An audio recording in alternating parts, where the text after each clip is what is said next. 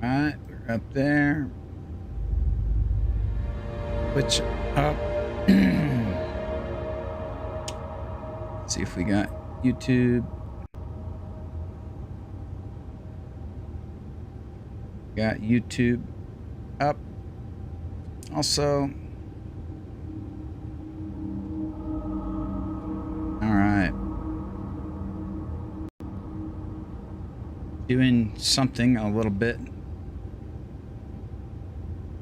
Ain't nobody in the stream yet, I don't think, but if you end up watching the stream recording, we're doing something a little bit different today.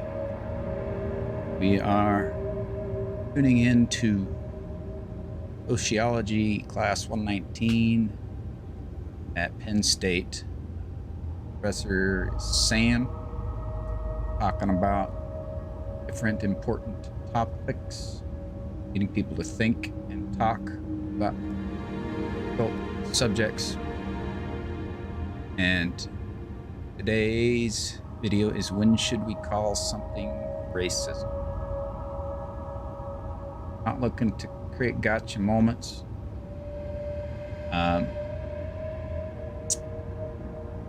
Necessarily, we're not looking for negativity, trying to keep it all positive.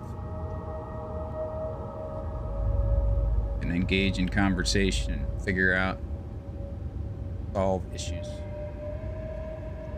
We'll let it play in the background while we're playing. And we'll probably pause it periodically if we got missions. We have dialogue that we need to pay attention to. So here's the thing. I was thinking about last class, and you know, a lot of, just what we were talking about.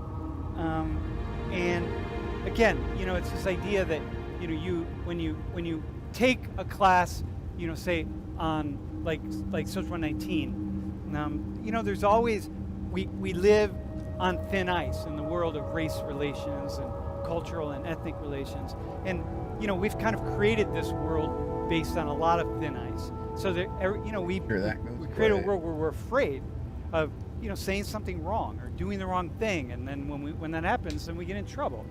And so you can imagine when you come into a class like this, where we're talking and we're especially having open conversations, that you know, there's going to be a lot of trepidation about engaging in these kinds of issues.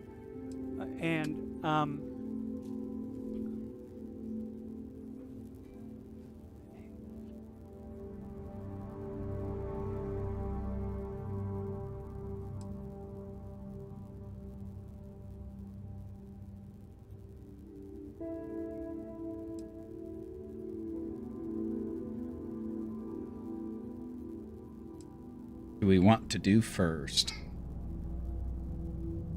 Like worthless at this stuff. Okay. Probably do. You can imagine there's a lot of trepidation, and you can imagine. Gonna do the war relics to a degree, like how I feel, you know, because it at every moment I'm Let's do this. really I'm walking on thin ice, because you know, we're talking about some things that most people don't like to talk about. In fact, the most common thing that people say, refrain or statement that people say to me when it comes to this class or this work or what we do, the most common thing is, man, I just can't even imagine talking about these things in front of so many people, because it's just so sensitive. You know, we're living in a really, really sensitive time. And so here are a couple of things that I want to, and so I don't know if it's because I'm bold or because I'm ignorant, but I like to think it's because I have the mind of a 3-year-old, and I'm just really curious about stuff, and I like to ask a lot of questions. But there are a couple of things that I remember constantly, and one is that all geared up and ready to go.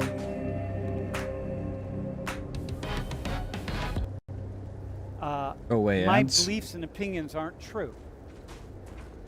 We're gonna do this a lot. We'll they're have just to do the beliefs and YouTube opinions, and I'm basing them on something. premium thing. But they are, in fact, to a degree, my beliefs and opinions. And so that's really important. And it's important I want to reiterate to you all that you think about that and you remember that all the time. So, you know, we're, you know, you all are coming to a time in life when you're starting to really form or transform or change your beliefs and opinions, and that's obviously what Captain, schooling is all about. welcome back. And you know, Pause it for a second here. I was afraid you might have gotten reassigned. You've been gone so long. So how's it feel to be a citizen?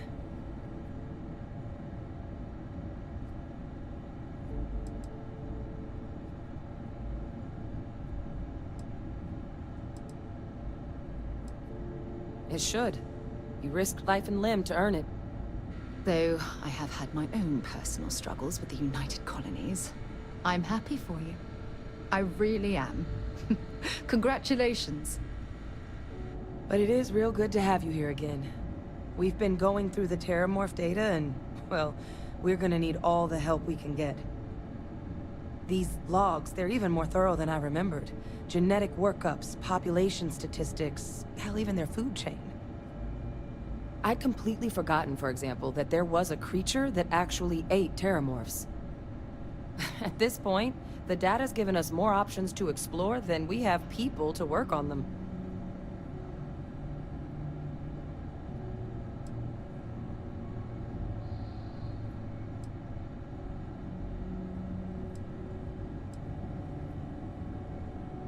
Well, 8. They went extinct a few decades back. A big lumbering thing called an Aceles. Something I'd love to learn more about, if we had the people to look into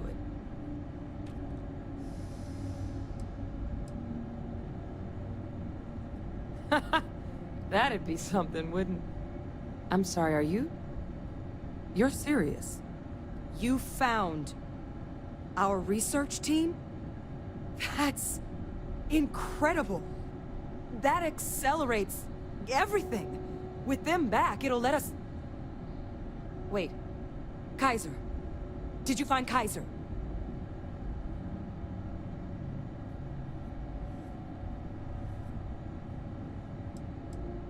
Don't remember. I'm assuming. That's right. You would need that.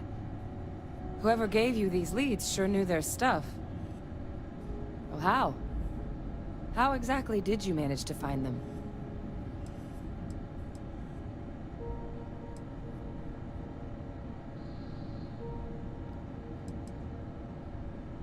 Oh, yeah. Right. You can't be... Oh, you are serious. Okay. No more questions. But still, getting Kaiser back, that gives us more than a few new paths forward on dealing with the Terramorphs. But if he's been out there on his own all this time, you're gonna need something. Come on. We've already made a lot of progress getting this place back online. Some of the containment chambers were a bit on the unpleasant side, but... You need to do something here real quick.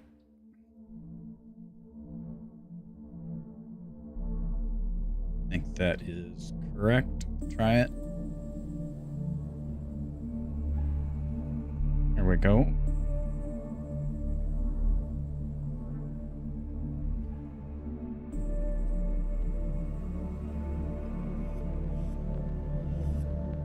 The facility staff made short work of that. As soon as this chick's done talking.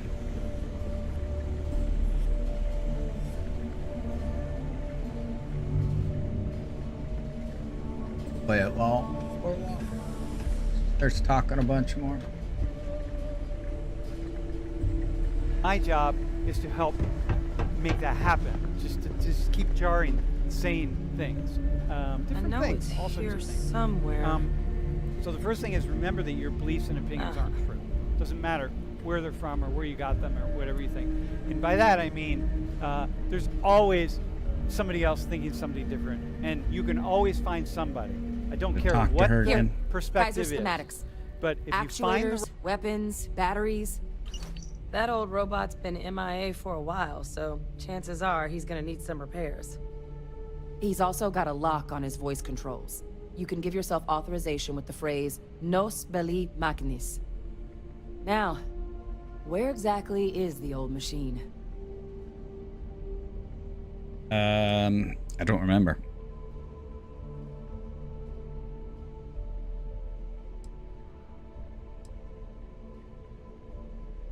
Sure. Oh my god, are you talking about Nero?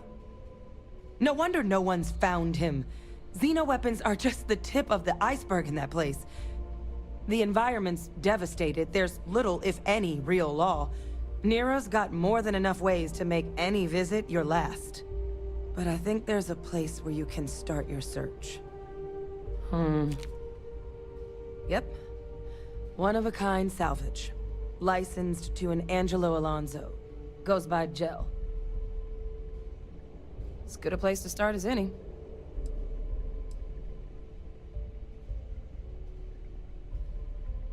And I'll make sure we're ready to put them to use as soon as you got them. Well, hello, sunshine. All right. the right person, you can find someone who can passionately and intellectually, with depth and curiosity and deep understanding, who can make an argument for a perspective that's very different from the one that you have, or the one that I have. Now, I've learned that over time in my life because I encounter so many really smart people. I have had the opportunity to encounter so many really smart people who thought things very different than or saw the world very differently than how I saw it. And you know, this is it's very humbling, but it's also really empowering, because what I've learned over time is I don't have to try to have the right or correct or whatever beliefs and opinions, because I know that they're always just at some level they're always subject to possible change. The other thing that you need to remember or think about is that no matter what is said in here that you agree with, there are other people in the room who disagree with that. And if, regardless of what is said in here that you disagree with, there are always other people in this room who agree with it. The ecosystem here has been These two totally things are destroyed. always in play. And for me, what... Bro, can you just stand up really fast? I just want to... Just turn around. Look at... So here, I just want you to look at every person has a different set of beliefs, right? And so imagine being Go in here and update our and I have to sleep talk about buff. these really contentious topics, and I'm looking at these two guys here, and I have a certain way of talking about the topics, but I know that these three people here disagree with what they're thinking or what I'm saying for them, and these people over here are confused. There's some people up there that think I'm a complete idiot. There are other people over here that think, oh, you should talk further about this because this is so important. And somebody over here who's saying, Captain, you should never do you talk require about that. my assistance? And somebody over here saying, you never talk about the things that are the most important things to talk about, and just on and on and on, right? So just looking, looking at it. from that Customer, angle. supplier, merc, It's- regardless, you want gel. You looking for advice on heading out into the fields? Gel's happy to oblige. Oh. Gotta search for this person. The heck was that? That would be pretty daunting, Flash. wouldn't it? Yeah, I don't know how you do it. Okay, yeah, it's mental illness. But the biggest thing for you though is how you do it. What I want you to see is how you do it. So if you're sitting here and you're agreeing with something that I say or somebody else says, I want at every moment you to remember there are when I say something or someone says something that's so reasonable, and you think, oh, that's so smart and so reasonable, always remember there are really smart people in here who disagree with it. Hey! And if I gave them a New mic, model on the floor. Welcome to the one-of-a-kind. Refuge and rest home for the hardest scrappers anywhere. Name's Jill. Proprietor.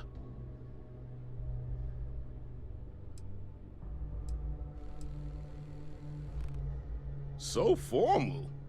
The pleasure's all mine, my good man.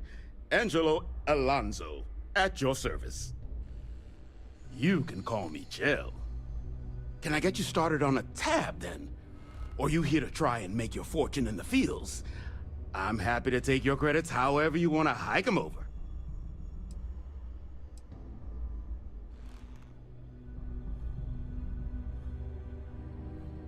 Kaiser? No bot around here with that tag. Oh, unless you mean Captain Ahab? At least, that's what we've all been calling him. No clue what his actual designation is, since he's got some sort of security protocol that prevents inquiries and general chit-chat. But he's a combat bot, right? Yeah, that machine's been out there a while now, hunting this one siren.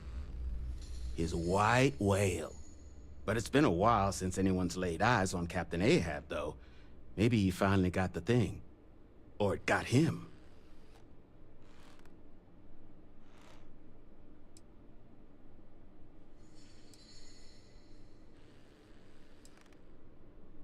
That's where I recognize that insignia. Red Devils. Yeah, Ahab's definitely your bot. So, sounds like you've got two options. You can wander around out there, hunting your bot, little old white whale of your very own. Maybe you find him, maybe you get yourself killed. But knowing this rock is part of what we do here.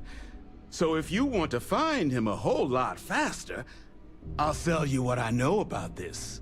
Kaiser's location. Going rate's a little steep, but I'm willing to negotiate.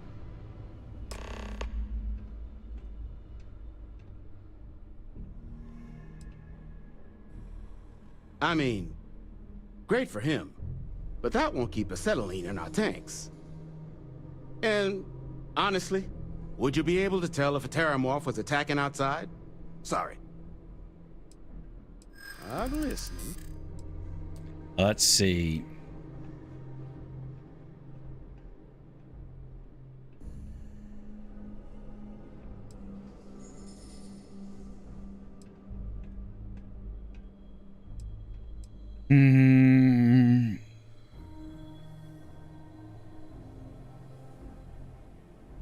Don't think I'm desperate or anything, but you do have a point. Okay. You made your point. I'll give you a discount. Pleasure doing business with you.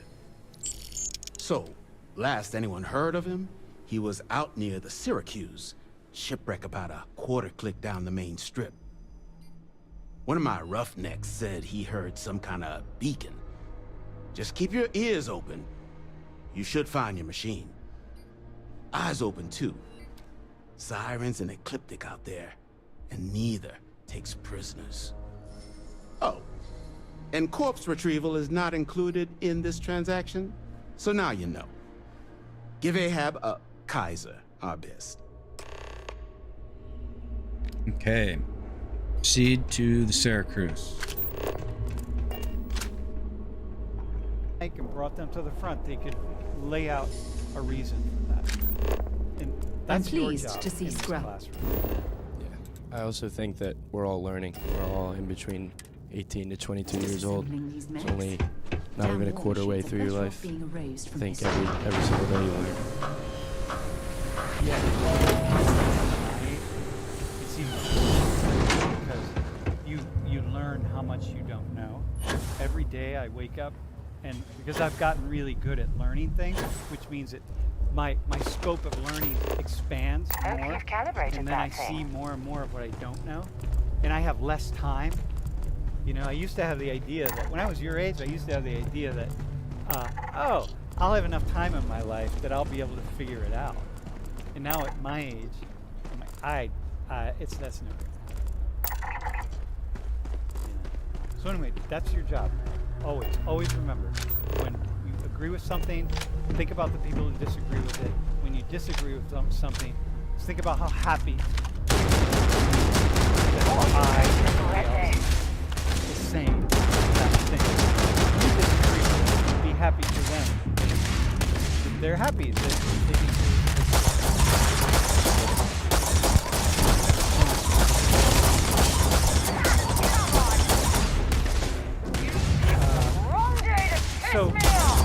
These things are kind of tough.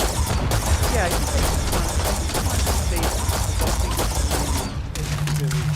very difficult. Hey, oh shit! We're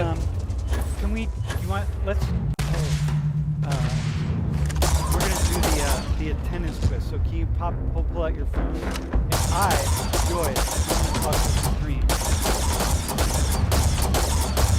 Go to the next slide. See it. Yeah.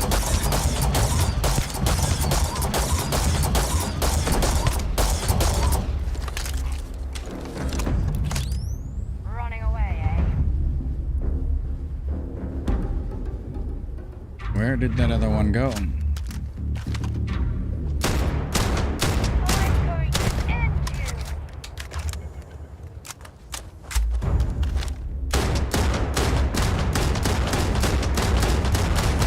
Another point for our side.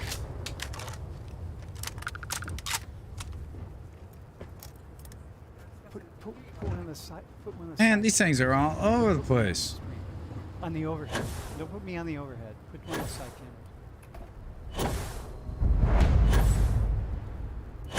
All right, listen. Hey, here.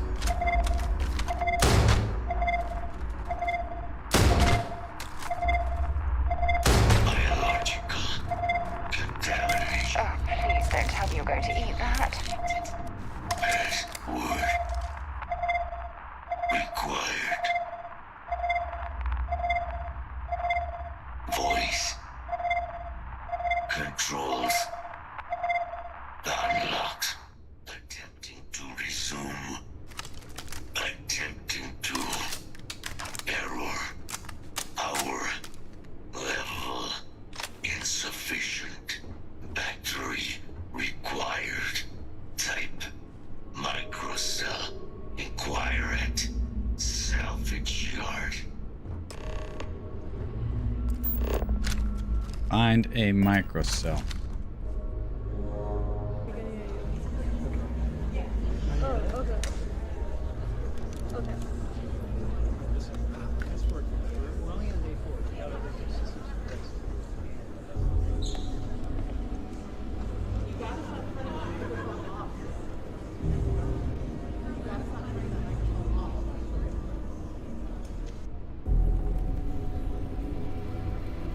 All right, y'all. You can, sit up here.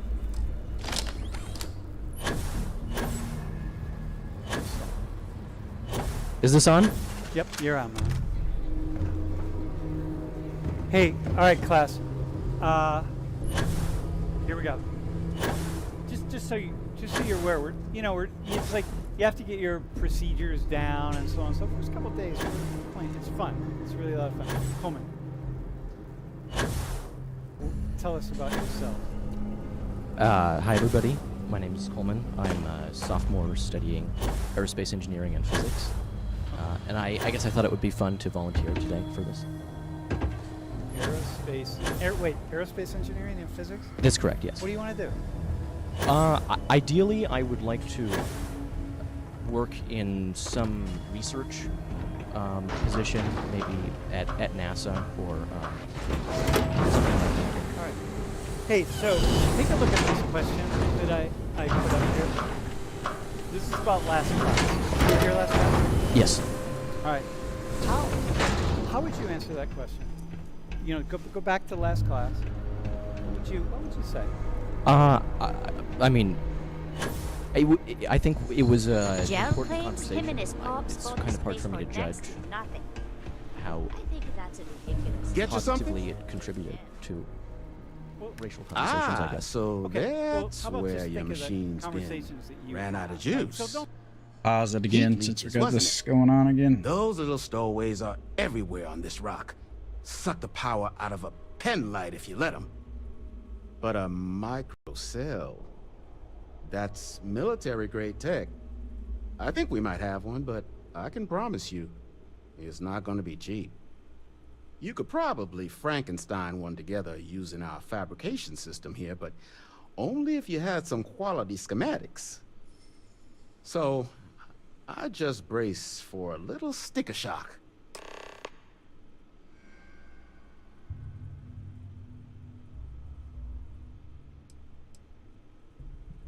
Wouldn't have lasted real long here, doing what we do without a top-notch. So long as you've got the specs, it should. But finding materials up to the task, you're likely going to be sifting through Though, if you think you can actually manage something like that, spots where you should be able to find quality parts. But in return, any excess materials you collect, you sell to me, all right? Save us from risking our necks on another run.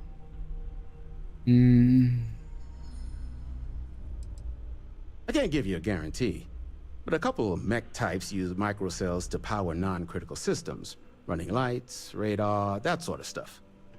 All the intact microcells will be long gone, too valuable, but the parts to make one, much better chance those are still lying around. So what do you say? Sell me what you don't need, and I'll tell you where to look.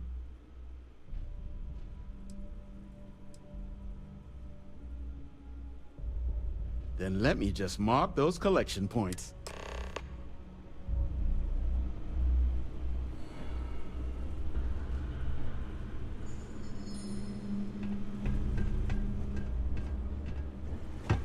Assuming those are all outside. Don't think of like the larger world. Just think of like kind of people of your generation and your. What do you think? Don't get too. You don't have to get too aerospace analytical. Like, don't take it too deep. Although I appreciate your. I mean, I think it's an important conversation, and What makes it important?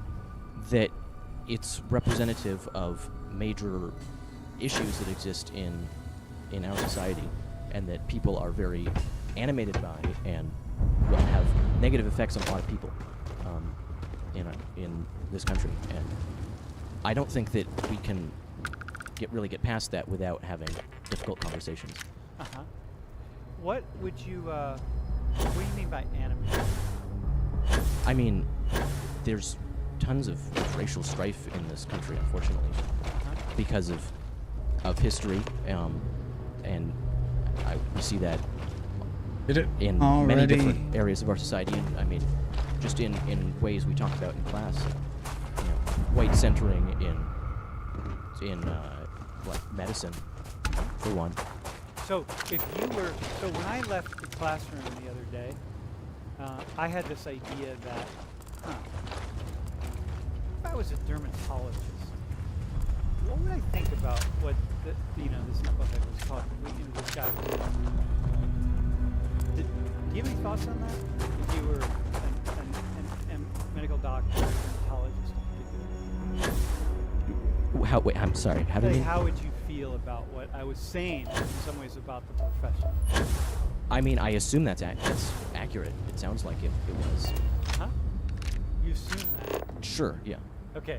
I would tell you to be very careful about that, right? Okay. Well, Granted. Why do you think I would tell you to be careful about that? Because you may not necessarily have all the information. Yeah. So I want you to think about how complicated physics is, Sure. Yep. aerospace engineering, the world of human beings. These bad guys. Your field of study is the hard sciences. Yes. And mine is the soft sciences. Sure. Mine are the hard sciences, the difficult sciences. Agreed.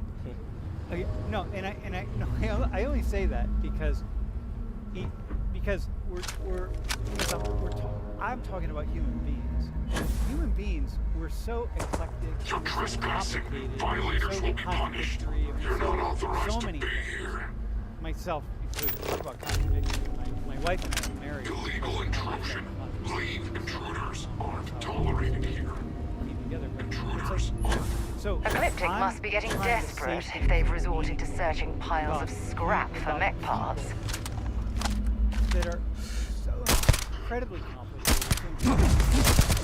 I'm gonna miss most. Sure, I think that's probably true of a lot of people. Well, yeah, I think so. Well, here's the other side of it. Everybody in your field, nobody weighs in on stuff. Weighs give me some people. Supernovae. Yes. Exo. Sure. Let's fuck that. Nobody's gonna. Oh, sure. Now I reload. What makes it made of? How they formed, or Okay. no one knows. If he starts asking me some question about, I don't know, some I guess explain. Tell me a little bit about how Einstein's field equations are derived.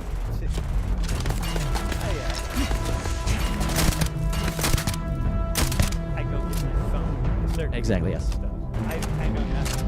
But if I say to you, like, hey, walk us through the stages and causes of I Me get undone here. I have opinions on that.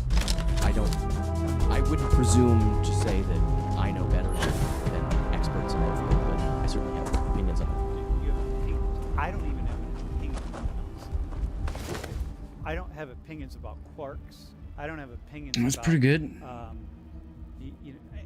There's nothing, almost nothing in physics I have an opinion about, or aerospace engineering. I don't even know Find anything useful?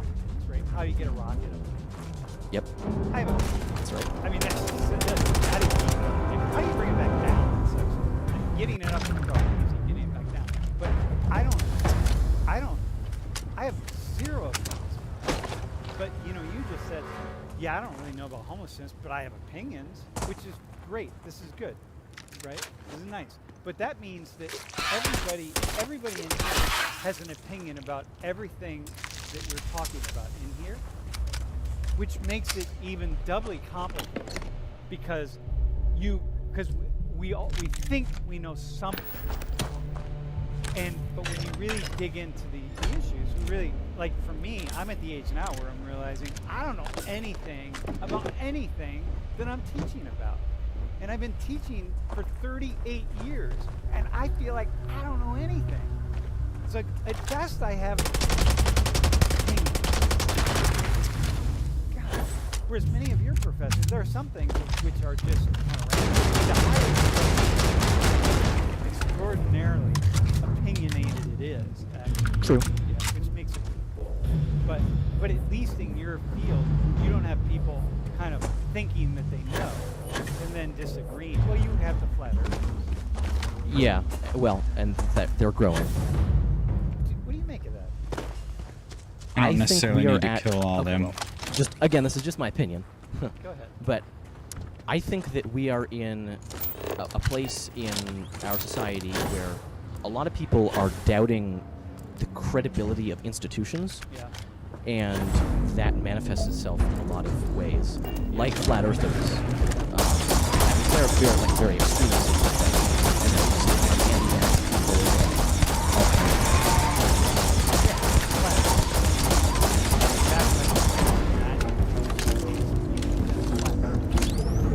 of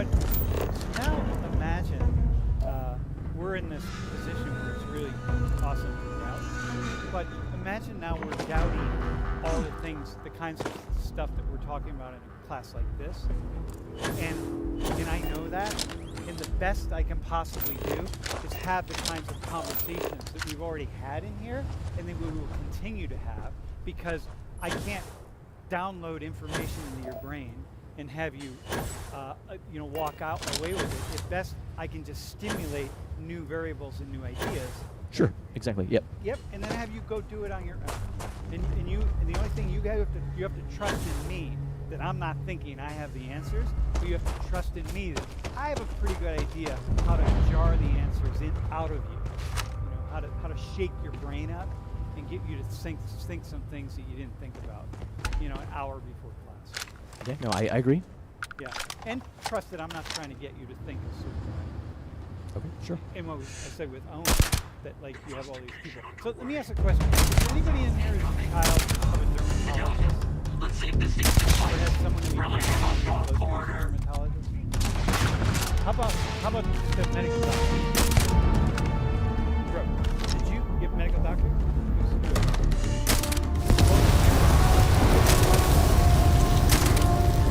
Incoming! Yeah, you're thinking because I could talk about your parents. Did it lead you to think about your parents and wait, hang on. Hey, just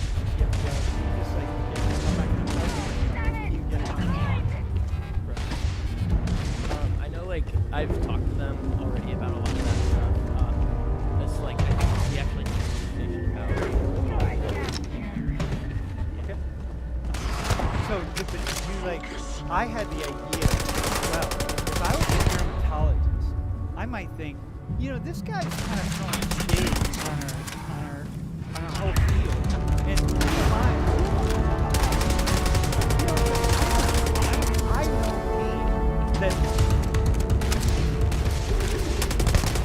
know that my field is right?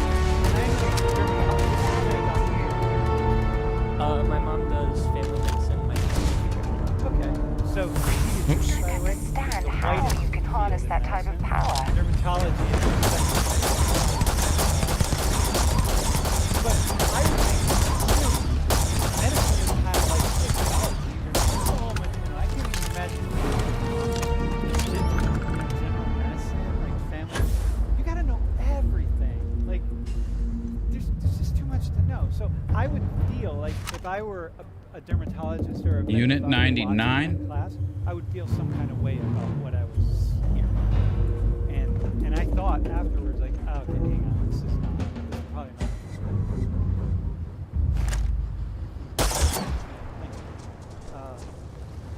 All right, so, and if we go, Leah, can you go to the next slide really fast? Just understand causality. What I was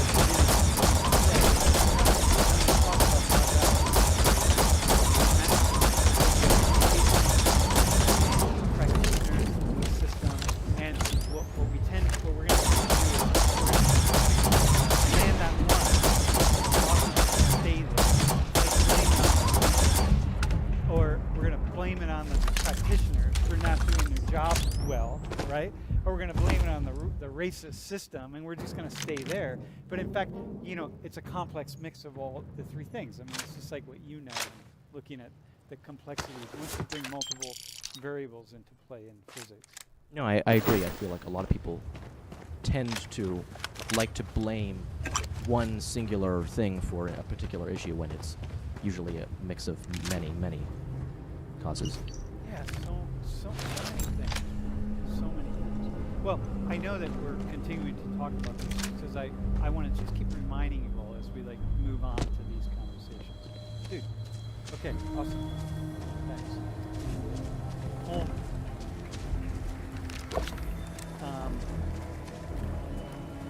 Yeah, it's like the tunnel vision thing. Okay, so you're gonna need this. Can you use that to change this? Hey, can we have the next volunteers? I don't know where you're gonna sit. Everyone, right? Yeah. Whoever's volunteering today, you're on, dude. Bro, you're on. You're on. Who else? We have one other. There was one other person. Wasn't there? Yeah. And you. You could use that. Just, Oh, for just God's push it. sake. Yeah. Drop some of that rubbish already. Just go ahead. Push it. Maybe it's not the right one.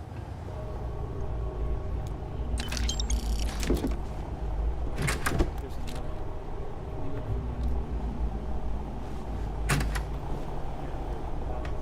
All right. Hey, you guys, you can you can sit. You want to sit on the desk? It's fine. You can just move down a little bit. Leah's going to be up here. All right. So I want to talk a little bit about. Wait, first off, can you introduce yourselves?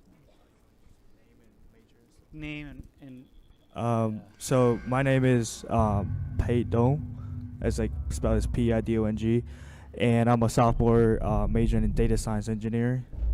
And where are you, what's your ancestry? So my nationality is stays the same. Chinese. I was born and Probably. raised in China, Uh-huh. and yeah. Okay. All right. My name is Priyatam. I'm sophomore in mechanical engineering. Priyadam? Yeah, Priyatam. Prayadam. Priyatam, with a T, and Paydam. All right. How'd I do with that? Paydam. Decent. Better than Yeah. Leah? I think so. Yeah. Okay, good. All right. I'm Kavya. I'm a sophomore. I'm majoring in psychology and I'm Indian. Kavya. Mm. You're both of you are from India. Yeah, foreign. Leah. My name is Leah. I'm an accounting major, and I'm a junior. Okay. And I'm from South Korea. South Korea. So what I want to talk about is skin. This preference for lighter skin. Okay, that we see in Korea, we see it in China, we see it in India, and I'd like to have a conversation about this a little bit, and maybe you could just sort of jump out and so what we want to do is when I say for example, can we go to the next slide? Oh wait, that's me. Sam, can you go to the next slide? All right. I like white skin because that's the preference. That's what we're saying.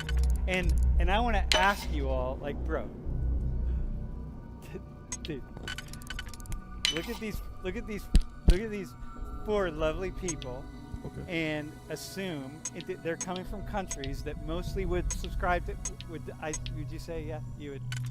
Most people in your country would say yeah to that light skin. Yeah, more like there's like a beauty standard that people prefer, like pale virgin It's skin. not even white. It's pale. Yeah. Okay. Wait. Who's pale? Who would identify as really pale in here? The redheaded guy, of course, man. Yeah. Dude, stand up. Let everyone see what pale looks like. Turn around. Yeah. All right. Back. So like him. Yeah. And the red hair? Would you like the red hair too? Yeah. In India? Like that guy? Dude, go to China, India, Korea. You'd be rocking, man. You're the star. Okay, bro. Now I want to ask you now. Hey, Yellow. Can you get? What do you hear? Just stand up. No, just what do you? Wait, you were up here already, right? Indeed. Yeah, you were. Hang on. You have. What do you hear when you hear that? I like white skin. You got a lot of people. You got between India and China, you got almost 3 million people. In Korea, you got 55 million people, and that's a lot of people who are saying I like white skin. Can you just stand up so we can all make? Well, everyone, you can see. You can just. What's your name, bro? Quadi. Quadi does not have white skin. What do you think they mean when they say that? I'll go through the Really close. Hello? Yeah. I'm hoping it's like a color thing, not like a people thing. You know what I mean? Like white skin, like lighter people. Not like white people. There's nothing wrong with white people. I'm just saying. Like, Yeah, thanks. Yeah. What do you think it is? Like, what do you look at them? What do you think it is?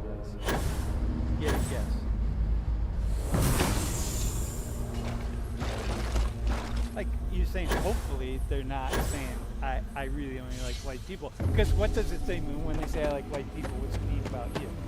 That they also like you, or they probably don't like you? Oh no, like they're excluding the people of color. Yeah.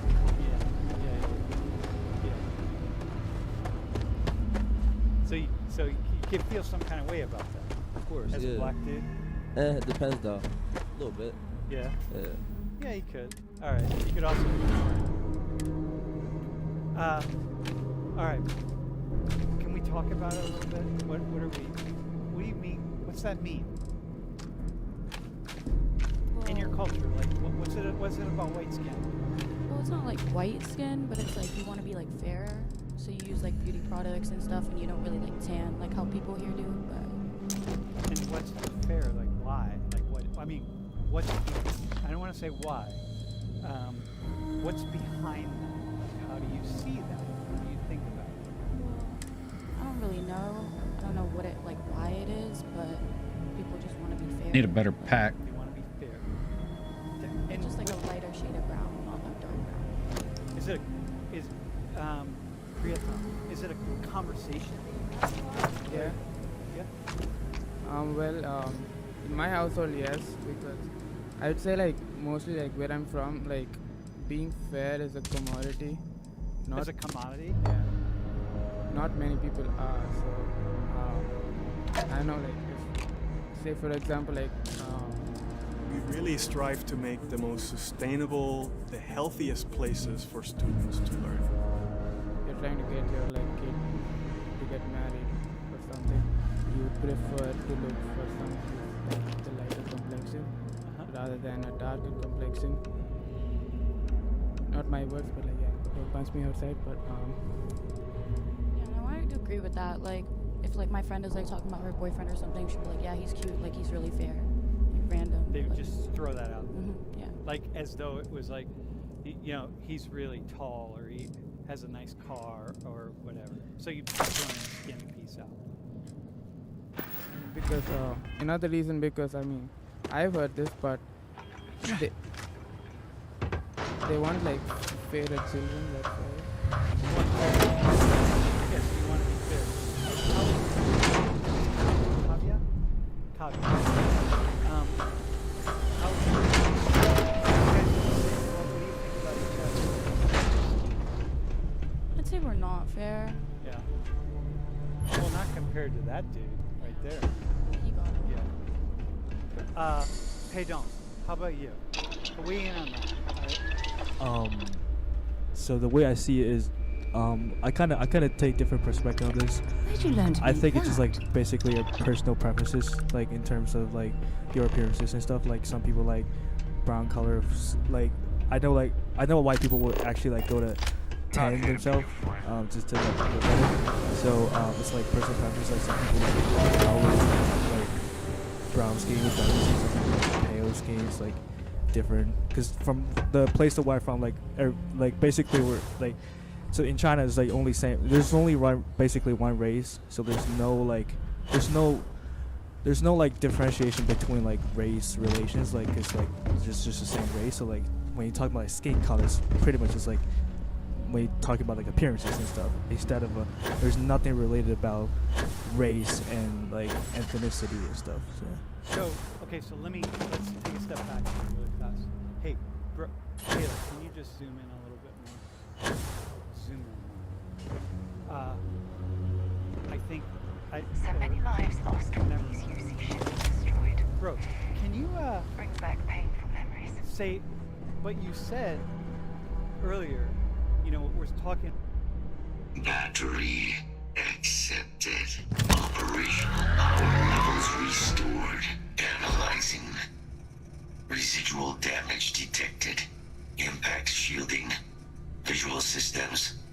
Damage within acceptable limits. Thank you for your aid. I must resume my mission. Please step aside.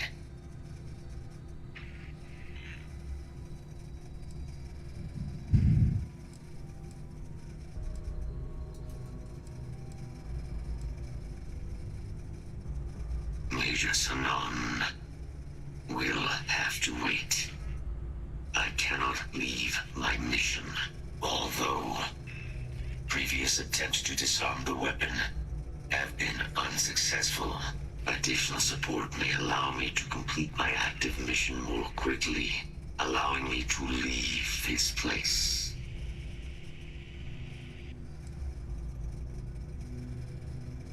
My mission is the disarmament of Unit XW-99. Designation, Siren. Nearest final active Xeno weapon, 99 has proven a far more formidable adversary than its peers. Will you aid me with disarmament? I'm sorry. You're chasing a real, living Xeno weapon. Weren't they all wiped out? They will be. Unit 99 has proven a capable adversary. External support, however, I already did. Seems the most likely path to disarming it.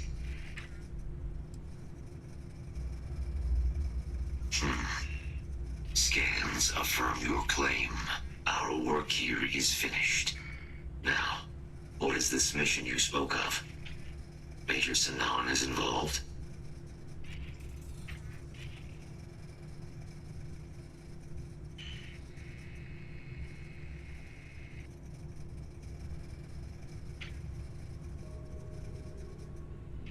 A plague of terramorph attacks. That is disconcerting. You are docked at one of a kind. I will meet you there.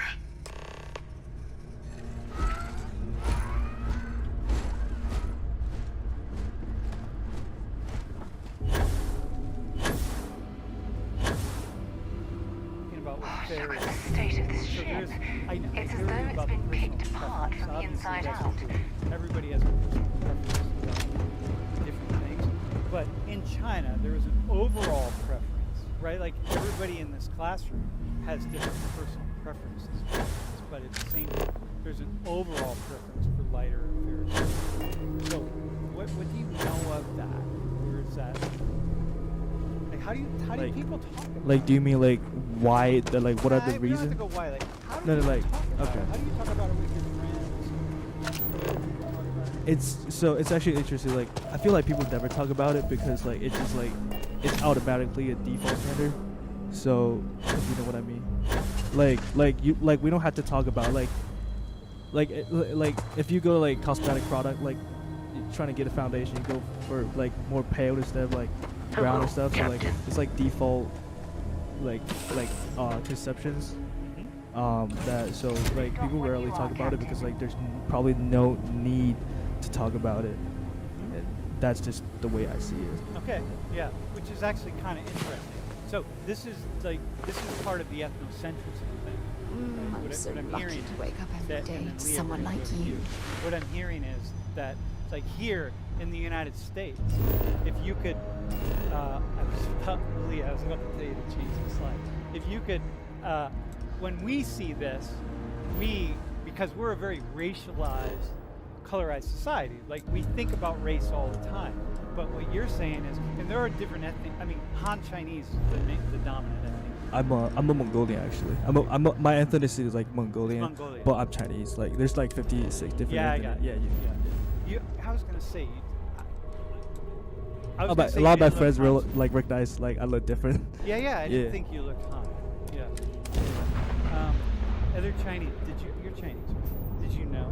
Did you look at him and say like? This is your sea space. You are cleared to dock with the den. Yeah, a little bit. Did you have that? Did you think he wasn't Han? You don't know? Where are you from? Oh, Chinese. Okay, so listen. So here's a thing, right? It doesn't mean like I like white people. It doesn't mean I don't like black and brown people. All right, let's cycle that Yeah, it along doesn't and get mean black and brown skin is ugly.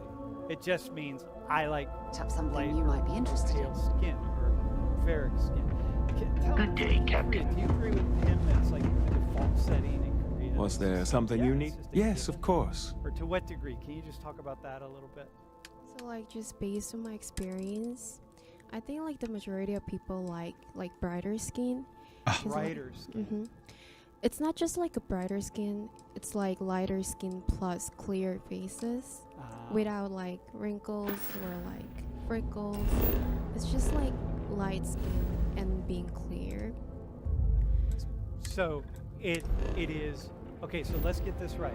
And tell me if this is true for the three in India and China as much as you can. Mind you, when people come up here to the front and they are speaking about their lives, you become the spokesperson for. The two of you are the spokesperson for 1.2 billion people. How many is India now? 1.5 billion. That's a lot. Right? China, 1.3 billion. It's a lot of people, right? So I'm not expecting. It's really what we're asking you for is like what you see. So is it also true what it's not just lightness. There's more to it than that. Could you add something onto that? I mean, I guess, but like, I mean, no one really wants like not clear skin, so I feel like it's just. I don't think anyone really like wants that. It's more like lighter skin in India, I'd say. Yeah, I think, but Korea's its own unique world, in the world of skin and beauty, man. Bro, could you add to that or not? I say that she said like people like brighter skin. I think it's like 100% accurate. Like people like brighter and pale. Well, not in as speaking in terms of the beauty standard in China, but maybe that does not apply in America. So yeah, for sure. But for sure that people like clear skin, like everybody like clear skin, like clear, like like good hygiene stuff. Yeah. Hey, I can't believe it. Yellow. Major Sanon, Dr. Walker. You're in better shape than I expected, Kaiser. Shouldn't take us long to get you back up to full fighting capacity. This is good to hear. I was told there was a new threat on the horizon. I wish to learn more. Percival will give you the full story. Plus, get you dressed for the occasion. Occasion? Where are we going? Londinian. Londinian, Doctor. I will require additional armaments. That's the plan. Come on. Captain, you're with me. Time to walk you through what we came up with. So the problem we're up against is vast. Terramorphs, they can be anywhere. Meaning us finding and disposing of them ourselves isn't an option. But what if we could let something else do the work for us? Come on. I'll walk you through what we're thinking.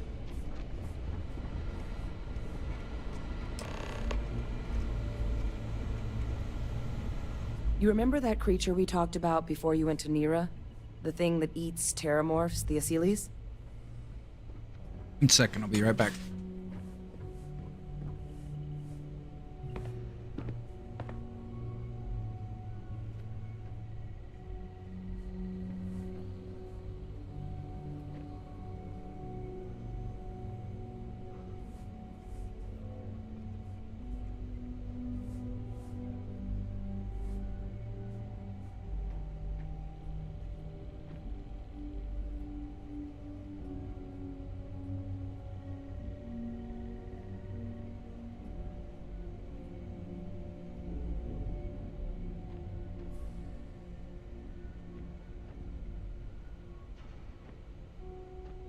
Hello?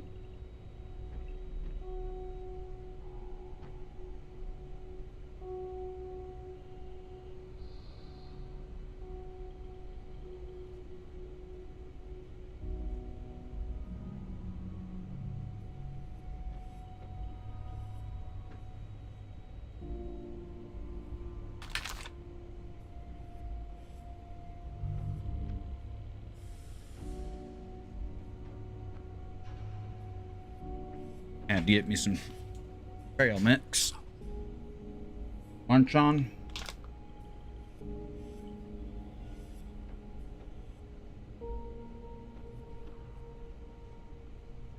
I didn't see. Still with us?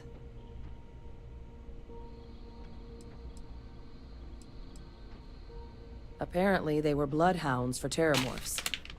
But when the UC ran low on synthetic foods during the Colony War, the Asylees were chosen to fill in the gaps. We thought they were harvested to extinction. But in the data, the research team found the location of a few remaining specimens. As you can see, what we're proposing is bringing them back. We'd breed populations of them, distribute them to human worlds, and then let nature take its course. Using a method that thousands of years of adaptation have already perfected. We could speed up their breeding process using some of the same technologies that were used to create me. We even think that with some time and investigation, we could use the Asili's hunting skills to track down the Terramorph transmission method at long last. Find out how humanity spread them and put an end to the Terramorph problem definitively.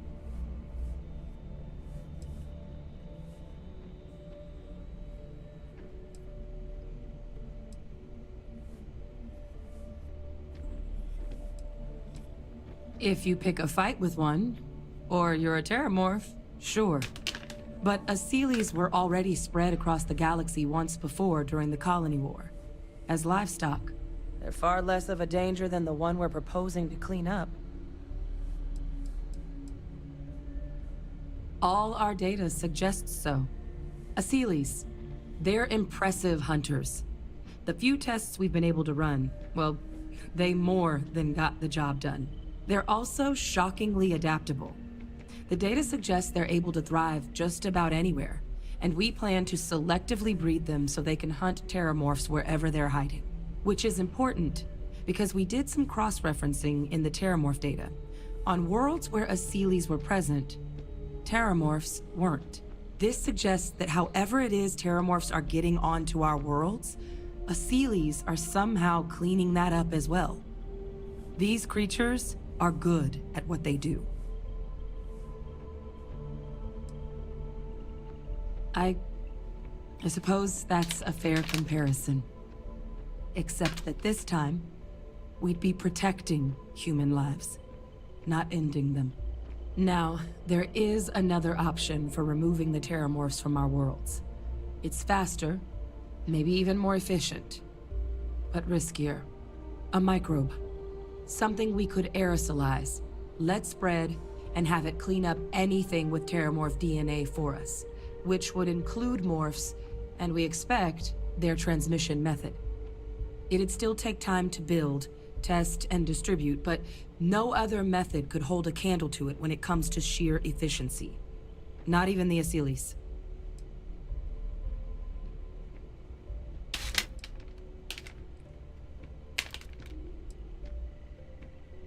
Percival assures me that they're minimal. He'll be able to encode safeguards against mutation in the agent's genetics, so that they stick to the task of cleaning up Terramorphs. But the microscopic world has a tendency to behave in ways you can't always predict. So to say there's zero risk would be a lie. Well, that's still not 100%. But it sounds like the Vanguard will actually be picking up a fair bit of it. But there's no sense in hammering down those sorts of details before we've made a decision on which route we're taking.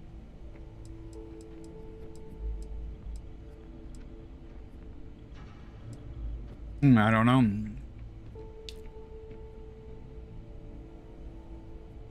Well, so that's tricky. Both plans are going to take major investments in time and resources.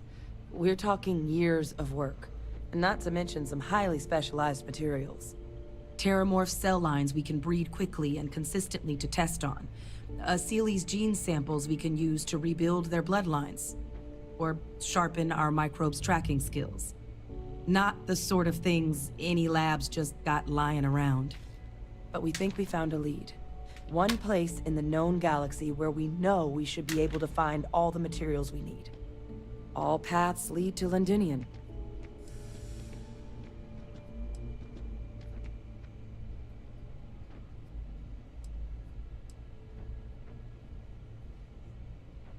It was the central hub for Asili's processing during the Colony War.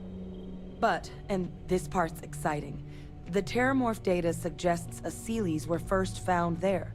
The planet it's on, Toliman II, was their homeworld. Meaning, there's a very good chance their prey, the Terramorphs, came from that same world. Which would also explain why no one ever suspected that planet as the Terramorph source world. The Asylees were too damn effective at cleaning them up.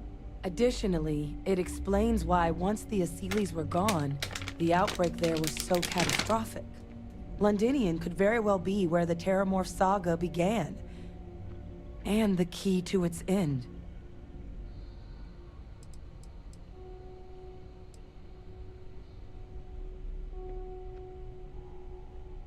It's dangerous, yes.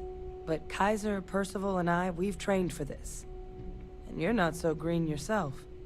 And the last thing I want right now is for the UC to stick us with some gung-ho jarhead who's gonna put us and the mission at risk. Captain, you're the reason we're all here right now. You're the person I think can help us finish it. Will you join us on this? I'd have to get It's our certainly not explosive thing out. encouraged, but the UC's given their sign-off for this excursion. This trip is all above board.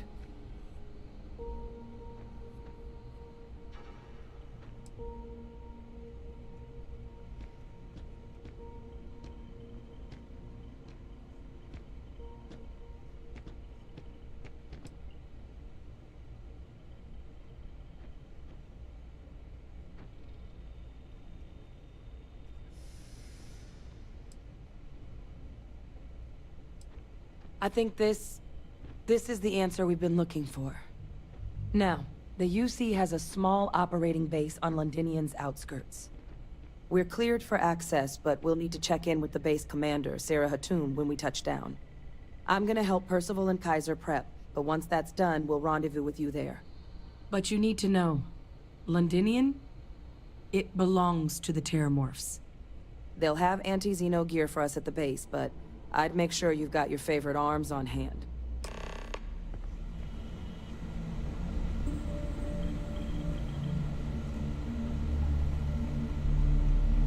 Big screen and do a close-up of my face compared to Leah's face. Her face is together. Right. Not yellow. Wait, hang on. Not yellow. I meant green. Hang on. No. Not yellow. Green. Do green. Yeah, my bad. Oh, this goddamn. All right, you romanticize a place when you're away from it for long I enough. have a lot of Now conversations you. with Oh, what do you Koreans need? And people my age, and I look at my face looks, it's a little bright. I don't know, I wish I could, the lights are a little bright, but you can, okay, you guys can see better. You know, I have these marks on my face. Right? Oh, Look at this mark that's here. you then. Like this So is much care for these Vanguard. are like, oh man. My sister's This kids is live not in the city. clear, bright skin. And I'll be in conversation with Korean men in particular, like you say my age, or maybe we're Yeah, video they conferencing. both came through. There's a couple Effectively of us useless human beings that would have had no. maybe a conference, Still. or who knows what it is. Now, And I'm looking at their faces. what was it you need? Who these Korean men who have really taken care Don't of worry. their faces. And I'll Korean handle men the probably paperwork. use, isn't it? I think Korean men use more beauty products than men anywhere in the world, right? Korean men probably. I'm gonna go out on a limb. Yo, Koreans, don't hold me to this, but I'm gonna go out on a limb because I think I read it somewhere. Like Korean men use more like facial beauty products. I don't mean just cosmetics, like K-pop bands and so on. I mean like foundation and stuff like that. Then like all men in the world combined. But that's probably not true. But it's something that came. But really more than anybody else in the world. And so you're taking care of skin. And it's that brightness. Can you just say more about that? Like I don't know. I just want to see if we can go further on it. So it's basically about like getting like lighter and like bright skin, plus just having like just to put on like We want to use the gray like microgun. on someone. It's just better to have like clear and brighter skin. Do you know men or boys who wear makeup, like wear foundation and stuff Yeah, like just that? a few. It's not the majority. Yeah. But like if like he's interested in like makeup products, or like just if they're like interested in their appearance, if they're into it, they do use those kind of products. But it's the foundation stuff, right? It's to give the clarity and Yeah, but it's just for a few people. Yeah. But So, there are some. Yeah. But There's men some around cool the looking world ones, not but they using don't have any stats products. on them. Like they're just not using products. So here is something, you know, in Korea. So we'll have this idea that in Korea this is, you know, people have the idea that you all are comparing yourself, or you've built your beauty standards because of the West, because of Europeans, and this is not the case. It's not because of Europeans, right? This is this Eurocentric vision of the world that Europeans, like, we pushed ourselves out around the world, we've created all this media, and everybody else wants to be like us.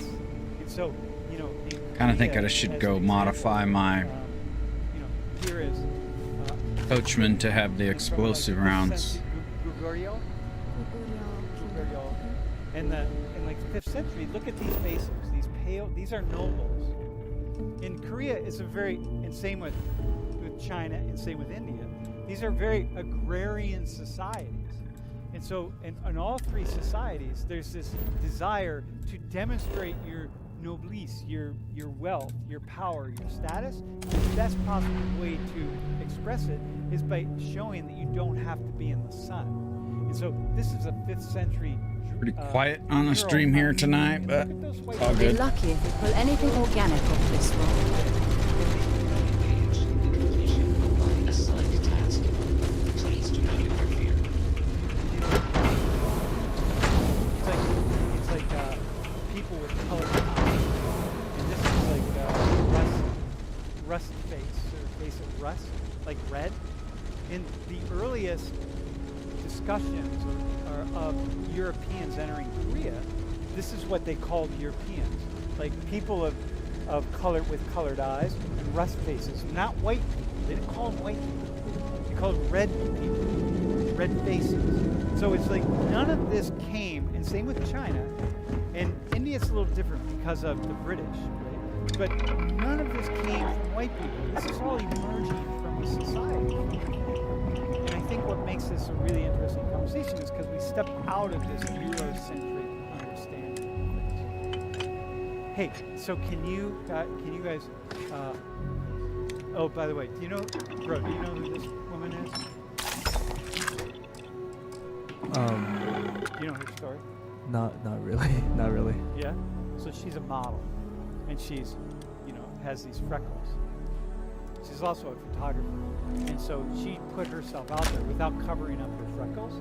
She did this photo montage, just showing her this, you know, just who she is in the natural, and people really caused a stir, and for lots of people online and saying that's an insult to China, like to show her face like that as a model with the freckles, right? It's like, and what happened, it was a campaign for Zara, and it's like this is the West imposing its view of beauty on us. Like we have our own beauty, which you all have just talked about, the beauty standard, which is pale and bright and clear.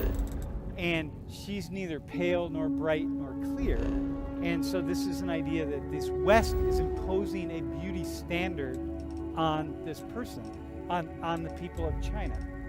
Which is like, damn. So you didn't hear about that stuff at all?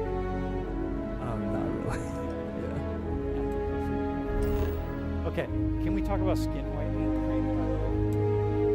I have some. I got this. Got it in my body. Can you? I have things for you.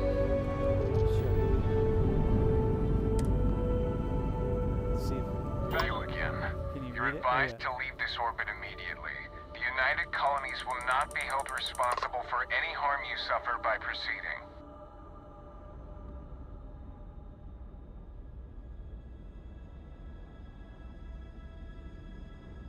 Let me check my logs. All right, you can proceed. We'll let them know you're on your way down.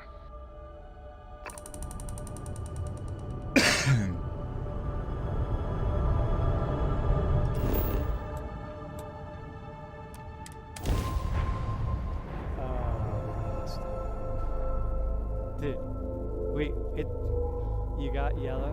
Landing site locked. Take us in.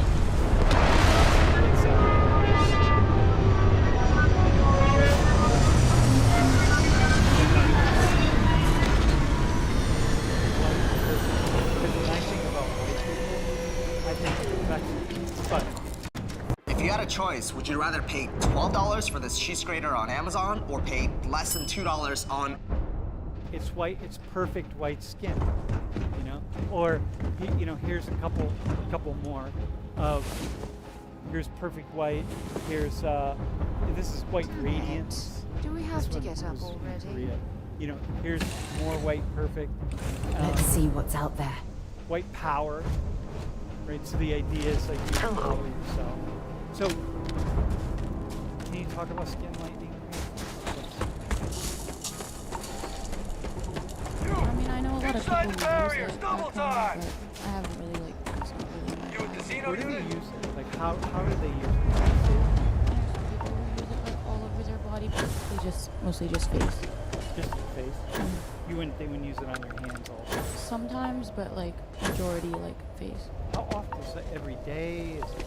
Well, sometimes, like, if you get, like, a serum, then it just, like, actually lightens your skin, so you use it, like, twice a day, once a day, or, like, you can just get, like, a lightening foundation, which you use before you put your makeup on or something like that. So the goal, though, really is to keep your skin as light or bright as possible.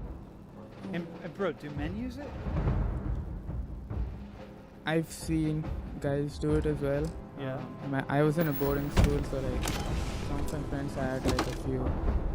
It was different. It was like there's like two kinds of things. One would be like fair and lovely. That was for fair girls. And lovely. Yeah, and for guys it was like fair and handsome. Fair and handsome. Yeah, that's for the guys. And like some of the guys used to have it, like they're going out on a date or something. If they were going out with somebody, they would put it on, but it doesn't work immediately, right? It's not. No, it does. It does? Yeah, it does. It can. Like, if you get the thing that you put on, like, right before makeup, like, it will just, like, brighten it up. Like. Seriously? Yeah, it's weird. Yeah, and Leah, like, it's just ever present. I don't think like people reach out for like whitening products, but it's more like most of the products they contain like whitening powder or just some ingredients that make your skin lighter and brighter. So, is there a sense that so there's a beauty preference, but is there a sense that having white skin or bright skin or light skin will actually give you benefits economically? So you're more likely to get a job, and more likely Ooh, Big Bang. Is there a sense of that? Or can we talk about that? What's the conversation? That lighter skin will bring you positive rewards. I have one of them yet. I think it's like an economic benefits in the future, but it's more like if you have like brighter skin, you get a lot of compliments about your skins, while your like skin is so bright, you have like really clear face. That's kind of a compliment. So like many people have just preference over clear and white skins, and like when it comes to like boys and girls relationships, guys have like majority of guys, they have preference over white skin girls. So that would be. And would that mean like if you came to the United States here, people would be more interested in people who are white, like boys, men would be more interested in men and women both interested, looking for lighter skin partners. Like if you were looking to date an American. Dude, I'll try to get you a date with someone who's Asian, right? Yeah. Somebody's gonna want to date a black dude at some point, you know what I mean? So, doesn't mean you're out of the picture. Would that come into play here with Americans, or is it not the same? I don't think it's the same, but like I've seen like not many, just few Koreans who have like just preference over like white Americans when compared to like other nationalities. Just I don't like generalize it, but I've seen few. So what about me though? Nobody ever, and then I want to ask you about China on this question, right? Nobody ever says anything to me about my skin when I'm in Korea. That was locked. What are they thinking when they look at my skin? Are they thinking that, this guy, yeah, what are they thinking? Just like personally, I believe like Koreans, they have like standards on Koreans, Yeah. and they have like different standards on foreigners. Okay. So like even if you have like freckles or like if you have like dark skins, they don't really care. Doesn't matter. But if you're like Korean, if you're like very close friends, they would like say something about your face besides just the skin color. Okay. Yeah, because I never get compliments. You know what I mean? It's a whole different world here. Bro, how about, yeah, can you, So like, what people think when you're like walking down the street in China? Yeah. So the way I see it is probably like people think that, like people think you would probably like they perceive you as like American, but instead like they don't say like, oh, there's a white guy walking down the street.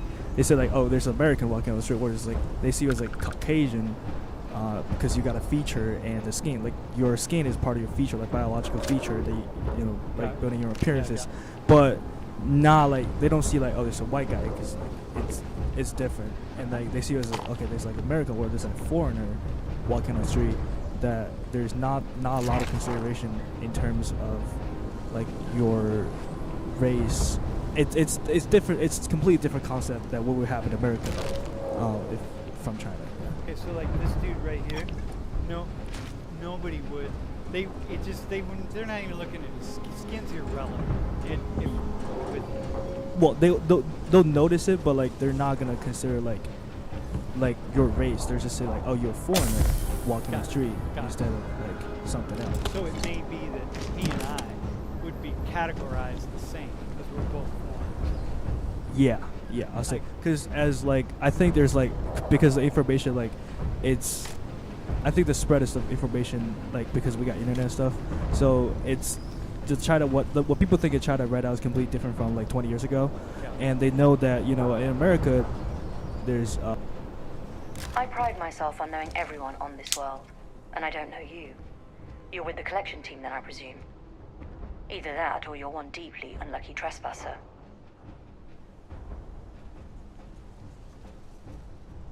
Vanguard, eh? Brief said you were an eclectic group. You must have really shined out on the fringe to get assigned a task like this. Ah, then this must be the rest of your outfit. Commander Hatum, no need for introductions, Major Simon. Dr. Walker, your reputations precede you, as does the urgency of your mission, so I'll get to it. Now, Londinium is one of the most dangerous places in the Milky Way. It's with good reason my soldiers and I do everything we can to avoid entering the city. Terramorphs are omnipresent, and the structural damage left behind when Major Sinon's father bombed its spaceport has turned large swathes of the metropolis into a decaying labyrinth. As such, we'll be providing you all with gear, information, and uploading municipal unlock codes to your robot. Every tool you could need to succeed out there. Except one. Once you're on the other side of those barriers, you will be on your own. If you get into trouble, my people will not be coming. Do we understand each other?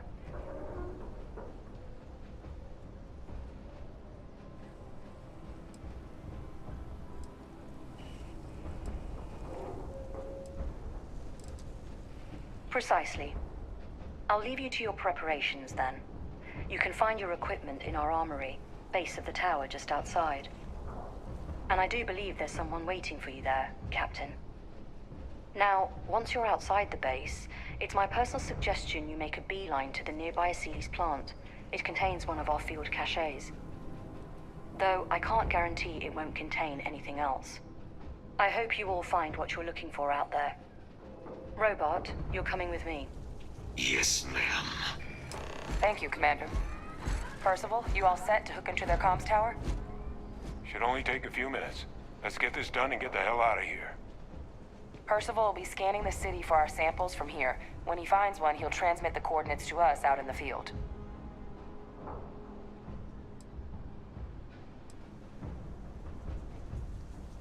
All right. Head over to the armory and gear up. Once you're done, we'll meet by the entrance to the city.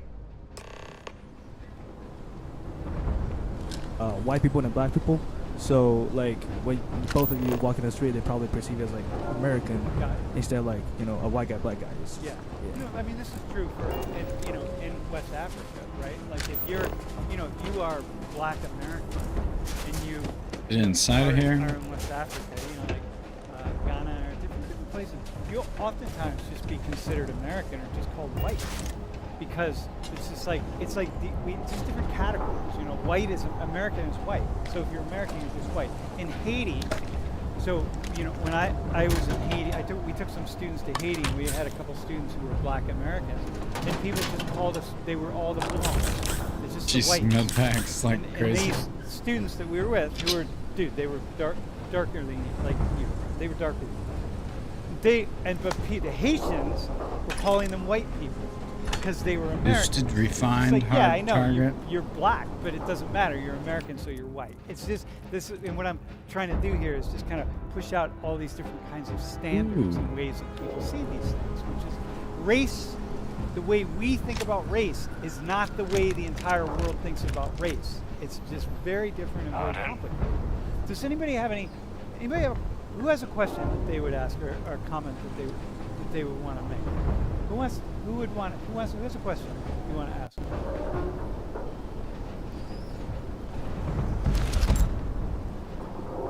Someone's got to have a question. Nobody's got a question? Dude. All right. Hang on. We'll go to you first.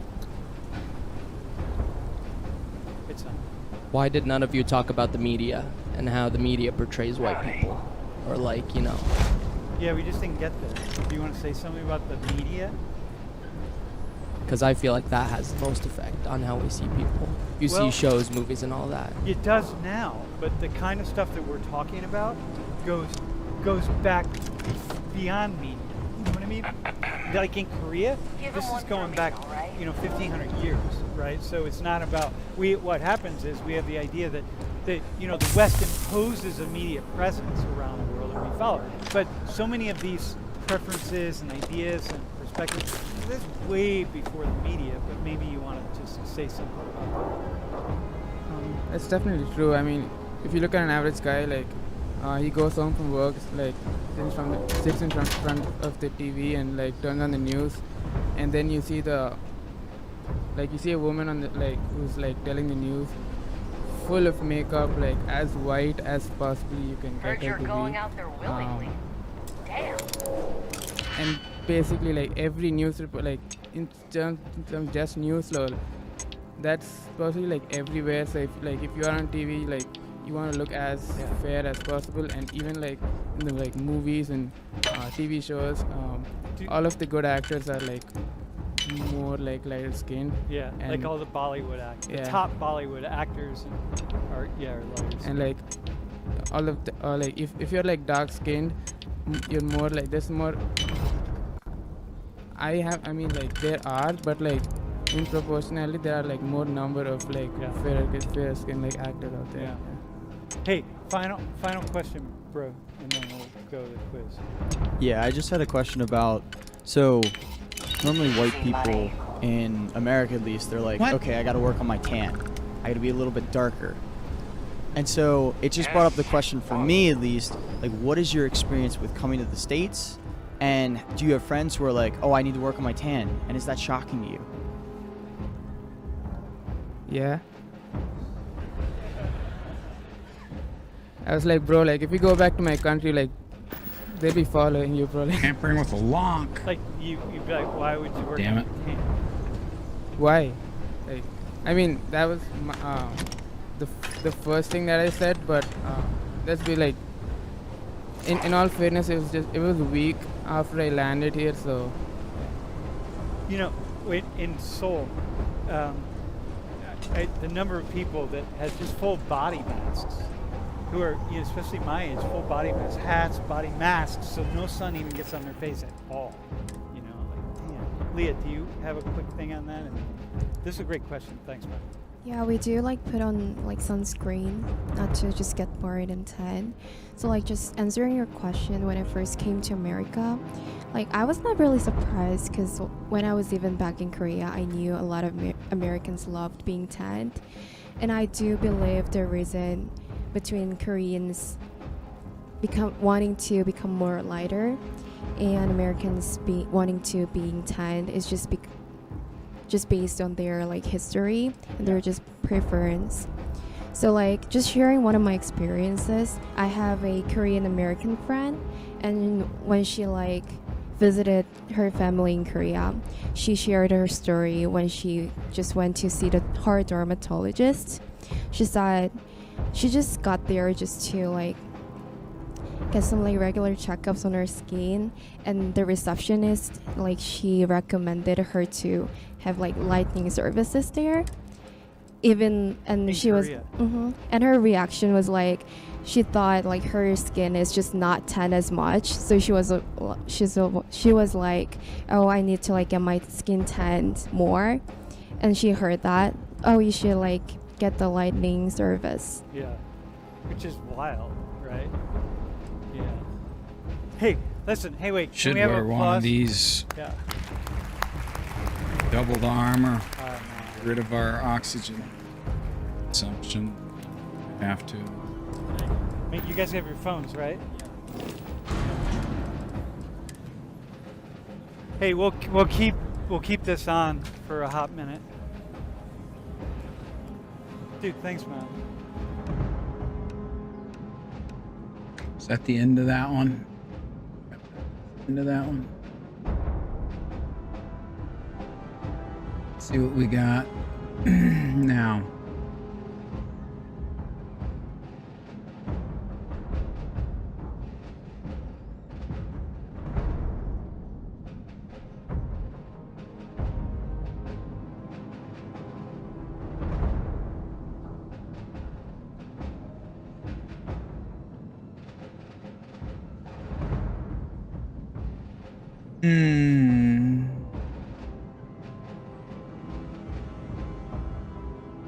Let's see.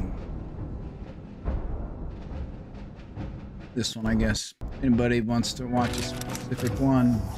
No.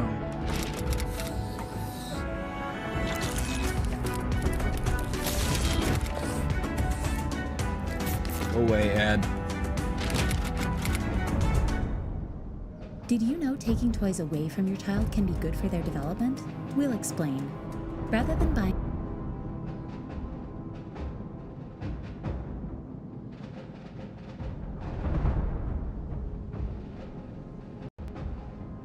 The way I was thinking about that. Okay, so... If we need to adjust the volume. One of the things that... I think it's where it needs to be. We're going to take a little bit of a turn today, and I want to talk about some of the implications of these things that I'm talking about in here that we're addressing. And one of the stalemates that we're at in the United States is that many of us think that we're further advanced on these kinds of issues that we talk about in here than we actually are. And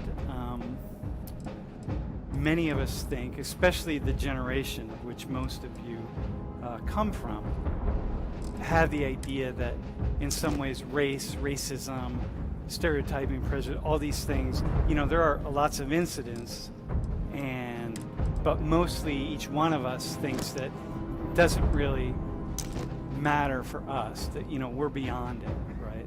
And it's largely the parents' generation, like my generation, the generation above or beyond, you know, people. Yeah, I'll just keep that one on. But, you know, you all are like grew up in a different world, and it's fine, and you don't struggle in the same way. And it's not what I see. And it's not what I hear, and it's not what I observe.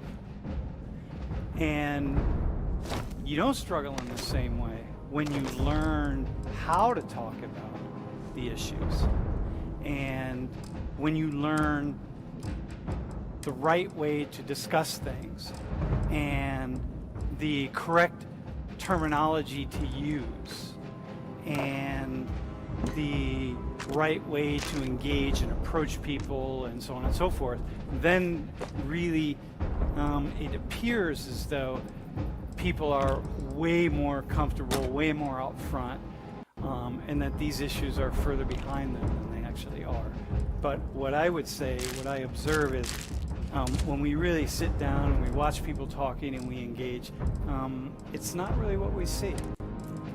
And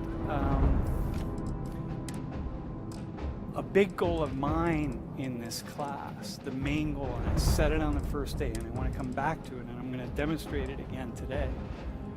My primary goal is to put things out into the room and make you just uncomfortable enough that you have to talk about it. And if I come into this classroom and I engage in the same kind of political correctness, like the political correct speak, that most of, nearly all of you, and not just Americans, have learned to talk, to say, have learned to use, to engage in these issues, like, we don't get anywhere. And we only get somewhere when we're just uncomfortable enough that we have to leave the classroom and have the kinds of conversations that we really need to have. And so my goal is always, never to make you too uncomfortable, but just uncomfortable enough. And, okay. And I spent 40 years Hello. doing it. You match our so description. we've watched a lot of the dialogues in the past couple of weeks. And the TAs and the staff who are watching the dialogues, here's what they're saying. We've had great dialogues since, I started, since I really started with the one exercise of bringing 10 people up here. Lots of responses, lots of opinions. Nice. Lots of people throwing their ideas out. Lots of contentious groups with people on different sides of issues, and rowdy groups. Rowdy, like energy, high energy, as opposed to people sitting around those circles in those rooms over in Pond and being asked, like, hey, what do you think about class the other day?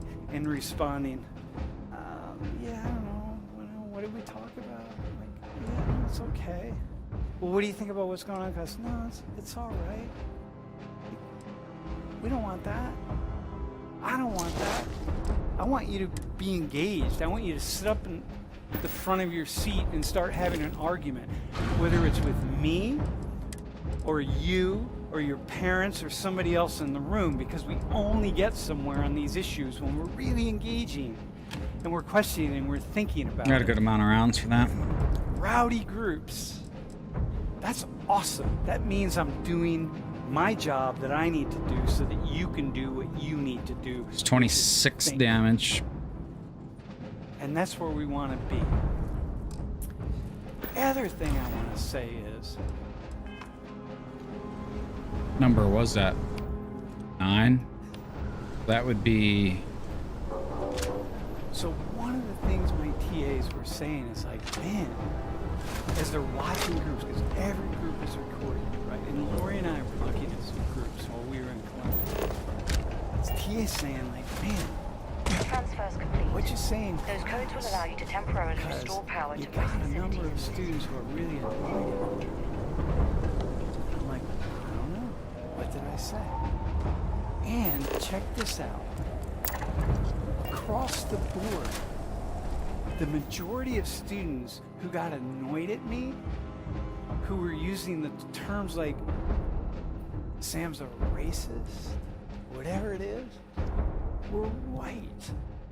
But you wouldn't know that because you're in a group, so you don't see it. The majority of students who got really unnerved by those two classes in particular, All set on your gear? white. You. And I'm like, dang. Then let's get this show on the road. Yo, What's that? Percival, everything green on your ends? It's like, it's almost Personal comm like should be routed through Kaiser now. you are... You copy that? Roger, loud and clear. We'll see. We might need to pause It's this. hard to go there, you You're know a what I mean? riot robot. It's like, I find this over and over and over again when someone calls me out for being, who knows, homophobic. This goes back years. It's like a straight person. Somebody starts questioning whether I'm racist. It's a white person. Percival, where are When we someone starts questioning really hardcore, you're sexist. It's a man. Come on. Got one. A Sealy's. Not far. Old shipping yard just past the processing plant. Gene samples are probably in one of the containers. Pause that for a second. Probably gonna be a lot of talking, a lot of loud stuff going on.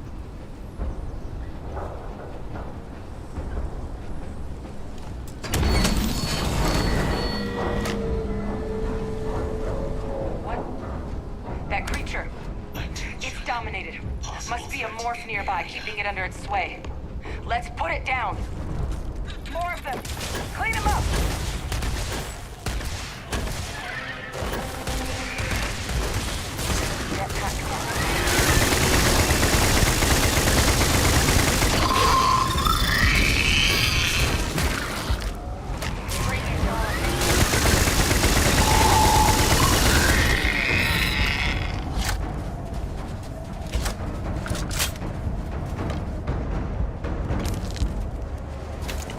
I'm gonna use a lot of this ammo, I have a feeling.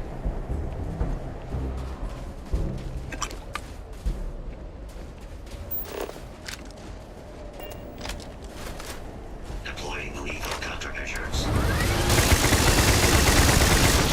Detected. Correcting.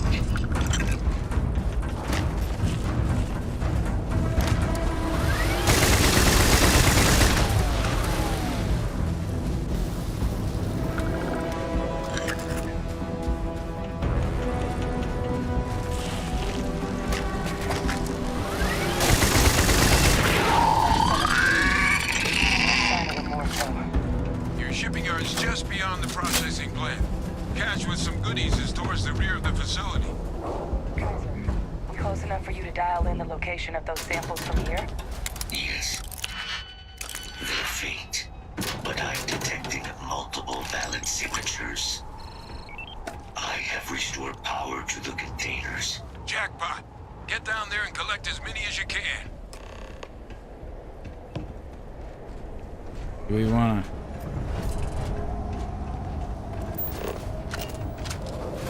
We really wanna mess with that lot.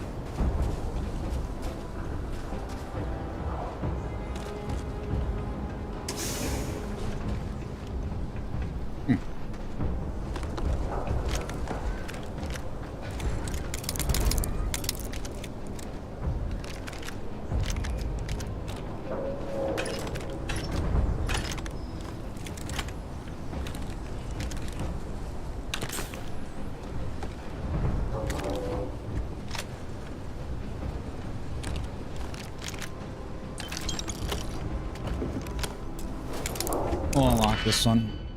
Go ahead and play for a little bit. It's like, damn. And so what I find is that those kinds of ideas are really silencing.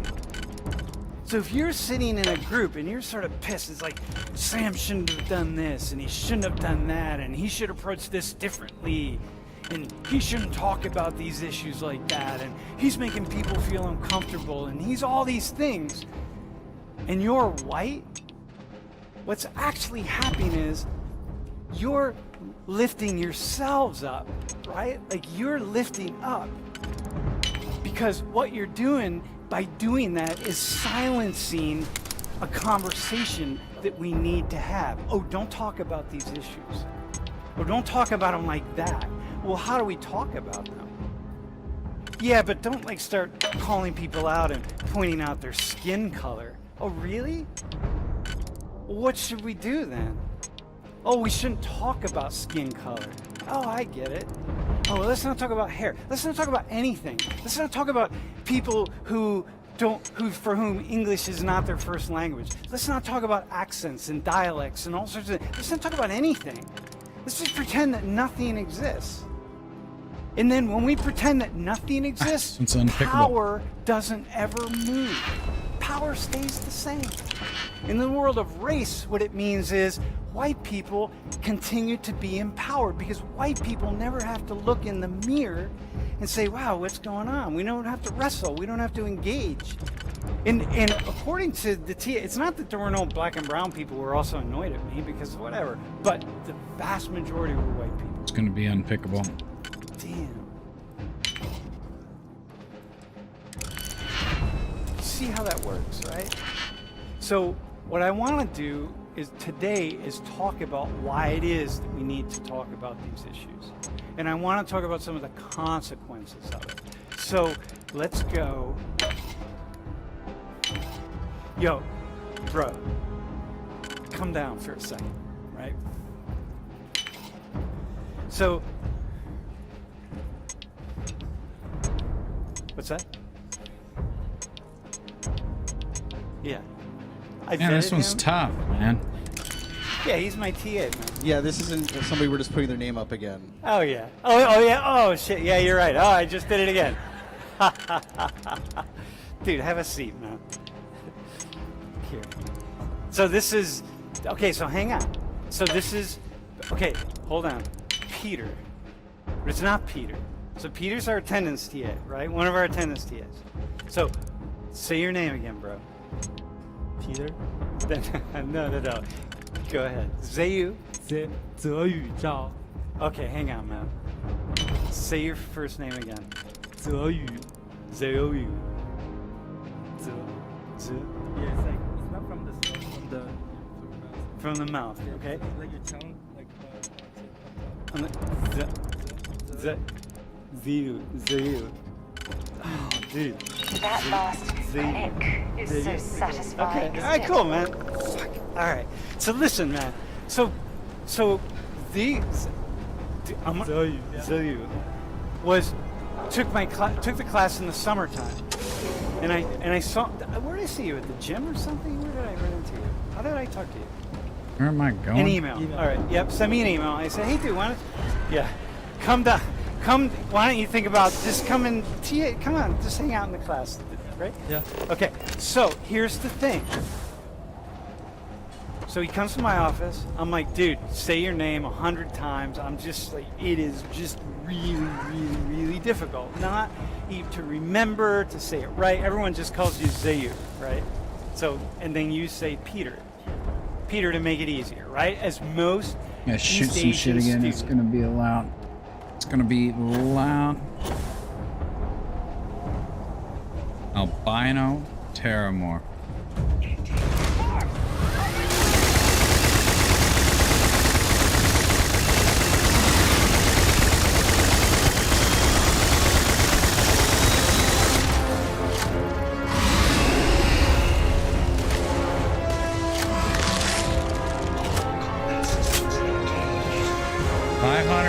XP? Damn.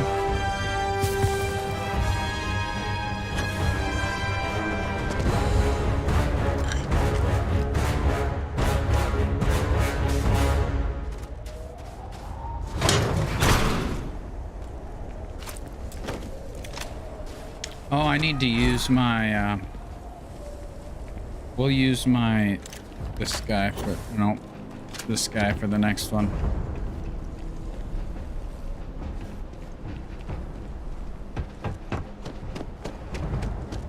There isn't next one.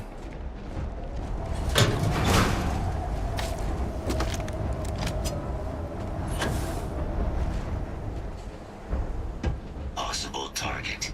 Species.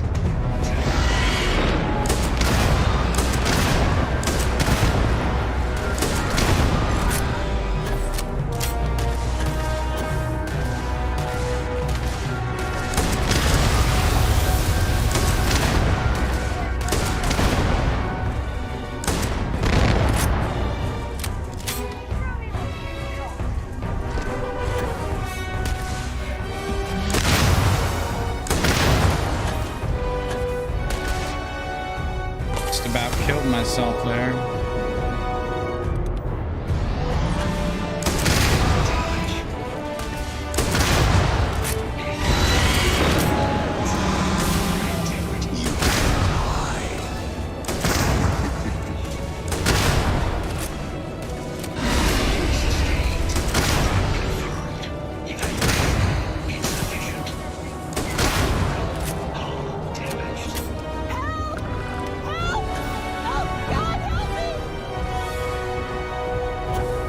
Help who?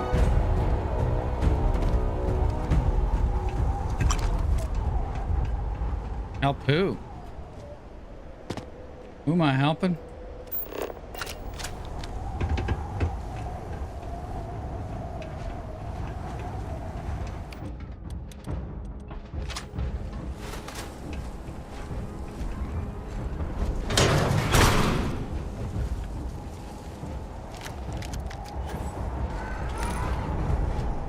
Shattered shock.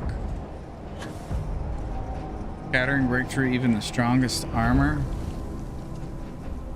So that is... Oh, that's one of the grenade launcher ones. All Achilles samples collected. All right. Now hand those over to Kaiser, and let's get out of here.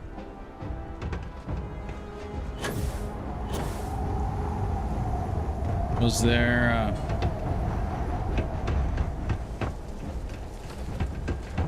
samples secure? Nice work. No. Earlier scan picked up a valid terramorph sample, but, well, it's in the spaceport. And the quick route there looks like it got blasted when the port did. There are steam tunnels under the city, which will allow us to access the spaceport. What do you... That's right. Kaiser, how did you know that? Not sure. Percival, you see any better option? Not from where I'm standing. We've got our answer. Access unlocked. We may proceed. Hey, you gotta get out my way, dude.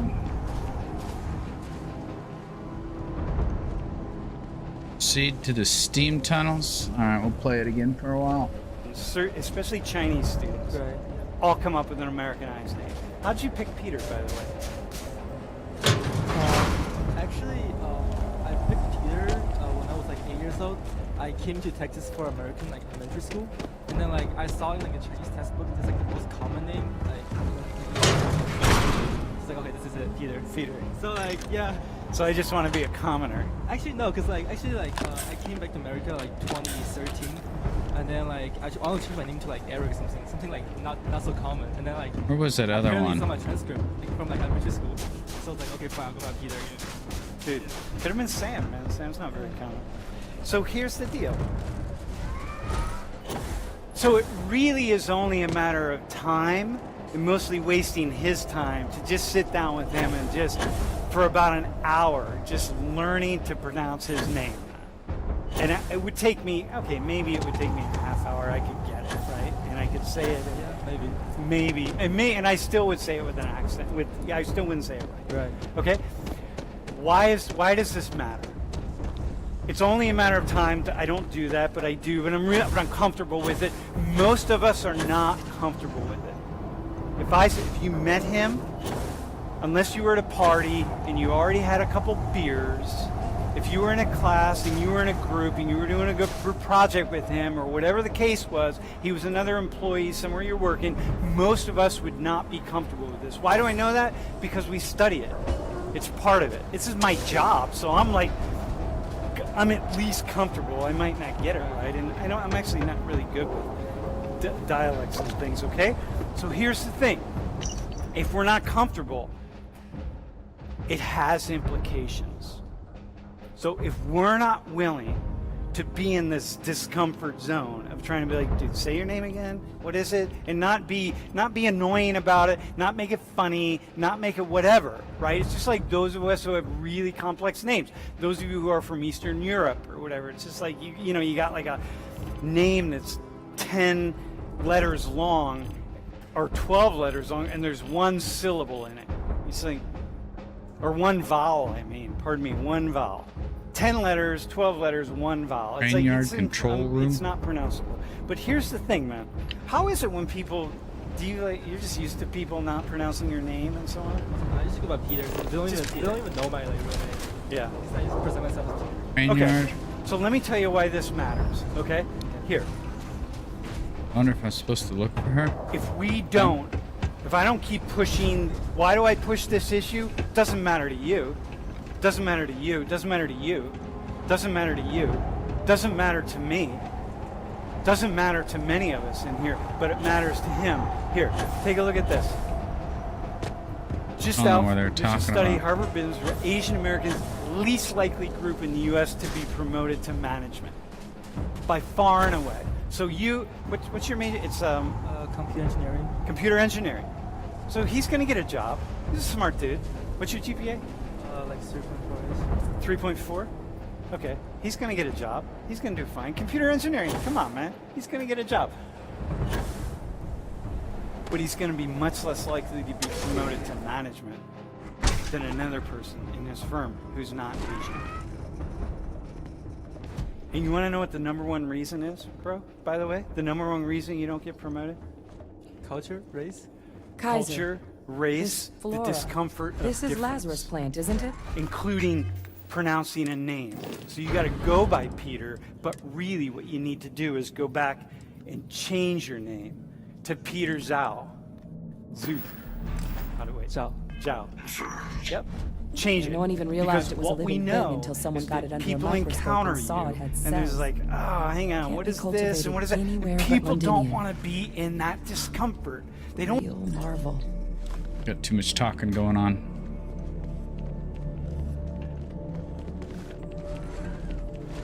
Now she's done, and when I paused it,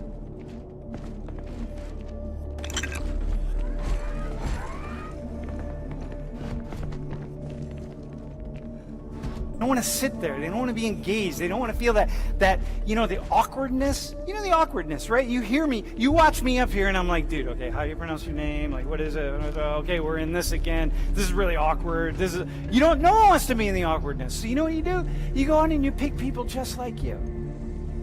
We pick people just like we are.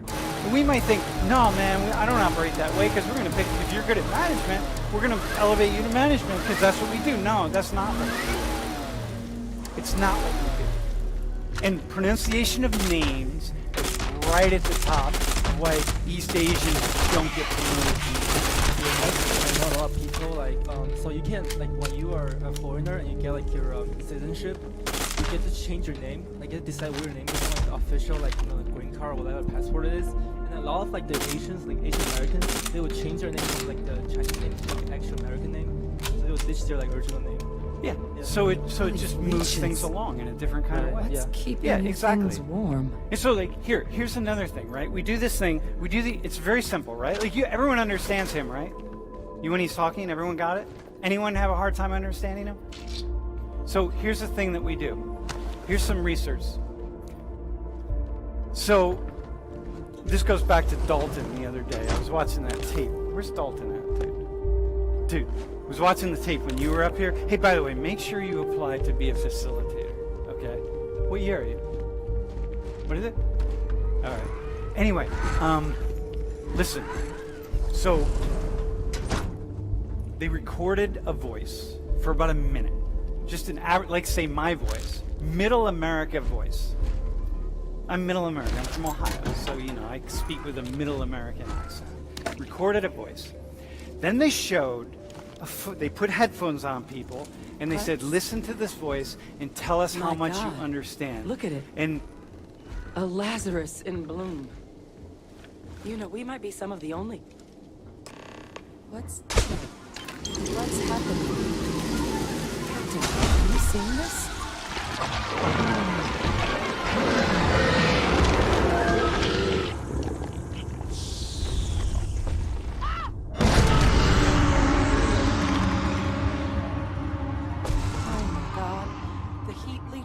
Are terrible. But no, it can't be true. Heat leeches are everywhere. They live everywhere. That means terramorphs. Oh my god. You just saw that, right? You would tell me if I was losing my mind. That heat leech became a terramorph. The pests that have snuck onto every planet are baby terramorphs. Heat leeches hide out in ships, sneak away after landing, and then, with time, they transform. We just found out how terramorphs move between planets.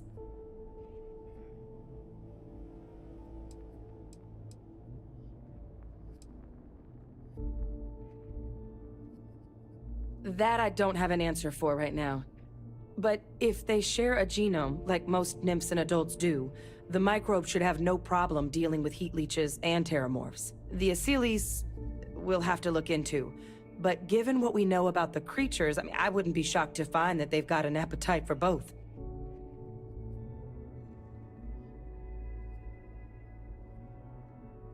Pretty major is right.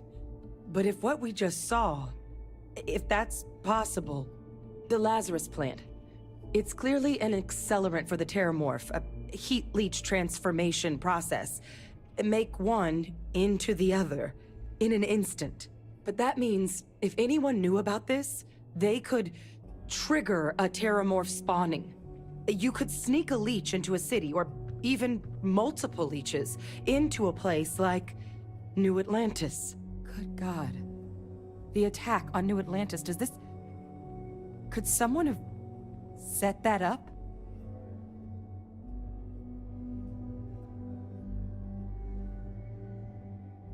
But first, you'd have to know the truth about all this. Well, we're never gonna know if you don't catch that thing. Get after it. We may proceed. Go! Kill the terramorph. All right. Let me finish looting here real quick. Okay, now we can get to business.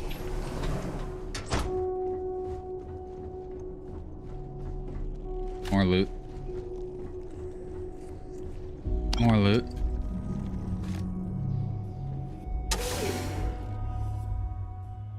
Alright. We'll wait till after we kill this terramorph. There's probably gonna be a lot of noise and talking. Kill protocols active.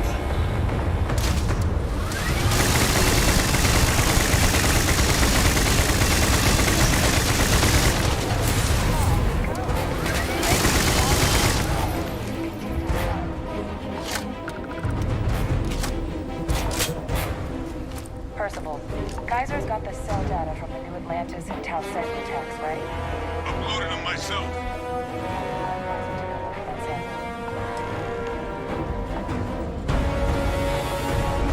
Beginning analysis. It is a match. This suggests with high certainty that the Lazarus plant was used to trigger the attacks on both planets. There's no way a plant this rare, this fragile, just shows up here, New Atlantis, and Tau Ceti. The transformations on those worlds, they must have been triggered by human hands. Captain, do you understand what it is we just stumbled on here?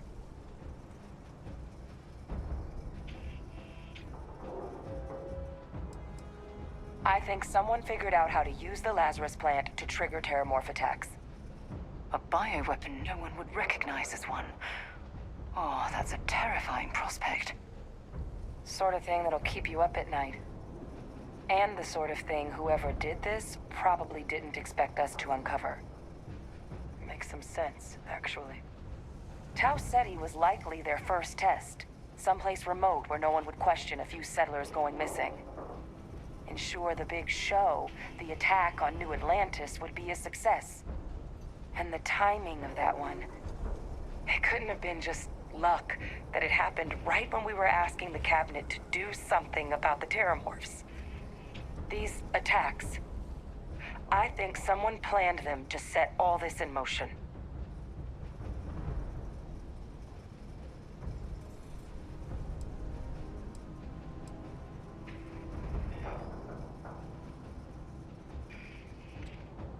It can't. At least, I didn't think it could. But But maybe if we're right about this, someone found a way.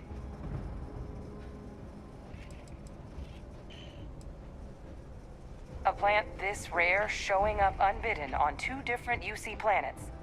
I think it's more, but it doesn't answer any of the big questions. Who could pull something like this off? And why?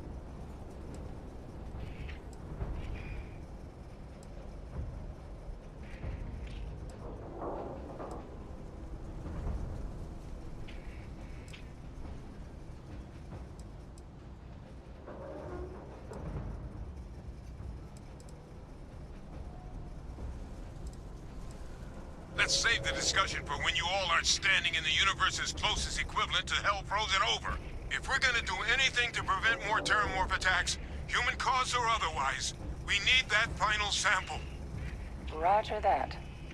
Kaiser, get us into the spaceport? The entrance is this way.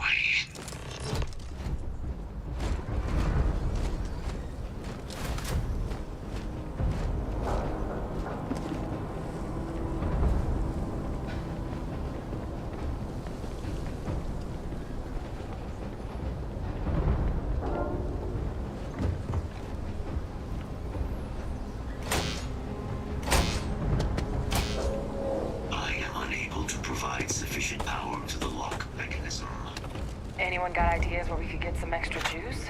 You're carrying too many Local power looks like it was controlled in the security office. Upper floor. Glad to haul whatever you need.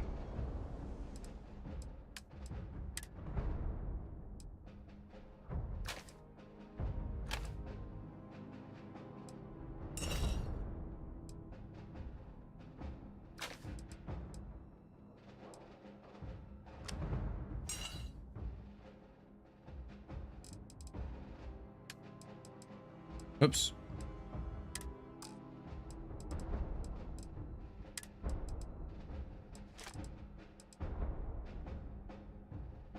Kaiser, see if you can't find another way to get it open.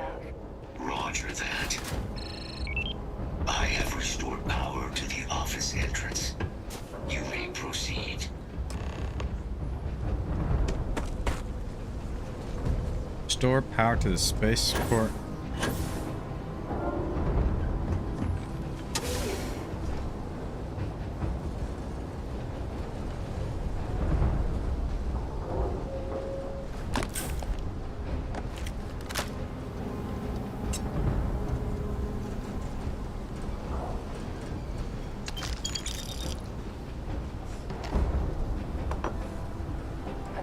Panel. Still looks operable. Give me a second, I'm looting.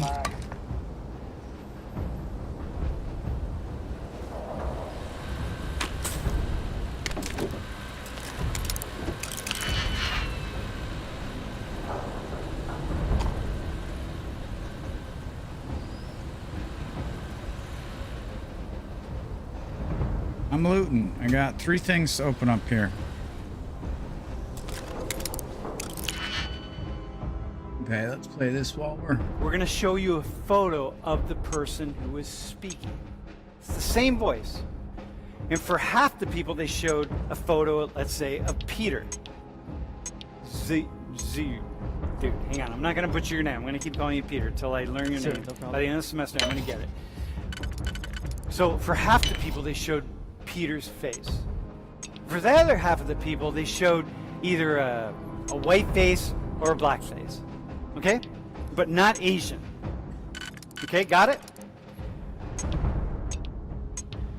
The people who saw Peter's face suddenly couldn't hear. I don't know, there's like an act, I don't know, I'm not fully understanding him. There's something going on, like da-da-da, right? It's the same voice. Google Ads helps you turn curiosity into customers who are interested in what your business has to offer. Now you can reach people based on what matters most to them at just the right moment. Come on, Google ads, really? Turn curiosity into customers. Visit ads.google.com. Give me the ads one. Python is the most popular programming language in the world. If you're looking for a career in web development. The other half of the people are seeing, let's say, a white face or black face, whatever. And they're like, oh yeah, no, I understand this person. Great. The same voice, the same recording, But with his face, those people suddenly had a hard time hearing. Oh, there's an accent, I don't really get it. Dudes, you see why it matters? It matters because if somehow you're being seen as we can't hear you, we can understand you, what's it going to mean for our clients? You're going to be in management. We'll put you in the back we'll put you behind a computer. We're all good, right? Technology is really good, but we're not going to put you out front. What, are we going to send you on a business call? Set up to represent our company? Like, we don't do that. You'll go and have this big presentation and people will be sitting in a room and they won't understand you. Even though he speaks perfect, his English is perfect. So when we're not talking about these issues, when we're not like really feeling the discomfort of this stuff, what it does is it elevates some people and it puts other people down. You see that, right? And so like, why is it important? Because Asian Americans are being discriminated. Not Asians, not East Asians. Asian Americans are being discriminated against. Even when they speak perfect and fluent English. Still, we can't hear you, we can't understand. Dude, this is like, this is serious. This is about his livelihood. So when I'm doing stuff in class, and then I hear, I'm watching, let's say a group or something, and I'm like, and people in the majority who are the ones who are going to get elevated when Peter doesn't get promoted to management, the very people who are going to get promoted to elevated then are turning around and saying, I'm not comfortable. I don't like how you're pushing these issues. I don't like how you're talking about this stuff. I feel uncomfortable. What it means is like, well, then you don't have to talk about it, and then you just stay elevated, and then he gets to be in this other position. How is it? Do you think about this a lot? Like, do you talk about this in the community about being discriminated against and so on? By the way. Well, like in terms of like vaccines and stuff, definitely I feel like there's a lot of benefits. And it's not. I feel like in terms of like tech people, like I feel it's more like because there's so many more Asians in the field already, so they won't like take more, so they will bias towards other racism or like genders and stuff. Like Asian males have like a lot of. Reactivated. Error. Control system reboot required. And we do that. Captain. I think I see it. Reboot engaged. Running diagnostic. Diagnostic complete. Multiple systems unavailable. Warning. Priority safety concern detected. Exterior hatch power restored. Back in business. Warning. Emergency recorder message detected. Transcription process engaged. Playback initiated. Admiral Senna, we need to make the evacuation request. That's my father he's addressing. He was here? Didn't think he'd have the guts to look those soldiers in the eye before blowing this place to pieces. Admiral! It just transformed. An invisible weapon. No planet will be safe. Colonel, the troops that closed off the sewers after my evaluation, they're all in this facility. Other than our casualties? Yes, sir. Good. Get them in defensive positions around the spaceport. No one leaves. I'll send ships as soon as possible. What's going on, Casper? None of us wanting to go down swarmed by those Yes. That won't be your... It is. Colonel, you have my word. Transcription complete. Physical copy available. An invisible weapon. He knew about the Lazarus plant. Grab that recording. We should talk.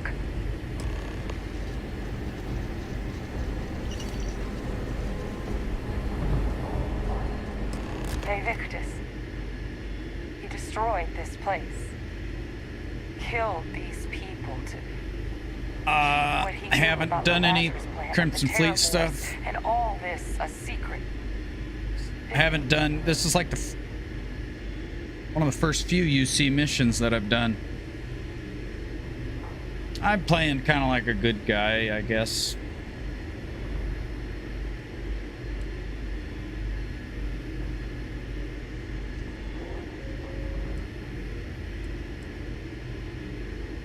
The recording said it all. He saw the potential of the plant as a weapon and hid it away. He killed those people. Condemned this city to keep them from sharing what they might have seen. He was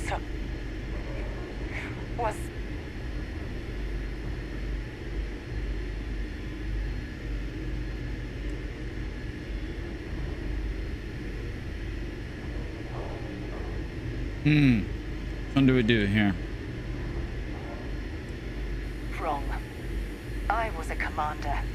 Oh, come on. Tough situations, and nothing would ever make me feel that it's justified to sacrifice lives for the sake of keeping a secret.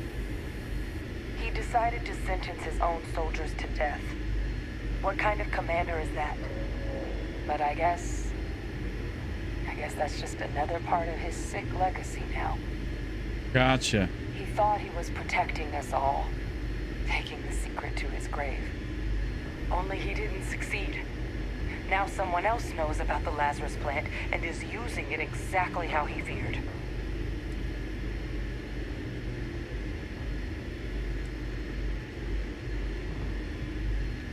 Do I tell her or not? I'm not supposed to tell her.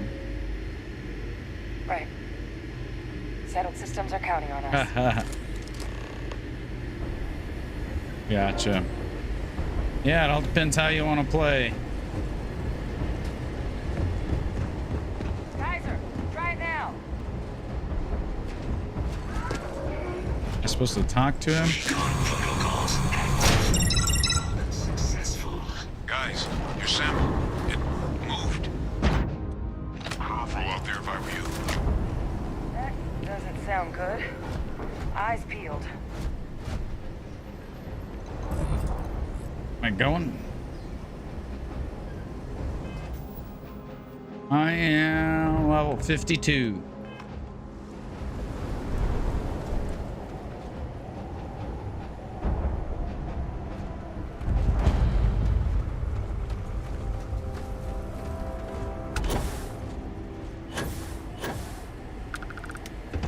Sure, yeah, I am level 652 and I have it on very hard also. I haven't been playing a while. I've done the majority of the main mission, I believe. So then I decided I should probably stop and do some of these other missions before I finished all of them.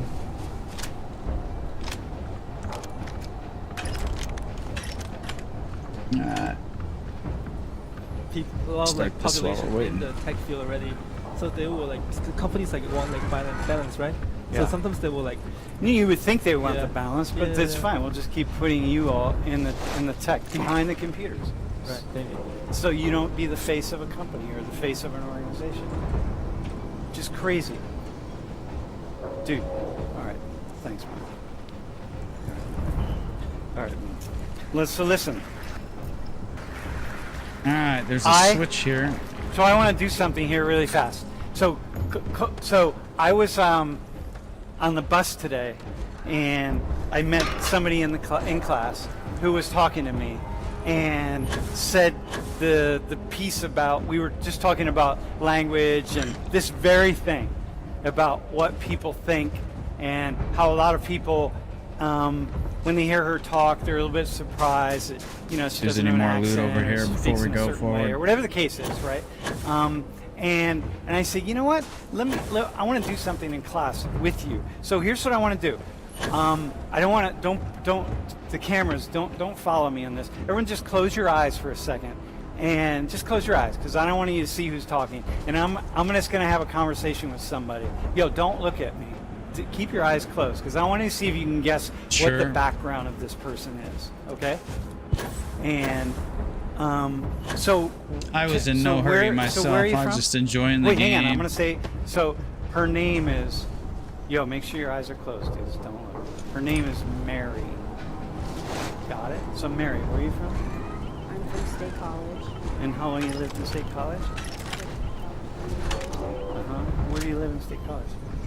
In a small town called Boulder. Am I hearing? Where you so that's have you always lived in Bollesburg? Well, I'm originally from Alabama. Well, there was a switch down there. Did I push that switch? And so you said that. So when we were talking today, you were saying that people I don't know what that are does, sometimes but- surprised that you're the way you speak. Something's on your mind. Want to see Yeah, what like I'm carrying? sometimes people are like, oh, you're definitely not from a city because you sound like this. But like when you look at me, it looks like I could sound like I'm from one place, but I'm really from a completely different place. Mm-hmm. So this is the exact kind of thing that I'm talking about. If we were to do studies, like if we were to do a tester study with you, and we would ask people, hey, you know, Gotcha. Can you really understand her? Like, what do you think? What do you imagine? Then people might have a different perspective. Right. Mm-hmm. So here, okay, so stand up really fast. So, okay, you can open your eyes up. So you can jump on the camera really fast. No, not you. Here, wait. Can you put it up? So this is Mary here, right? Right. So one of the things that really jumps out for me is wait, maybe turn around and jump on. Right now, no activity. No blue. missions. These We're are gonna jump on done. blue team. Miscellaneous. One of the things that got a couple. stands out for me is the discrimination. I've got these for faction and this for discriminate on the main. basis of just voices. Completed. And do you Bunch. ever, so when you like are speaking, like tell me about just speaking and like I don't know, like how have you been told? Do you try to speak a certain way? No, but like a lot of times people are like, you sound white when you Sure. talk, or like you sound like you have an accent. Wait, did people think that?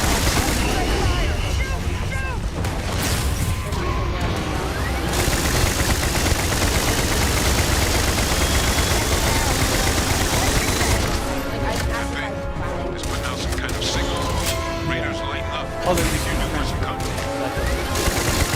No, but yeah, I don't hear anything. I hear like Middle American dialect. They're not coming after us. I guess. What's going on? I guess we should grab that sample while we can. So they're expecting something of you. Yeah. Yeah. And this is the stuff, right? This is the stuff that all of these things are. Doesn't look like it's dead.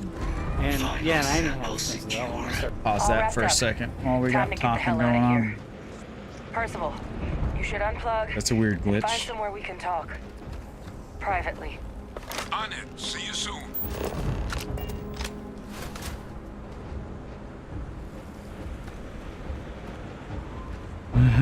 It's a Terramorph. Terramorph. By the way, I don't normally use this weapon. But I got it at the beginning of this mission. So. Okay, what was I supposed to do? Return to the base. Started talking to you, and you say you were from State College. I'm like, oh yeah, born and raised in State College. All right, thanks, man. Appreciate it. So listen.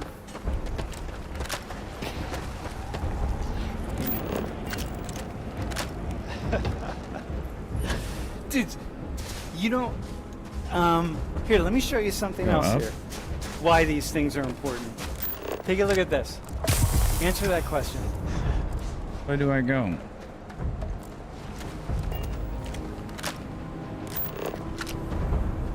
Gotcha.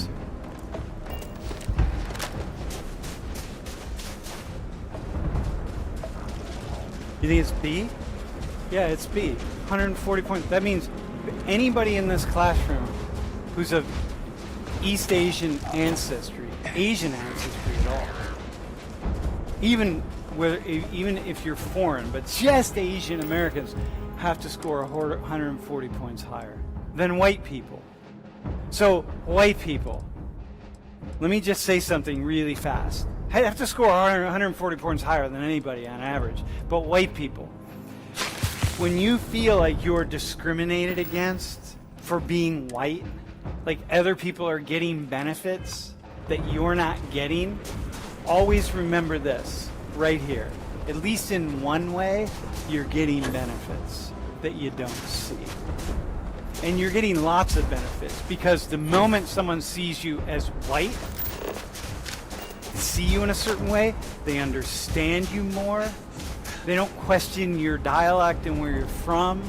They don't question that somehow you don't, you're saying things that are indecipherable or whatever the case is. There are all sorts of benefits that come along with that. Here, let's do another one. Here. Yep.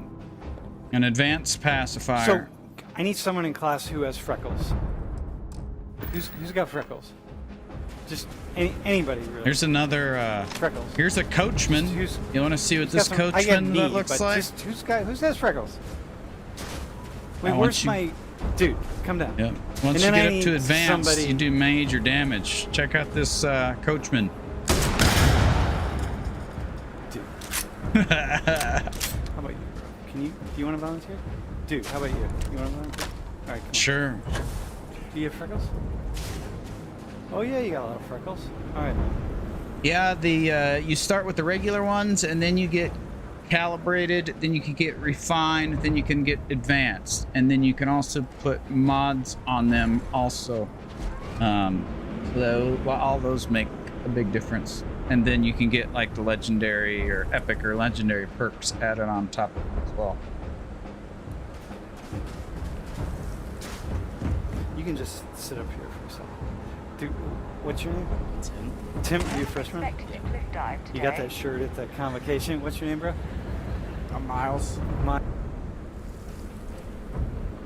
Ah, I remember that. Yeah, I remember that. Look at all of you. Back from the underworld. You'll have to, I've got a pretty good armory. Show you that sometime. Still here when I get back to my base. Got everything we need to put this plan in motion.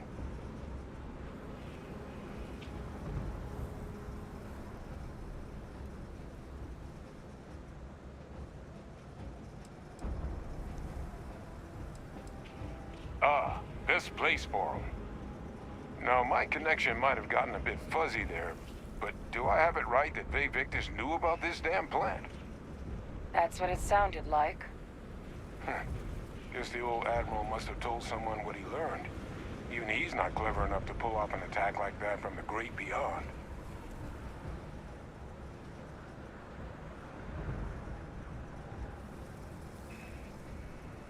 The connection thing for the outposts. You mean using the output links or the outpost links? Is that what you're talking about?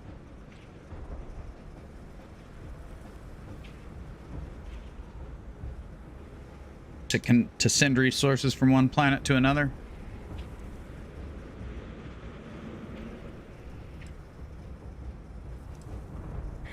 That's putting it lightly.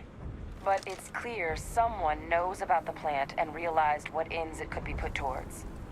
Captain, we need to get these samples back to the lab and verify we'll be able to handle cleaning up the leeches as well as the terramorphs.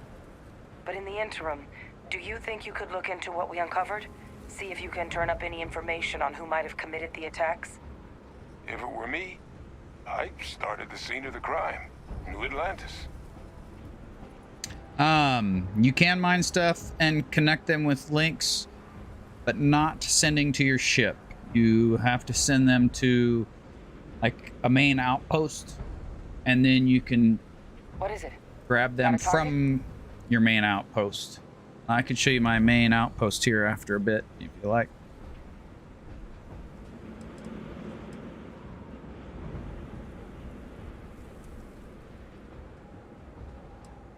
Thank you, Captain. Once you've finished your investigation, we'll meet you outside the cabinet chambers. They're gonna want to hear this. Take care of yourself. No telling who might be involved.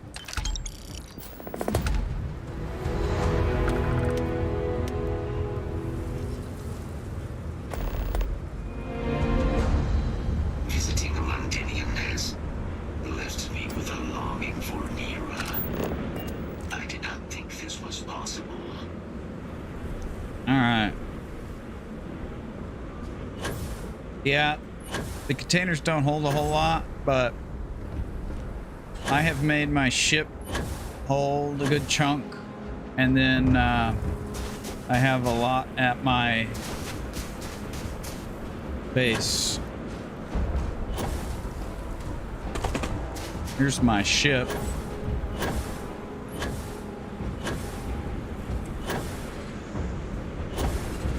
Show you better in a ship builder. Okay, let me grab this stuff from Sarah. Whatever you need. Let's see what you've got. Yeah.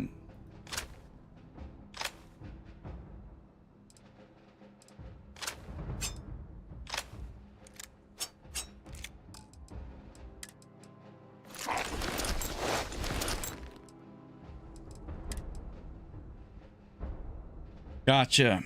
Yeah, I like building my own ships, so I built my ship.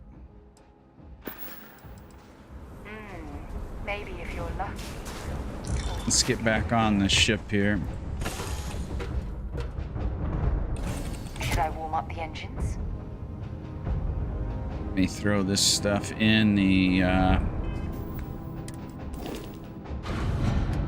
cargo hold here.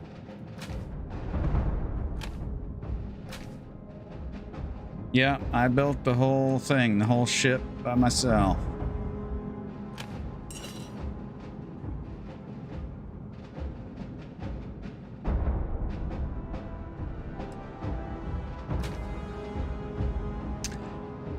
Probably around 600,000, probably. I'm not 100% for sure. I can just tell you approximately how much because I also built a HABS preview ship with all the different HABs, so I could figure out what I wanted.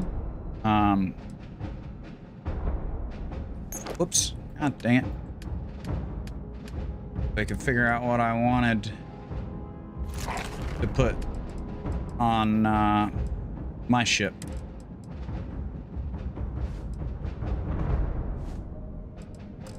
Okay, there's that.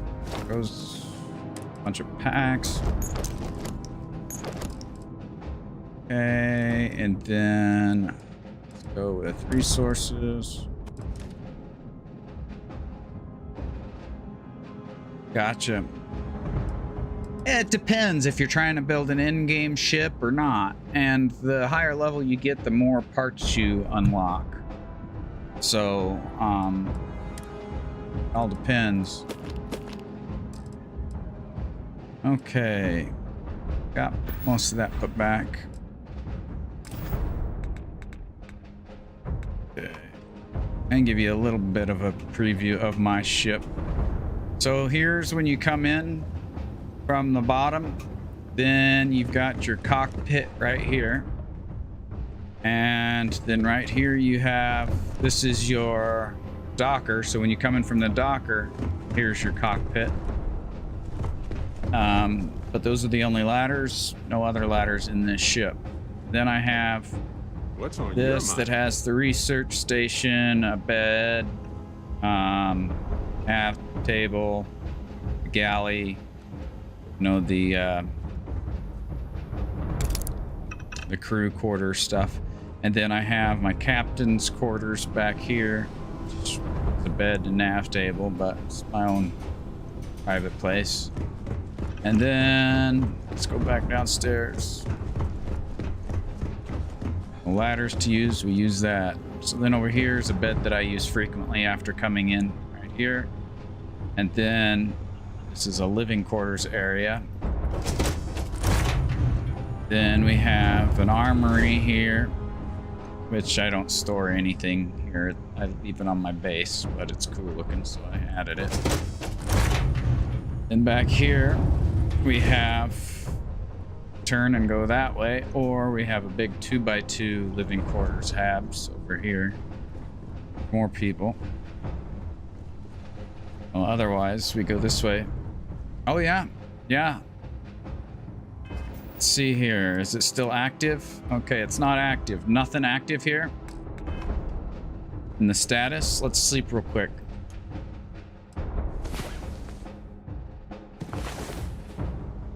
And I have a companion. I'm married. So now status, emotional security, plus 15% XP gain for 24 minutes. You aren't married, I think you get 10% XP gain.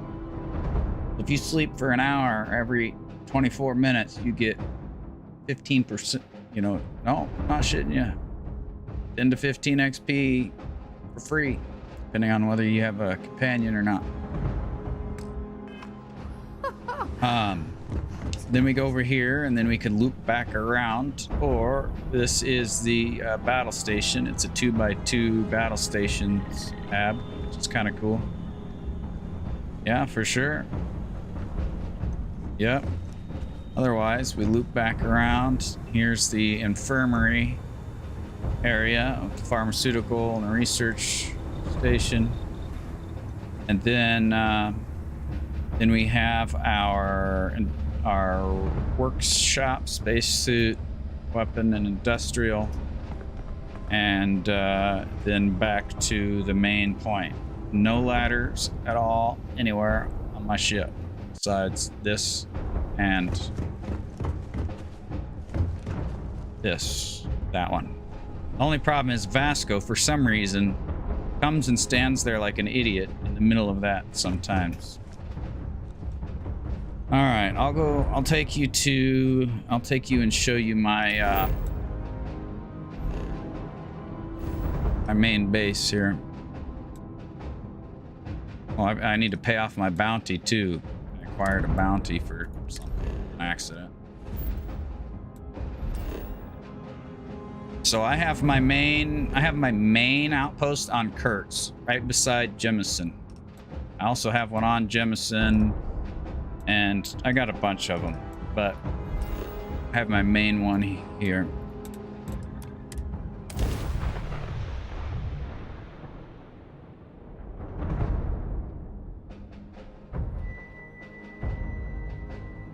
Sure. Careful with that spacesuit. Yep. One serious puncture, and you're done. So I'll go up here and show you this quick before I turn around. Do an outpost. I highly suggest building one of these, which is the large landing pad with shipbuilder. Does good. Does excellent. I can even show you that if you'd like. I can kill the whole UC fleet. Although I'm on very hard now, but I should probably still be able to. So, let's see. Let's go into shipbuilder. Okay, so right now I have 2,000 cargo and 30-year light range, 8 crew, and a mobility of 56. I'm not sure what the deal is with that. If I want 100 mobility, I can remove more cargo, but this is plenty of mobility for now. And I was running with even more cargo than this and slightly less mobility, but it doesn't really matter. The cargo I add down here if I want more. But the big thing is top speed of 180, not 150 or 140 or 130, but I got 180 plus any boosts. But and that's because I'm using, so I have this C-class reactor which generates 34 power right now. I think hopefully sometime in the near future I'll be able to unlock more that'll generate closer to 40. But then I am using A-class engines to get the 180 top speed. These 4 engines. If you use the heavy-duty C-class so that you can get more mobility, that's okay, but you'll be limited to 130 top speed instead of 180. But that's what it looks like. And I'll have to give you an example of it in battle. Actually, if you want a complete walkthrough, let's see here.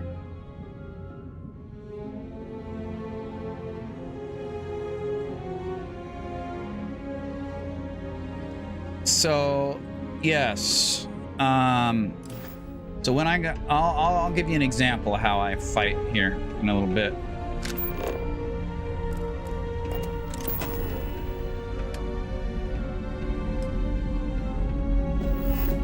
Okay, here's my base.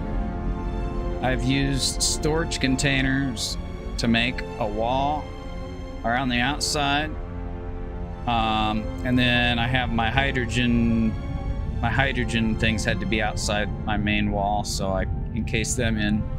And then these are all on this side. These are all alphabetical storage of resources, of the mineable resources. And then I have like organic resources down here, ones that I'm doing with a farm or whatever.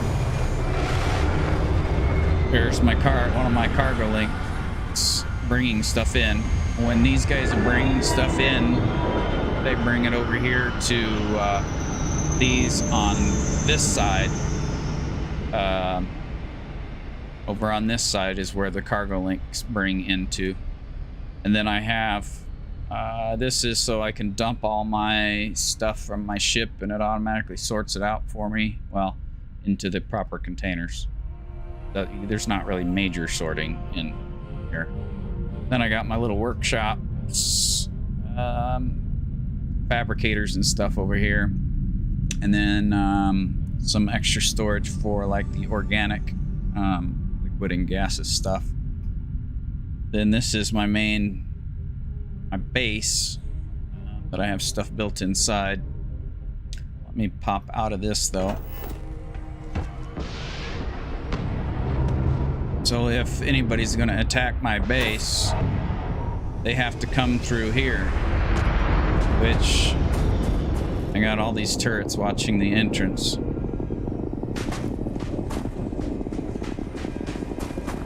And then, so we'll go inside.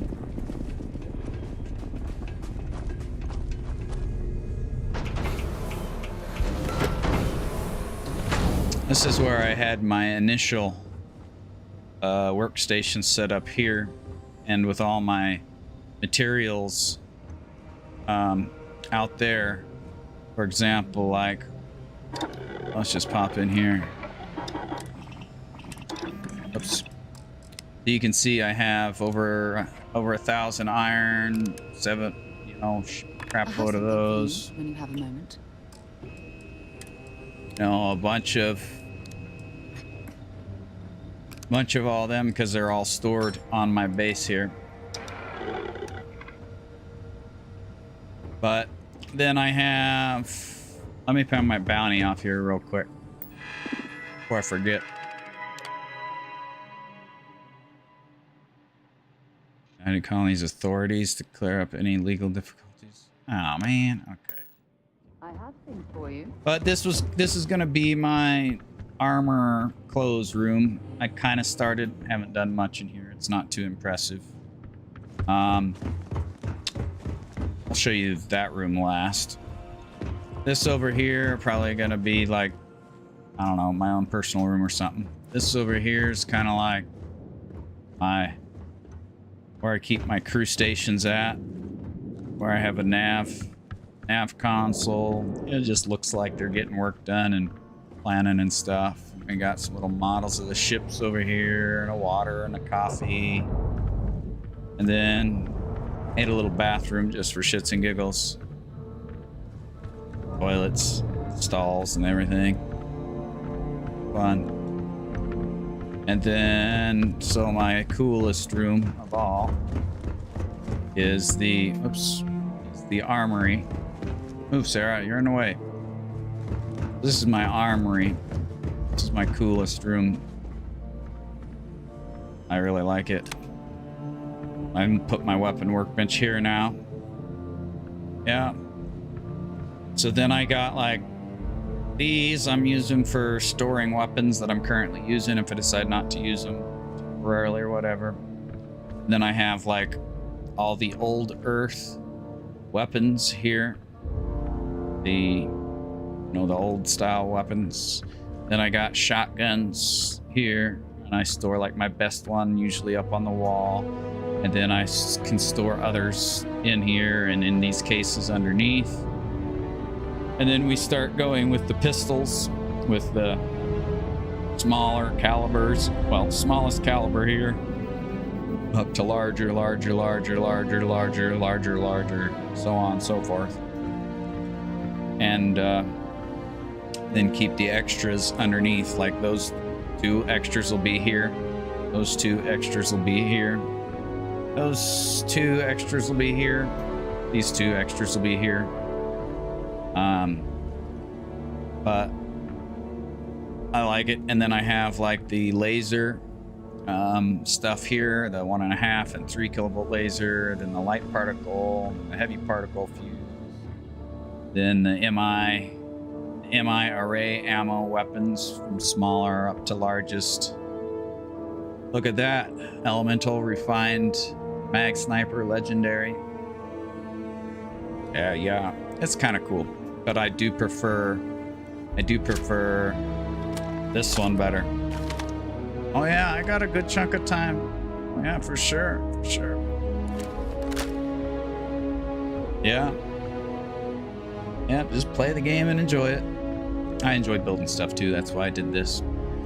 And then these are like specialty weapons and large explosives. Sure.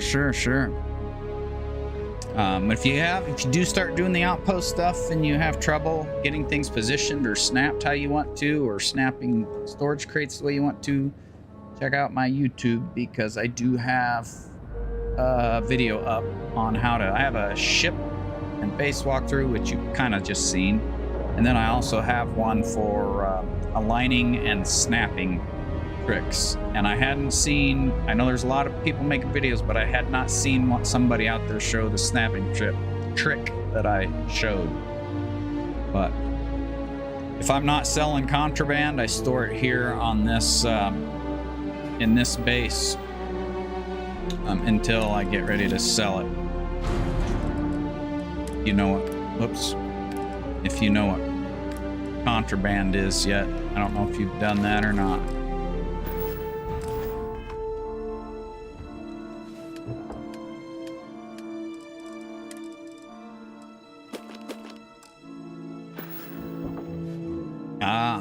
Yeah, it's not a problem. Gotcha. Let's see, what do I have on me? Oh, I need to get my new sniper and probably drop off this Deadeye. And let's see here. I need to grab. What do I have here? I don't know if I have the advanced breach either.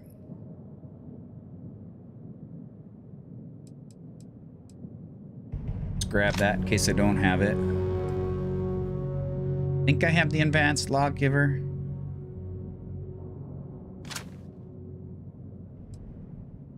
Don't think I have that. I'm not sure. Assassin's Advanced Old Earth Assault Rifle. Okay. Let's actually... Assassin's Advanced Regulator. Boosted Refined Hard Target. I need that. Brute Force. Bashing. I don't care about bashing. Not at all. I don't know if this one is an advanced one or not. I'm not sure.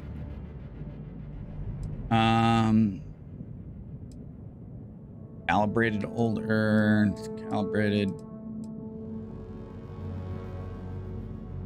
refined. Already got advanced for that. Extended max. Yeah, we're gonna keep that one. Big Bang.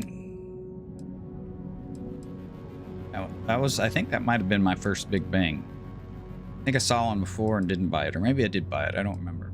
Refined mag pulse, refined mag shear. We'll see if I need that or not. I don't remember. And I may need that. I don't know. Rest refined microgun. Okay. Let's go see what we got for in here. So,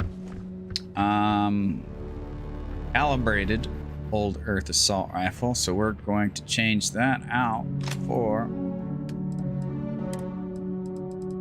advanced old Earth assault rifle. We'll put some extra mods on it before we use it. So then that would be storing in here. And old Earth calibrated. Where was it at? Calibrated. Okay. Hold on, I want to turn this back to a regular shotgun, I think. That here in a little bit. Okay, let's see about this mag. I haven't started using these yet. Calibrated mag pulse.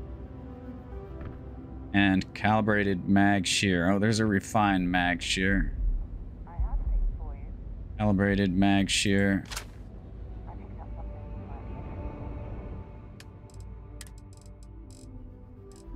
Refined mag shear. We'll put both of those.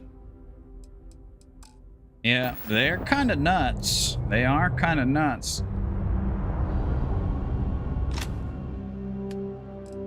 Find mag pulse. Okay, let's go look at this guy. We've got rapid bridger, Ashta tamer. Sure.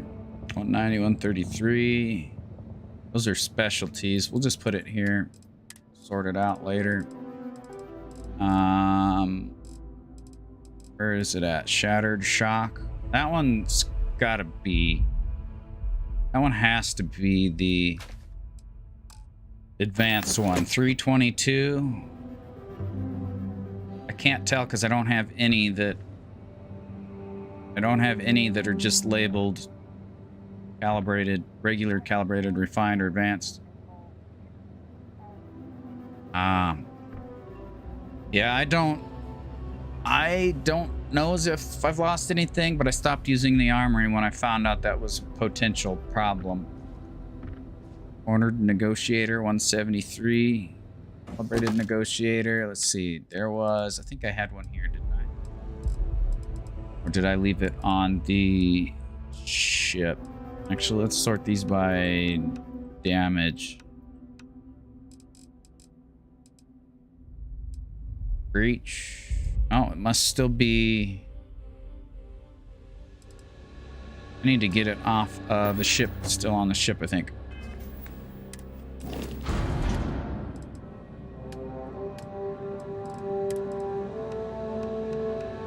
Yeah, that sucks. I wish they could figure that out. Sure. Brute force.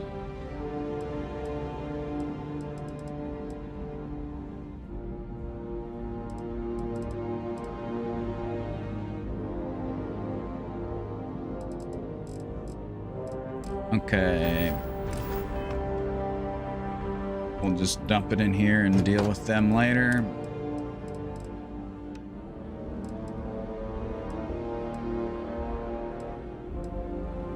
Where? Calibrated negotiator. Okay. Now Deadeye. Do we want the Deadeye over here? Advanced Razorback.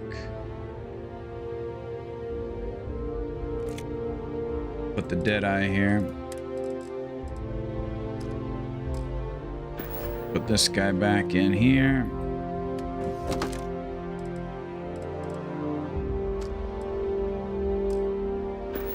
Okay, and then we have an advanced Kadoma. Advanced Kadoma, we'll put that in there. Regulator. Regulator. It's not regulator. Regulator's pistol right there. Refined regulator. And now we have advanced regulator. Nice, nice. And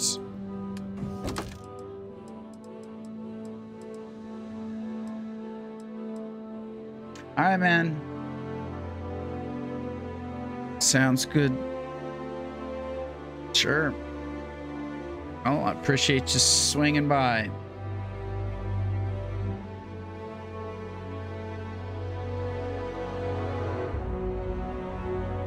Miles? Dude. And where are you from, bro? Jersey? Where are you from? Baltimore, Maryland. Dude, I was wearing one of those shirts last week because I was at the convocation last week and I took it to Columbia with me. So thanks, I was wearing Casper. the same thing, same color. From New Jersey, from Baltimore. All right, listen, man. If you ever need, check out my YouTube. If you ever need, want to look at it again, you can look at it whenever you want. I got my base and ship walkthrough. Silent Wolf. All right, catch you later. Let me walk you through something. Big Bang. Do I have the Big Bang There's up no here? difference I think it goes right there. between Operators. me talking in an inherent, fundamental Assembler, way. Operators, refined breach. There's no difference between me talking about his freckles and me talking about Advanced his brown breach. skin. There's no difference.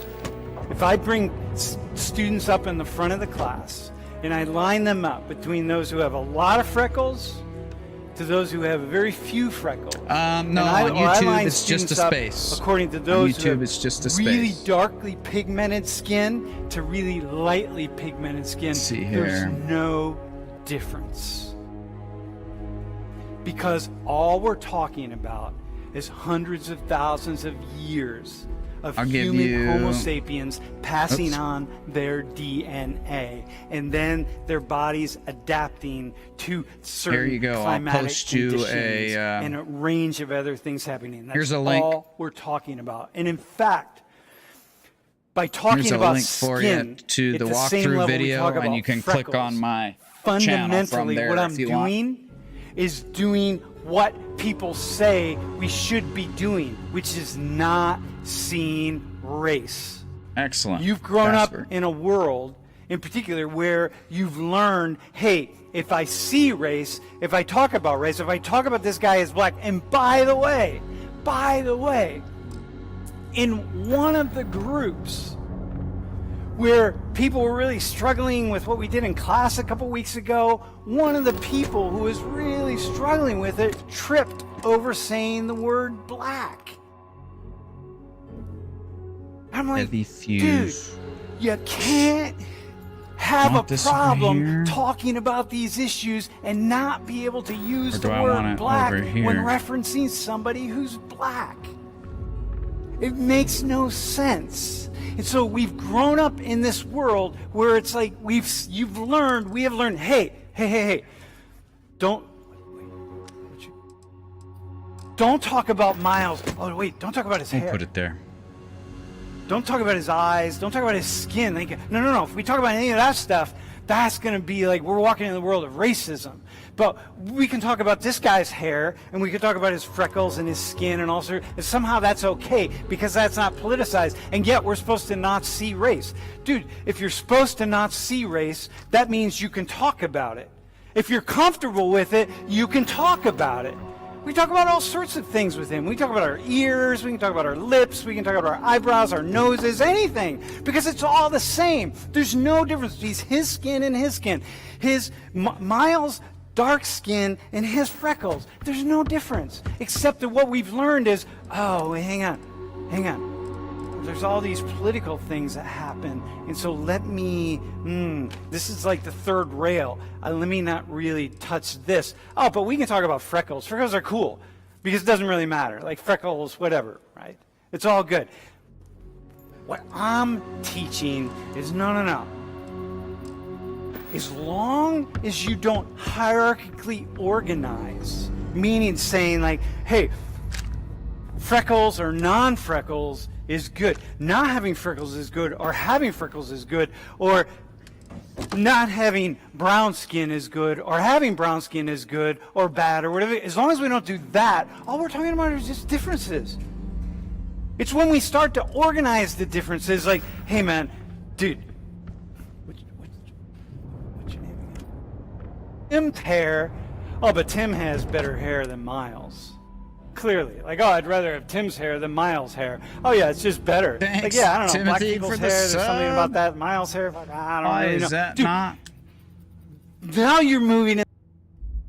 Why is that not? I apologize. I don't know why it didn't do my notification. Didn't do my notification. Love you all the same. Not sure why the notification didn't pop up. The big notification. Greatly appreciate it though. Let's see. All these technical things going on, huh?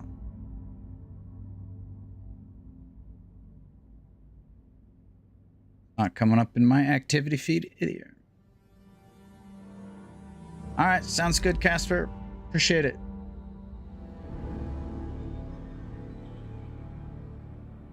Thank you much.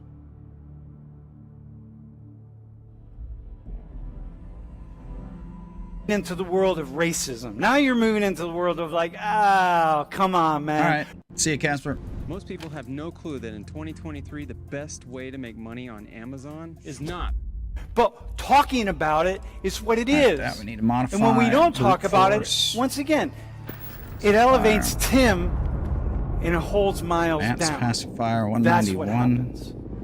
And I'm saying, no. We're going to talk about maybe- this and put it all out in the open. So here, you guys, can you stay up here, you guys? Are we good? Wait, do you have anything to say, first off, about what I just said? That there. Not really. How is it having freckles, Okay, dude? boosted, refined, hard target. No, bad? Not bad, like I get more. More, Like, hang on. the beach. But you said bad. Well, I don't know. A lot of people.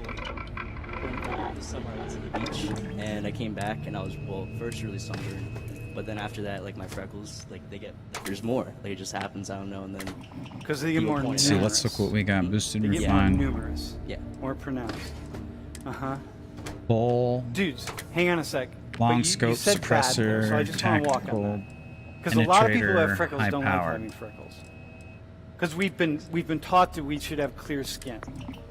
Am I right on that? Am I like pushing on something that's not true for you? I mean, I don't really care that I have freckles. It's just Okay. But for a lot of people, they do. Okay. And one of the things that, like, we are what we are. Okay, but that's cool. Do you have anything you wanna say, bro? I find it interesting how you bring up the point that basically preference is how we rate like racism, because once preference comes in, we can view it as racism, because like some people might view that having white skin is better than having brown skin, but that's racist. But basically preference Penetrator. is kind of like the key thing. Well, where does preference come from, man? Where do you think it comes from? I guess it's kind of rooted in like human history and mankind. Like we always look to have like what we want. Yeah, and where does what we want come from? Basically our background, I guess. Yeah, it comes from the world around us. Yo, man, you see, like, here, let me walk you through something. When I'm talking about, if I'm talking about skin color, or I'm talking about your eyes, or I'm talking about hair, it's all the same to me. It doesn't matter. When I look in a mirror, I see perfection. Because perfection is 200,000 years of my ancestors passing genes down to get to me. And I can't change it. You know what I mean? I'm not going to have plastic surgery. My hair turns gray. It's great. It's turning gray. I'm not going to change it not to make it not gray. It's straight, so it's straight. If it's curly, it's curly. If I get freckles, I get freckles. If I get whatever, it doesn't really matter. There's nothing. It's 200,000 years of evolution. And so, but what we do is we live in this world where we judge ourselves. And it's like, I should be lighter. I should be darker because the world is telling us. The world creates the preference. If I said, listen, y'all, right? Let me tell you something.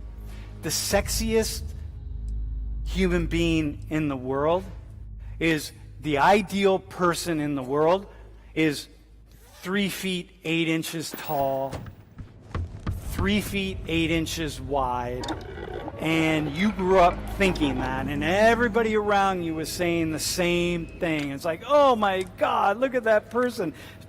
He or she is 3 feet 8 inches wide and 3 feet 8 inches tall and fucking awesome. Like, oh my God, so sexy and beautiful. Like, oh God.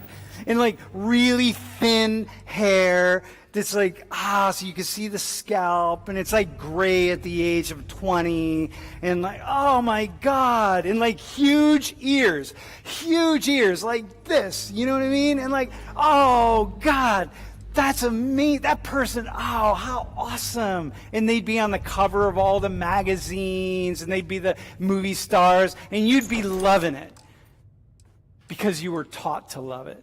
Everything that we love and that we prefer, we've been taught. Okay, so listen. Let me do something here real fast. All right? So check this out. Do you have... Can I use this really fast? Okay, gentlemen. That weighs we're gonna a lot. do something here. While you're up here, we're just going to do it with me. All right. So here's another tester study. You take this. You take this. I think we'll leave that here. So let me go. I'm going to go back so you can.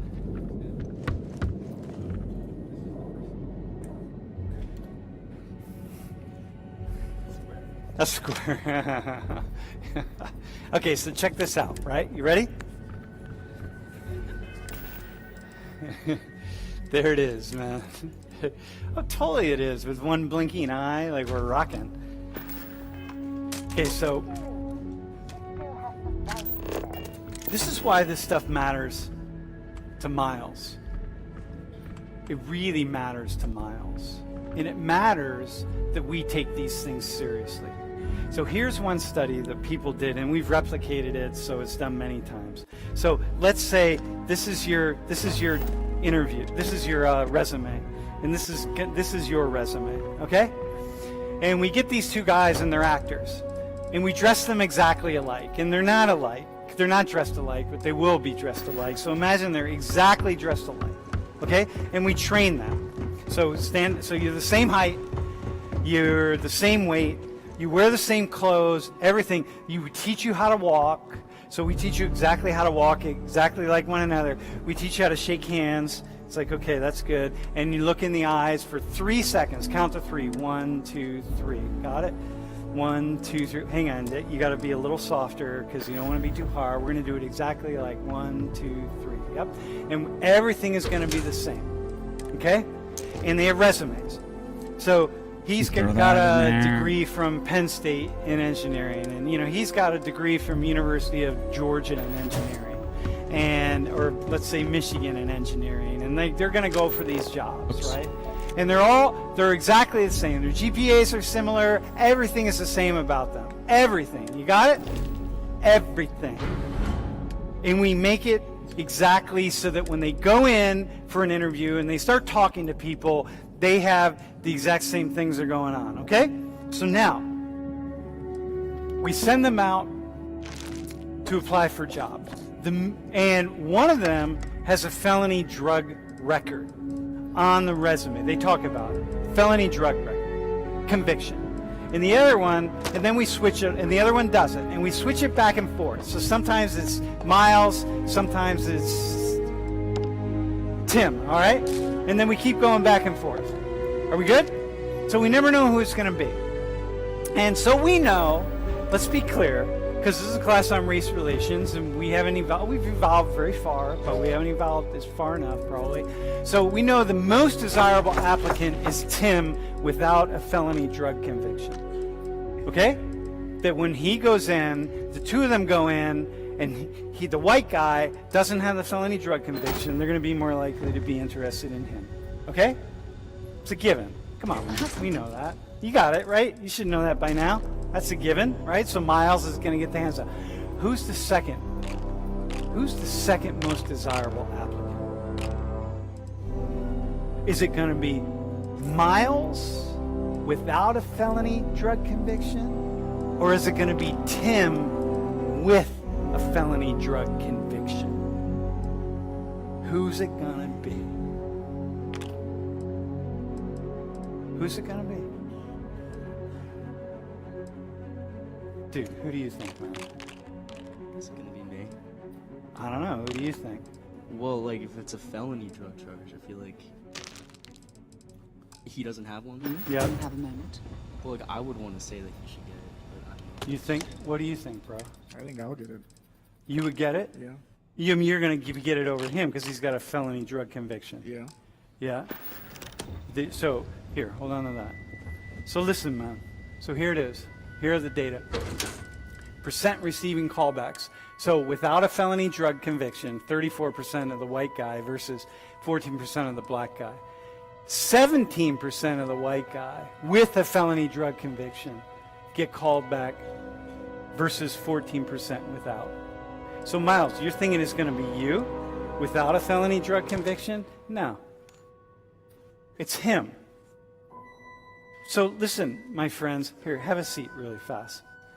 Listen, dudes.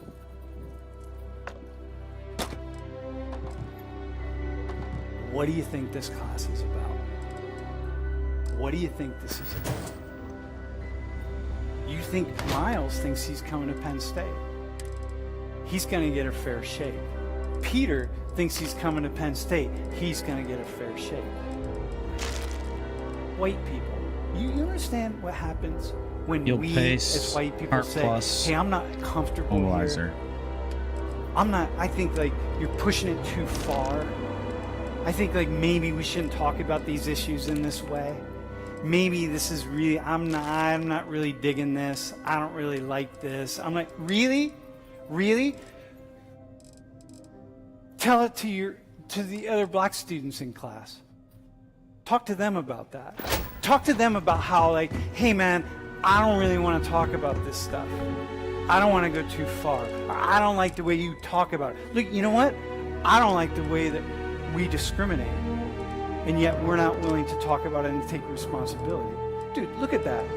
So Miles, coming here he's your classmate. He's studying at Penn State. What's your major, bro? Computer science? What's your major? International politics. They're both your classmates. You assume they're both going to get treated fairly. You assume it's all good. We're going to pick the best person for the job. Dudes, we can't even go that far. We would pick the white guy. This is only one study of many, many, many studies in which we've controlled for everything, yet we're still going to pick this guy over this guy, even when this guy has a felony on his record.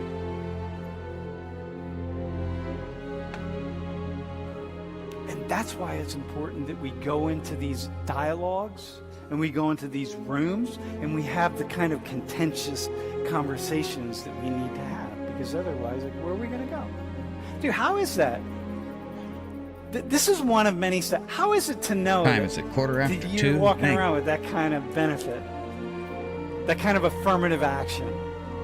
I don't Well, hardly like, I ever don't wanna use these things. I mean, like, I guess this could be all tied into like, the idea of like white privilege and everything. And I guess it's just like, I mean, like, I don't think it should be true. Like, it's crazy. Like, I don't really know what to think of it, but like, it just is what it, like, I don't want to say this, but it is. But, like, it doesn't seem like the statistic, like, it's not changing. Like it's. So it's confusing. Yeah, it's confusing. It shouldn't be that way. Yeah. And yet it is that way. Yeah. And yet you're gonna, when you get your degree, when they hang you your degree, bro, here's Tim. Here's your Timothy. What's your last name? Eimer. So they're gonna call your name out, and you're gonna walk across the stage, and it's gonna be Timothy Eimer, and you're gonna walk across the stage. and you're going to shake a hand. Here, you take that. You're going to shake the hand, and then you're going to get the degree. You're going to like, yeah. And your parents are going to cheer or whatever, and you're going to have this degree. And you're going to think, oh, yeah, I fully earned the degree. I got it. And I deserve this, and I deserve everything that comes to it. Yeah, well, you know what? What's your last name, bro? Davis? Dude, Miles Davis? Oh. Same thing. Miles Davis. And Miles is going to walk across the stage, and he's going to have the same thing. He's going to get the degree and shake a hand and go like, yeah, and his family's going to cheer. And everyone's going to be like, you're going to be at graduation, and you're going to assume that these two guys are equal, and they're fucking not equal. It's not, we are not there, my friends. We are not there. And every study we look at, every time we control to try to identify the race, what it is that's going on, what we find is like, man, some people get some affirmative action that other people don't have.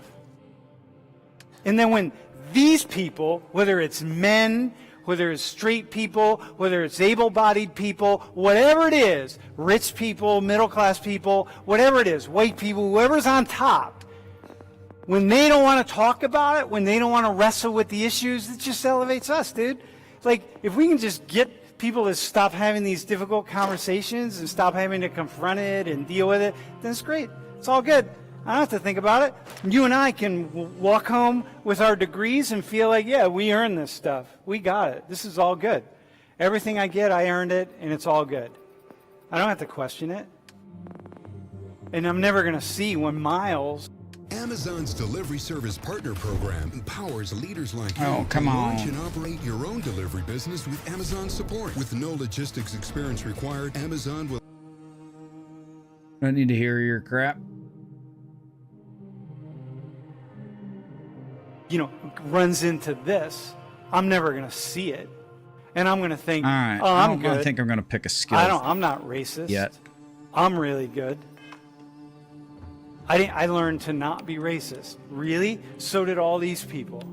They all learned to not be racist.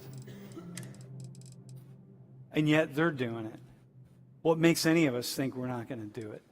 We're not going to be part of it. And that's why I teach this class, because this stuff, man, I just got a problem with it. Dude, how's it feel, man, for you, knowing that this kind of stuff does away? It's not going to affect every single thing you do, but it's out there waiting for you. How is that for you? Well, I guess I just got to work harder. I mean, it kind of like makes me lower, so I have to work harder to like compete with Tim or someone like Tim. So this is what Peter says, right? Same thing. Well, I'll change my name. I'll do whatever I got to do. You know, you'll get a benefit just because you're named Miles Davis. You know what I mean? Yeah. Phil will just be like, dude, got to have this guy just so we can have Miles Davis hanging out with us. I already got step one down, I guess. You got one thing going for you, but otherwise, no, you got a lot going for you, but still, right? It follows you around. It does. So your approach is to work harder. Yeah. Hey, by the way, notice, and Tim, you too, but everybody else, it's particularly people. You heard his first thing. You heard what he said, right? What I got to do is work harder. He didn't say. Did anyone hear him say, "Oh, well, I'm going to have to claim discrimination, or I'm going to have to go start a protest, or I'm going to have to go whatever." Who knows? The fuck? No, he didn't say any of that. He's like, well, I'll just take responsibility for what I can take responsibility for, and I'll work harder. And once again, I said this before, man. Dudes, one thing that in particular I hear dominant groups doing all the time is saying, man, people are just complaining. And they're complaining gotta go because pay off they our don't bounty. want X, Y, or Z. Need to make another It's like Miles isn't complaining. bounty thing. I rarely hear. I didn't mean to get that UC bounty. what I hear black and brown people do is saying I gotta work harder. And I'm like, why do you gotta work harder? If I can get you to work harder, that's awesome, because that just even elevates me more.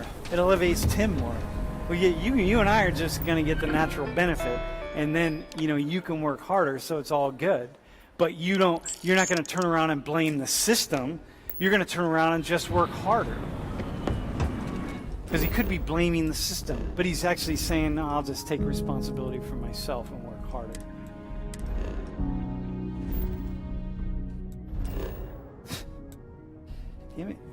Anything else, dude? Well, I kind of figured I can't beat the system, and everybody that tries to beat the system, doesn't the chances of success are very low. Yep. So why not play their game? Hey, let me know if we're going to head into the just well, work harder. so I got you. It's all you can do. I mean, really, it's all you can do, right? But meanwhile, when you're saying hey, I'm just going to work harder, and white people are over here saying, no, hang on, man, I'm going to go right up here.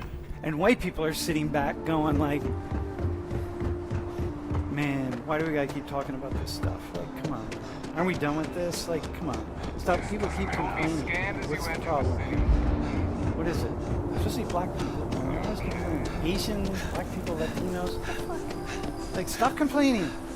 Just make it happen. 4 times? Dude, I haven't dropped an F-bomb the entire semester. Have I? I don't think I have. I have? All right. I've flown across most You weren't here last separate week, it's fine. systems and all All right, kinds of that's good. All right. spacecraft. So, anyway, Yeah. look.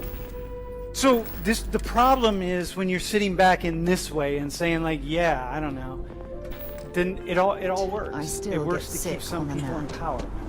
Tim, there's nothing you can do except take responsibility and just recognize a certain amount of benefits that you have as a man. Are you straight? No. You're not? What are you? I'm gay. You're gay? Yes. Are you? Are you Yeah, out? no, Well, you're out now, but only my friends know. To hear, I've never come out of Penn State before. Dude. No.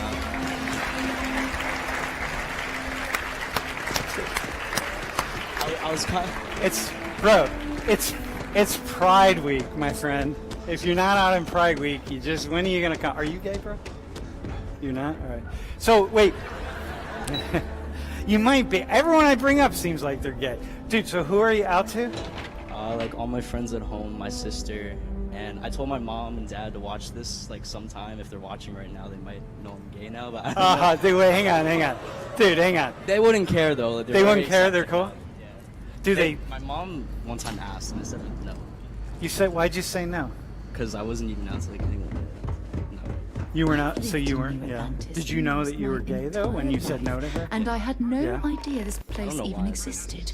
When did she The ask? UC certainly excels at keeping secrets. Recently? Well, she asked if I had a girlfriend, and I was like, no. But she was like, do you have Oh, a my boyfriend? day just got a whole by now. So she didn't technically ask if I was Well, gay. were you lying, though? Did you have a boyfriend at the time? No, I didn't. All right, well, you weren't lying. That's all good.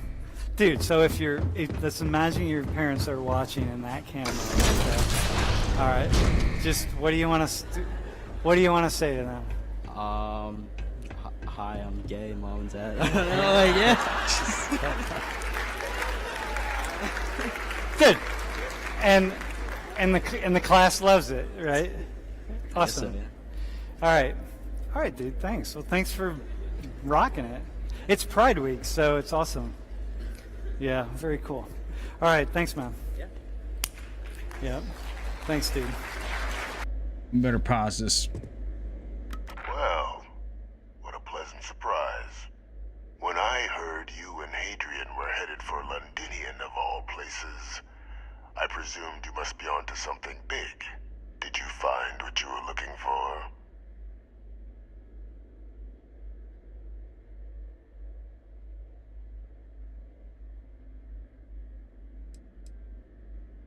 I haven't been to Londinian in many years. Why? Is there some way I could be of assistance? Were you able to recover what you were looking for? Good news, then. So, what exactly are you doing here? Plenty still to be done in defeating the Terramorphs, no?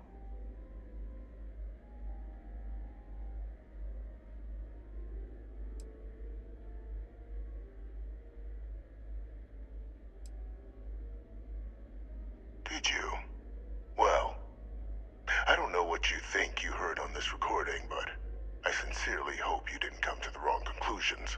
After all, given the Cabinet's current state of anxiety, they might misinterpret such a discovery to mean I could have been involved with the attacks. Perhaps I can convince you to keep this among us.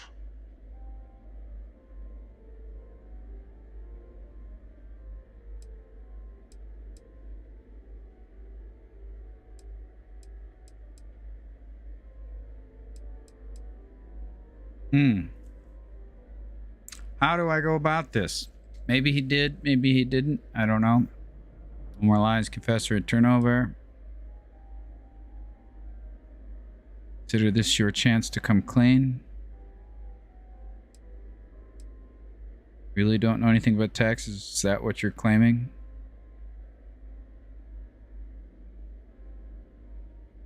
Of course. Do I look like I'm in any position to do what you're describing? So I'd very much appreciate your agreement to not share what you found. We wouldn't want anyone else jumping to conclusions now, would we?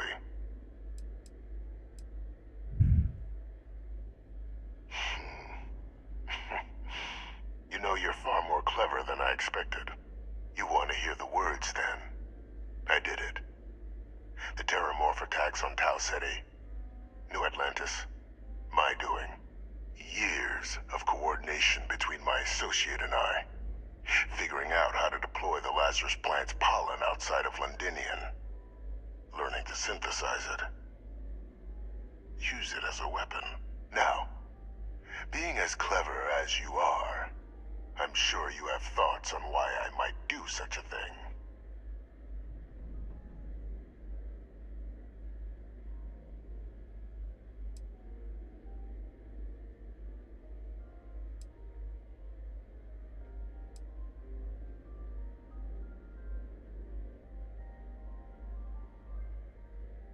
All in due time.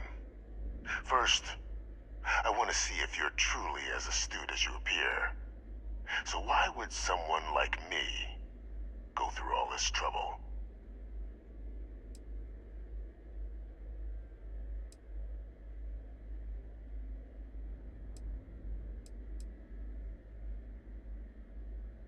You couldn't be more right. The attacks were a correction. When I discovered the plant, I did consider handing over what I'd found, but we were at war. And I couldn't risk information that dangerous falling into the wrong hands. So I ordered the bombing of the Londinian spaceport, fixing two problems at once. Halting the spread of the city's Terramorph outbreak and sealing away knowledge of the plant's potential.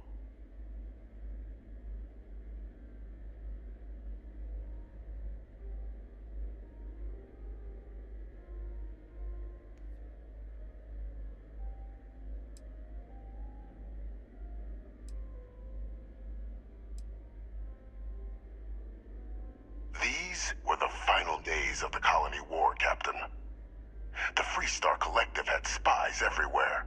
I was concerned that if word got out, the Collective could swoop down, start breeding Lazarus plants, and overrun our worlds with waves of Terramorphs, just like what was happening on Londinian at that very moment. Sealing off the city to prevent mass death, it was the only option that made sense at the time.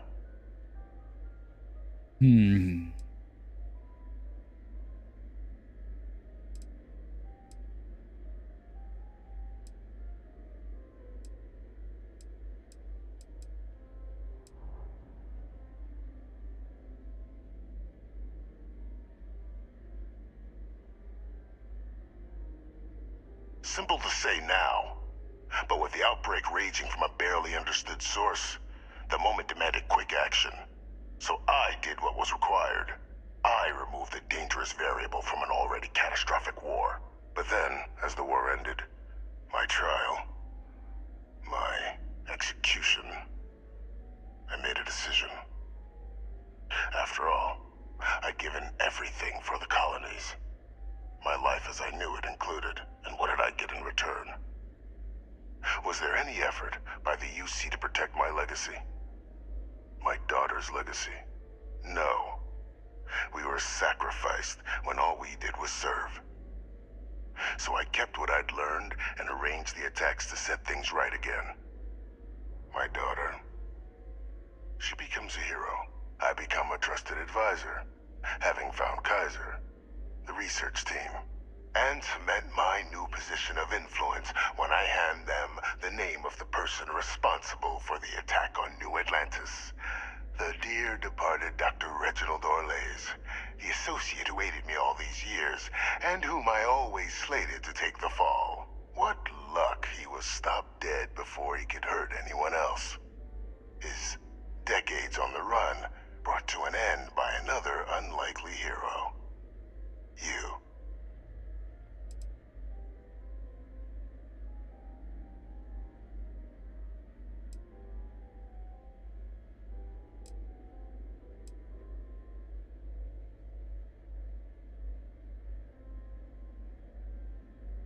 Can't remember the many lives you've taken.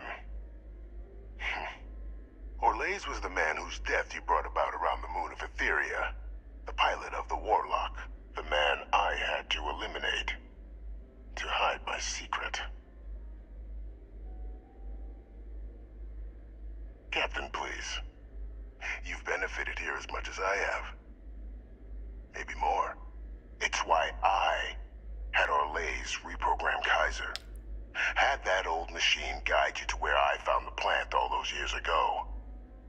I went to great lengths to ensure your and Hadrian's success. And look at the results.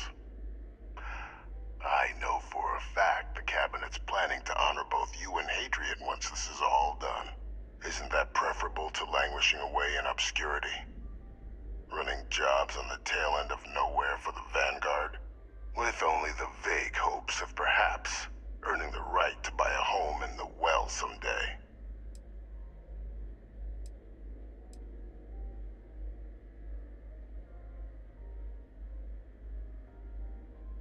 I'm simply looking for you to acknowledge the truth. And let's not forget the importance of our actual endgame. Eliminating the Terramorphs. Securing knowledge of the Lazarus plant. What we've set in motion is going to protect thousands, maybe millions of lives. I'm simply requesting one more life be protected. Mine. I've already sent along the evidence of Orlays' role in the attacks to the Cabinet, leaving out my own involvement. All I ask is that you confirm as much to the Cabinet. Tell them that it was Orlays and Orlays alone. After all, I do still have a long list of threats to the UC. This needn't be the end of our good works together.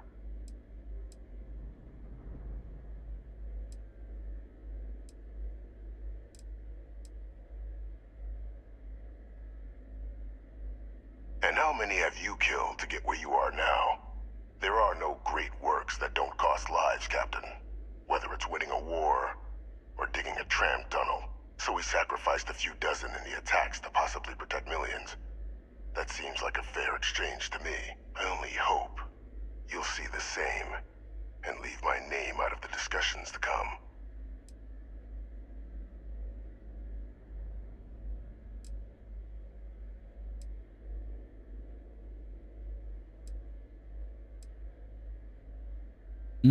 I don't know. I think they need to know.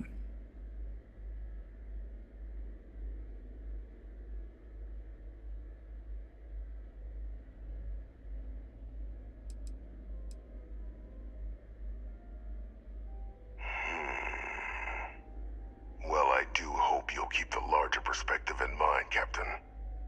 We've done something great here. Let's not squander the opportunity to do more.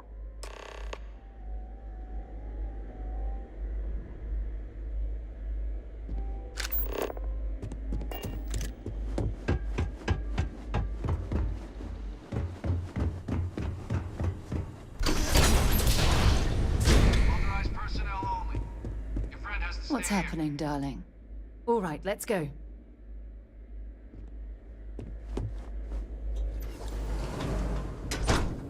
Oops.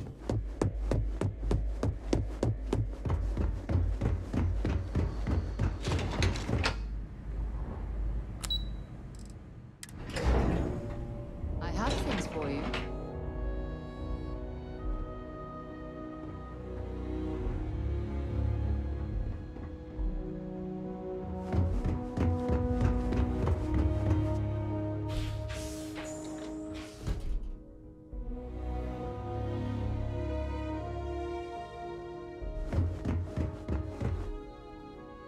Perfect timing. We just got in. So on our end, good news. The microbe and the Asylees are both as effective against heat leeches as they are against terramorphs. Means either plan should work for clearing those critters off our worlds. Considering what the Lazarus plant is capable of, I don't think we can deal with those things fast enough. I already sent along info to the cabinet to get them up to speed. So what about your end? Did you find anything? Any leads on who might have committed the attacks?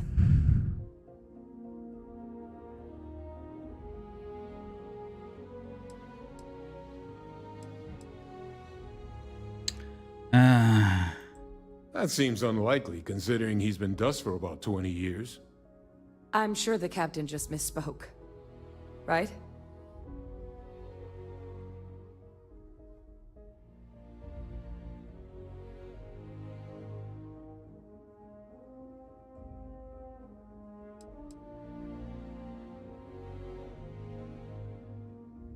If you said my father was still alive and using terramorphs as weapons, I might think it's time for a psych eval.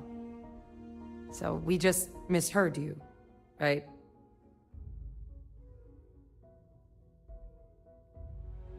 No, that's impossible. He's gone. My father is dead.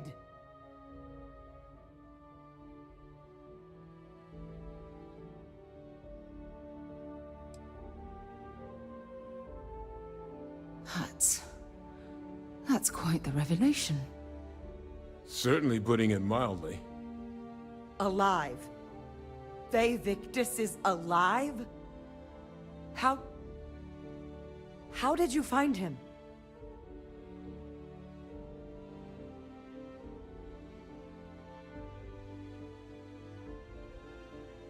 Wait. You knew he was alive and didn't tell us?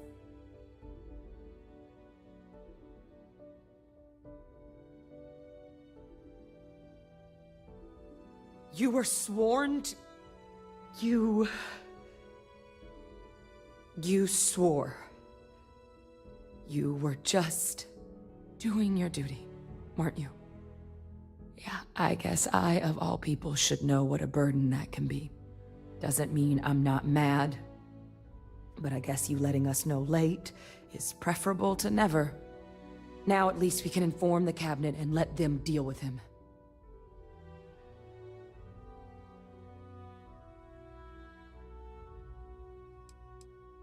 I honestly don't know.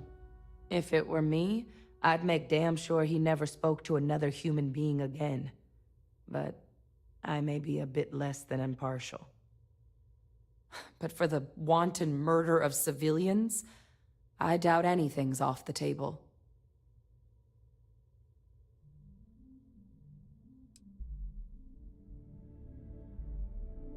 I'm sure he did. But he killed dozens of people. And I'm not about to let him get away with something like that. But now I guess we've got our answer. Nothing left to do but put it all in front of the cabinet. Any last things we needed to discuss? This might be our last opportunity to talk things through before the cabinet weighs in on a decision regarding the terramorphs.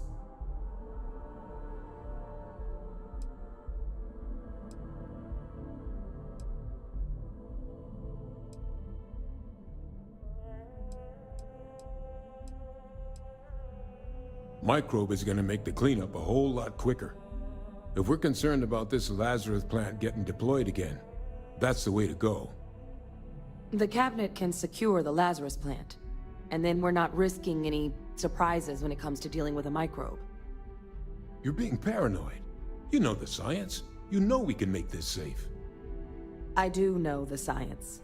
I also know math, and a 1 in a million chance of a mutation isn't 0. So I guess we're still in discussion. Probably best at this point to let the cabinet wait, see if they have a preference. They are.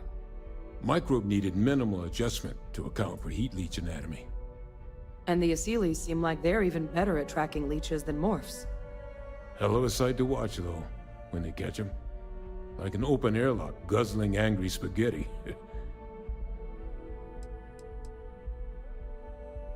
Asylees aren't hostile to humans, but they are megafauna. If someone decides to pick a fight with one, it could get ugly.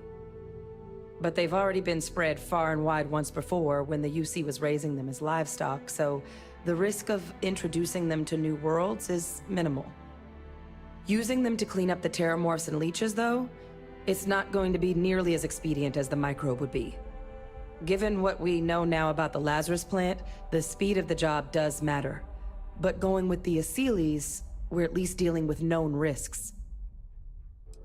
I almost think the Asylees would be better, but I don't know. Why I'm not in a position of power like this. It's hard to know. Unlike my father, the cabinet aren't butchers. But killing UC citizens, along with everything else he's done, is unforgivable. But if you're really that concerned, you could request they be lenient. They might be willing to spare him. I don't know. I kind of don't necessarily agree with his decision.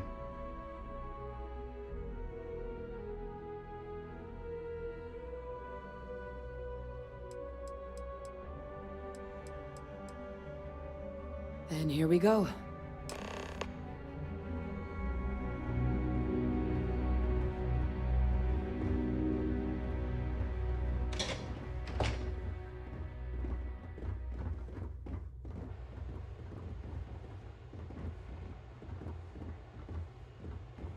How much time is left on that? Too terrible much longer.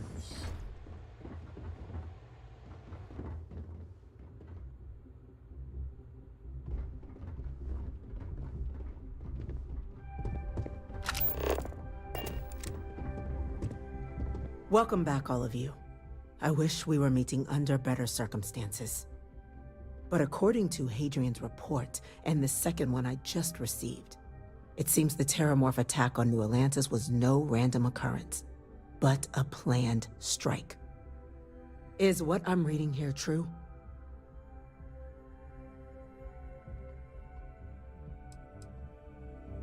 This report comes from a particularly confidential source both you and I are familiar with, yes. Among the reasons its findings are so alarming. Now, is it true? Was the attack on New Atlantis planned? My God. An attack? Using terramorphs? How is that possible? You will all receive a full briefing once we're done here. So then, is what the second report claims correct? Did Reginald Orlays commit these attacks, Captain? Orlays?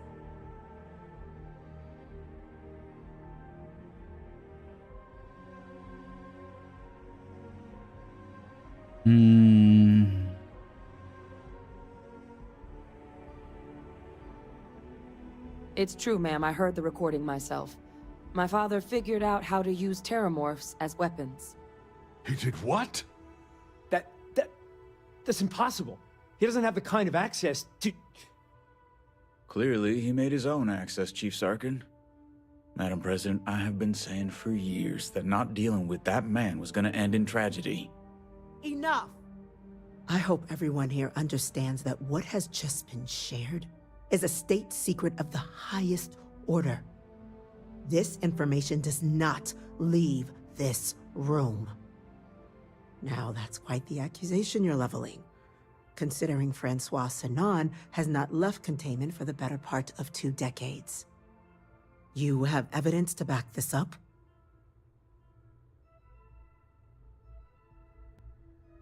It just transformed. A terramorph out of thin air. An invisible weapon. No planet would be safe. Heavens help us. Is that actually him? I'd know that voice anywhere. That's Francois. He knew they could do this, and said nothing. He's a sociopath. Plain and simple, ma'am. Officer, Please collect that recording. Yes, ma'am. Begging your pardon, Captain. We'll, of course, be launching a full investigation into how this could have happened. Though I have little doubt the Admiral will be quick to share all he knows on the subject once confronted with that recording. Chief Yassine, can you send one of your interrogators to have a little chat with the Admiral? I'll issue the order immediately. Good. Combined with everything else you all have uncovered. Well, I don't think the United Colonies can thank you enough.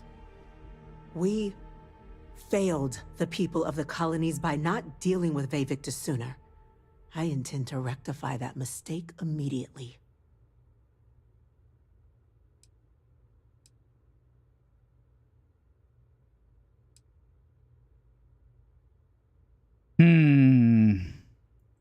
That will be up to the cabinet to decide. But I don't appreciate our mercy being taken advantage of.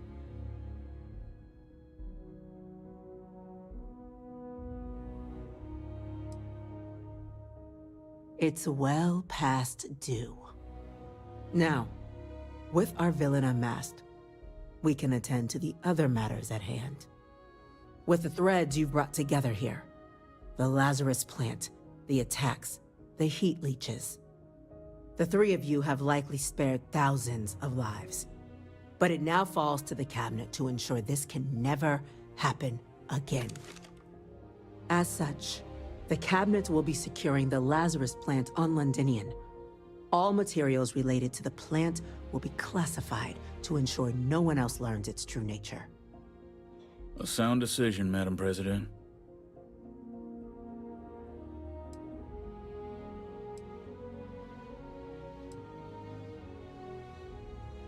Well, luckily the natural hostility of Londinian makes keeping out trespassers relatively easy. But we'll ensure its growth is contained, that access to the plant is only permitted via highly regulated clearances, and that our troop presence on Londinian is increased.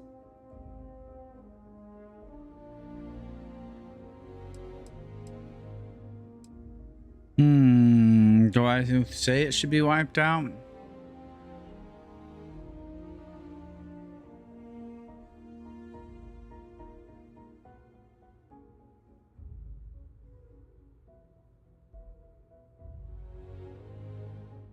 We're already discussing the elimination of one species, Captain. Explain to me why you wish to eliminate another.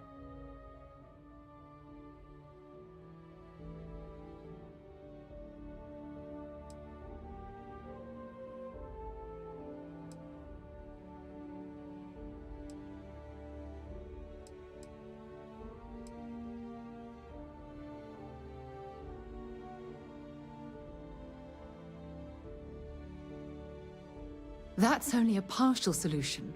The UC should involve the Freestar Collective in the operation in an attempt to remain as transparent as possible. And once Vae Victis has been dealt with, this problem can end here. And allow us to focus on the grander task to come. Very well. We'll clean up the plant. Thank you for the suggestion, Captain. So then, to our final topic.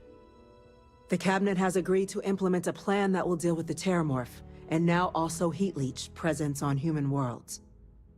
In fact, we've already begun enacting measures to check all UC ports and settlements for undiscovered nests. But we all understand this is only a partial solution. The project we're embarking on will be a long and difficult one. So our first step must be deciding how exactly this all will be handled. Madam President, this microbe is clearly too much of a risk. The Asylees are the safer approach. To someone with limited knowledge of biology, perhaps. The technology behind the microbe is solved science, Madam President. It isn't dangerous. Using it to wipe out the Terramorphs would be the quickest path to protecting humanity. And fast results always lead to the best outcomes, don't they? As you can see, there remains debate among the cabinet. We were hoping your group might issue a recommendation. Major? We've been having similar debates ourselves, but the captain has yet to weigh in. I see. Captain, I know this may not be your area of expertise, but we'd like to know your take on the matter.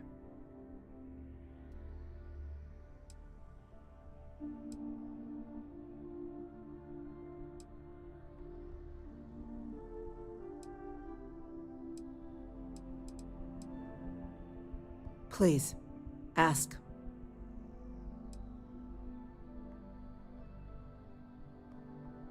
I can field this one. While intimidating creatures, certainly, Asylees are docile unless provoked. They're honestly closer to oversized mobile scanners than deadly predators. The concern is that, while all proposed methods will be long-term efforts, the Asylees are the slowest. Slow to breed, slow to deploy.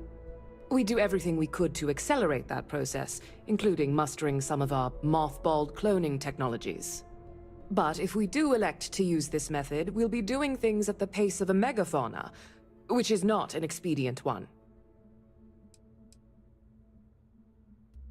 Infinitesimally low. But not zero.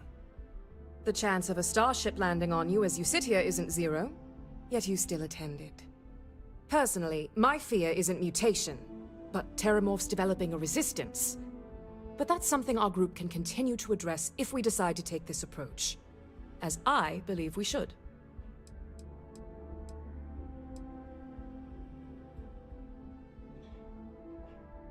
This won't work without them. Exactly right, ma'am. The Interstellar Affairs Office has already begun reaching out to worlds throughout the settled systems, informing them of the risks we're all facing, and that the UC has a plan to prevent what happened on New Atlantis from happening elsewhere. Thus far, the response has been overwhelmingly positive. The spirit of mutual cooperation displayed between the UC and the Freestar Collective in managing the Terramorph data set a good tone for the work we're doing, Captain. We expect we'll hit some resistance, but our office has plenty of carrots and sticks to ensure the program's widespread success. The responsibilities will be spread across multiple branches of the UC. Research and day-to-day administration will be handled by a new group under the Science Division. All diplomatic concerns and coordination will fall to Chief Yassine and Interstellar Affairs. But most of the actual on-the-ground work, that'll be handled by the Vanguard.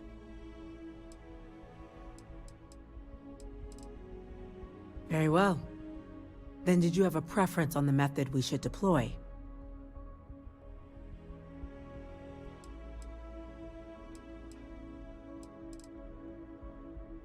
I'm in full agreement. No need be delving into unpredictable sciences. Here's hoping they'll be kept on a short leash. That, madam, is most certainly the plan. Order, please. And Major Sinan? Dr. Walker, you'd find this acceptable? We trust the captain's judgment. Then the matter is settled. We'll begin the process immediately.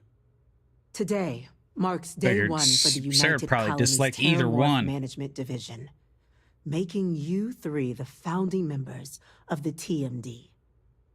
As befits such a group, the Cabinet wanted to display its gratitude. Today, we will be adding 3 new Class 1 citizens to our ranks. Class 1? For the 3 of us? Are you joking? What he means to say is, thank you, ma'am. Oh, yeah. Thank you, ma'am. It's a status reserved only for those who've dedicated their lives to the United Colonies, or done great things for its cause. Class 1s enjoy an ample credit disbursement, an additional reduction on the cost of colonial goods. And I'm told the penthouse is rather impressive. You all have earned it. Now, there's much to be done. Major Sinan, Dr. Walker, I hope you two are willing to continue your efforts spearheading the TMD's research on Mars. We'd be honored, ma'am. And as a member of both the Vanguard and the TMD, I believe you, Captain, will have your pick of duties. Speak to your commander, Tuala, if I recall correctly. He should be able to provide you with assignments going forward, plus help you collect the benefits that come with being named Class 1. On behalf of the whole of the United Colonies, you have our sincerest gratitude. This meeting is adjourned.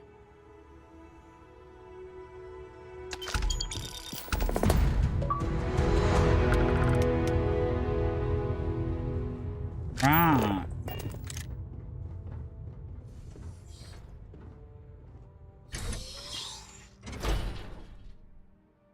Big mission done.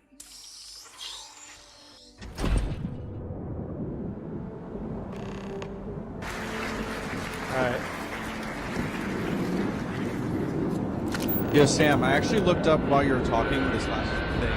I actually looked up, and Harvard just released something about a year and a half ago. They did another study. People who whiten their name on resumes have, for black people, a 15% chance more to get a callback, and Asians about a 10% more chance. So it even goes back to names, it goes to race, like it's all these things are connected. So, for going by Peter is infinitely better than, I mean, not infinitely better, because whatever, who cares? You don't get called back. I mean, I don't know, you know what I mean? But it's one of these things. So,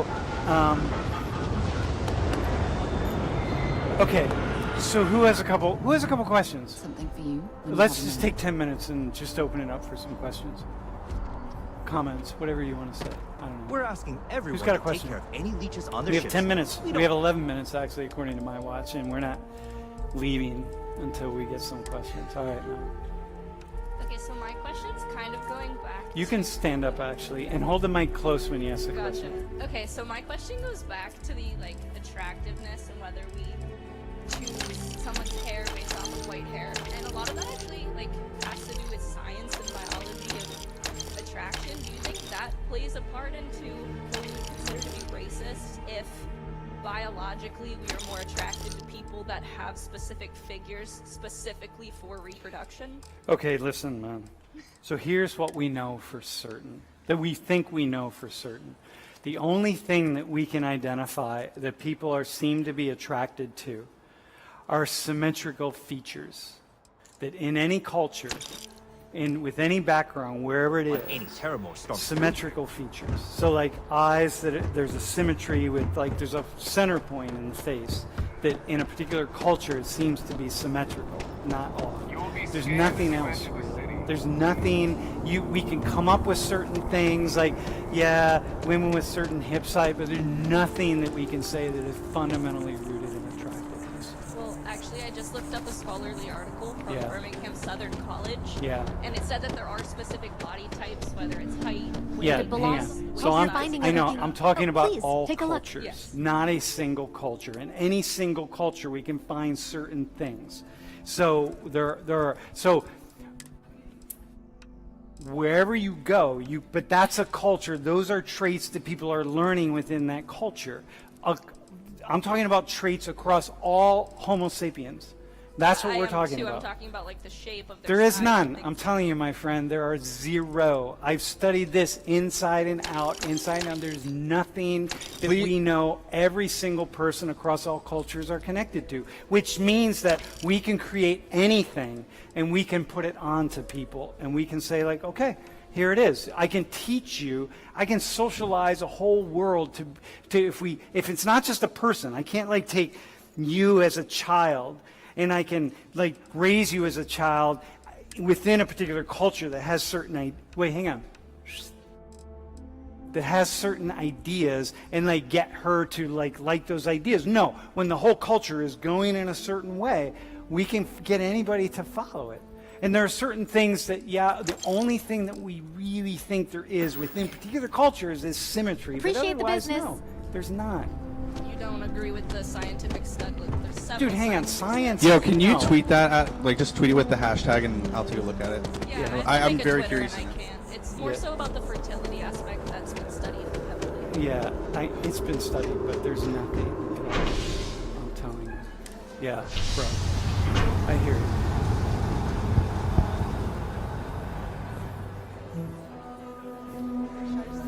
Yo, hang on, go ahead. Okay. A comment that caught my attention was when you were at the front and you made the comment that it seems like everyone who comes to the front is gay. and I was wondering why you think it's less likely for straight boy students to volunteer to come to the front. I don't, actually. I was just going back to that one day. Remember that one day when we had 3 people in a row who were all gay? And I said, my God, is the whole class gay? Yeah, no, I don't, actually. I don't think there's any correlation between people being gay and being willing to talk. Although, I don't know, Jeff, is there, my friend? How the hell would I know? Dude, yeah, I don't know. Perhaps All right, anything you bro. might be interested in. One of the questions that was I'm brought up afraid, in due to the recent World in Welcome to Conversation UC last week was someone made the comment that you shouldn't be allowed to certainly. talk about like black issues because you're not black. And then one of the TAs popped the question out that if you were black, but you didn't experience any racism or oppression, Yeah. would you still be allowed to talk about racism and oppressions on blacks? And the same person that made the comment said you still should be allowed. And I Wait. just was, I was curious to see how you feel about Wait, that. so hang on a sec. So the idea that somebody said was maybe I shouldn't be allowed to talk about issues related to black people because I'm not black? Yeah, that's what they said. I didn't say I agreed with it. No, I got that. Yeah. Honestly, I'm not even really sure how to respond to that. If we limited ourselves in that way, I would be able to talk about mostly straight white men in their 50s with graying hair who are able-bodied and professional who grew up in Ohio in the United States. That would be like it. Yeah, and then my counter question would be like, well, if you were black, by that same logic, would that mean that you aren't allowed to talk about white issues Exactly. then? That would be the same logic. You can talk about anything. I couldn't talk about sociology. Like I couldn't talk about anything.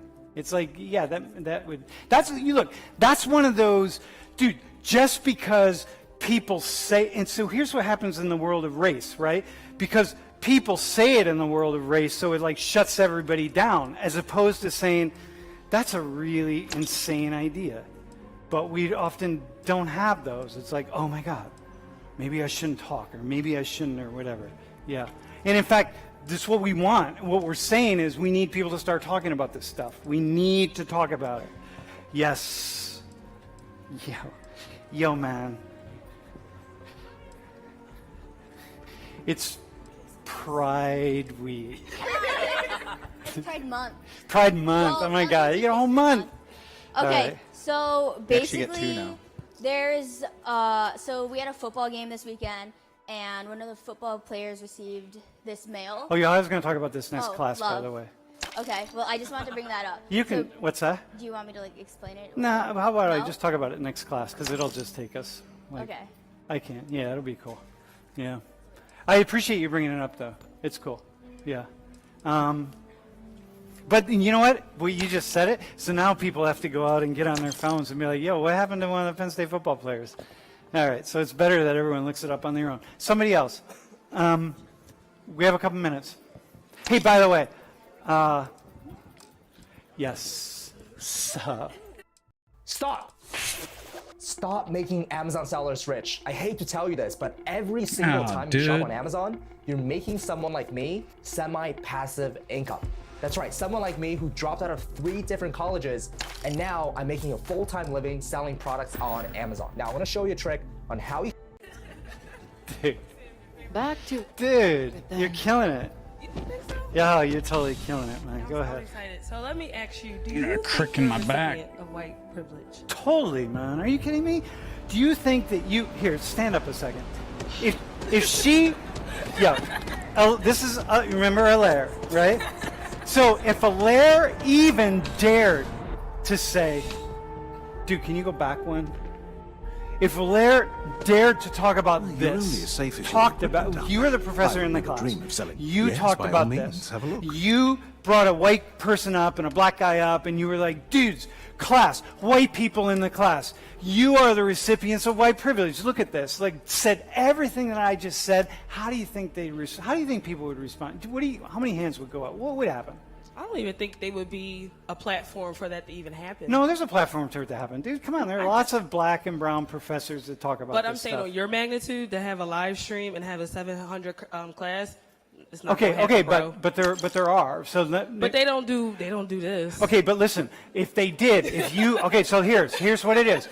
But imagine you did do it. Imagine you came in as a guest speaker. Okay. And you said that. What do you think would happen? I would be called down to ethics and No, you wouldn't have that. You would be called down by people going like, "Hey, excuse me, Professor. What's your last name again?" I don't want to disclose. Professor Allaire. Professor Allaire. Wait, where'd you get those data from? I want to see that study. I want to know how many people are we talking about? Like, hang on a minute. I don't really it'd be one thing. They start questioning how you know this, how you did it, how you agree did with that all that stuff. And it's not happening here. Right? So Might it's say like, okay. that one Okay. just for shits and No, but you but she shut her didn't down. question me. Sam, she came with facts, and you were like, "Nah, I do this. I do this for real." All right, hang on. All right, hang on. Let me respond to that. Listen. Hang on. So anyway, I agree. I have privilege to do it. Listen, can I come back to you on this? Listen, can I come back to you? All right. Here's the deal, right? So I want to say this to you because I'm really comfortable being questioned. I want to be questioned because you notice I don't put I put some studies out and I'm careful about the studies, but I'm not just throwing stuff around, right? So, look, beauty and attractiveness and what Homo sapiens are fundamentally attracted to. Homo sapiens, right? So we're talking about 250,000 years of what is our species walking upright and what we're attracted to and what we're not. There are speculation that, hey, maybe men are more attracted to women with a little bit wider hips because it means they're more likely to give birth successfully and one thing after another. All of it is speculation. There is no causality. You get it? There's nothing. Yo, hang on. I'll be done. Give me 30 seconds. 30. Do I got 30 seconds? We cool? Dude. It's not possible to go back 250,000 years and find definitive causality. So we don't know that. We absolutely don't know that for 250,000 years across all cultures that there's one single thing that everybody's attracted to. And so we can study it, but we don't know that. Yes, ma'am. That being said, so with science you can actually have physical laws that prove things like that. Would you not agree that Yeah, but not this. humanities, it's even more so? Okay, hang on. We'll come back to it. Listen. What you're talking about is the mix. It's not. First off. Yo, stream team, turn the music off.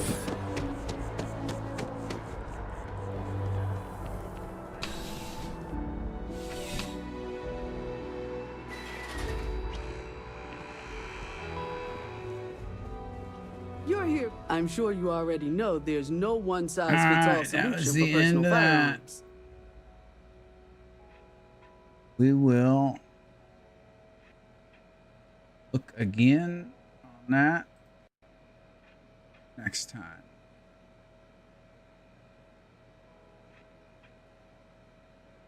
Find another one to do next time. We'll finish up here. Please, take a look.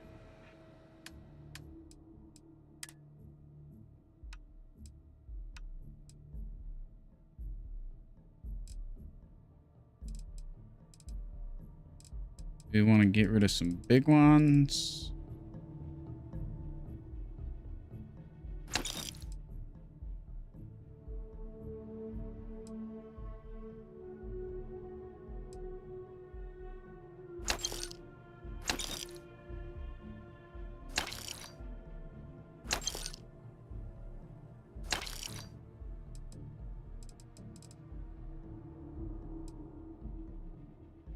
I think I got one of those. Let's just get rid of one of these.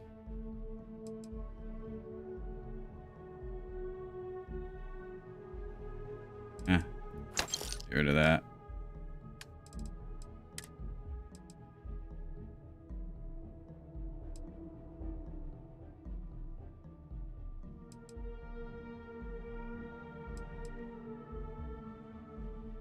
It's an advanced urban eagle. Ooh, there's an advanced Big Bang.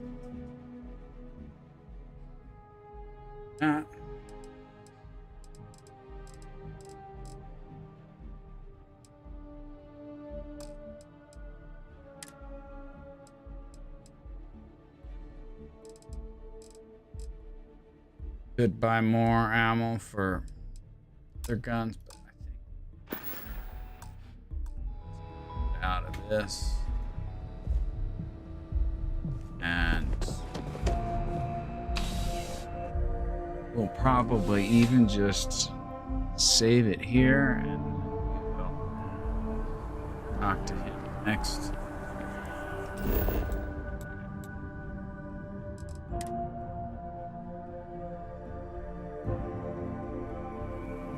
It's 3 o'clock. I need to get to bed.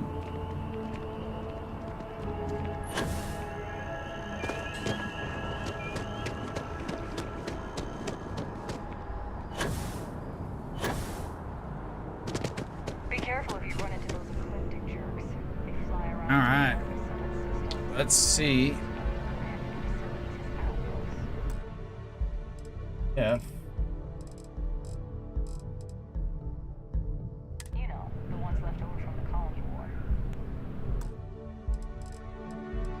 See who we got to raid. We got a couple of people here on Twitch. Pallet boxes on Starfield. Got a chunk of people.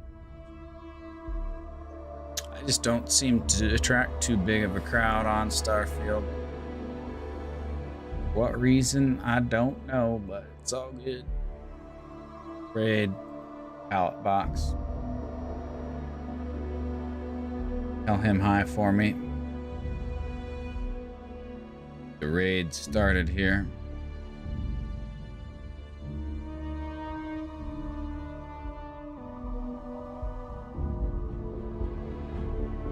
After we get done with these commercials here. Right there he is.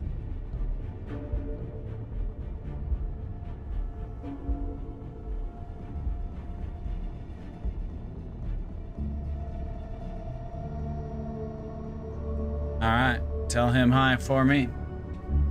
Raid pallet box. Got a bunch of people watching. Catch you guys tomorrow. We'll do some more listening as long as you guys don't tell me you want me to shut it off. I think it's something good to do and we don't have too many people in here.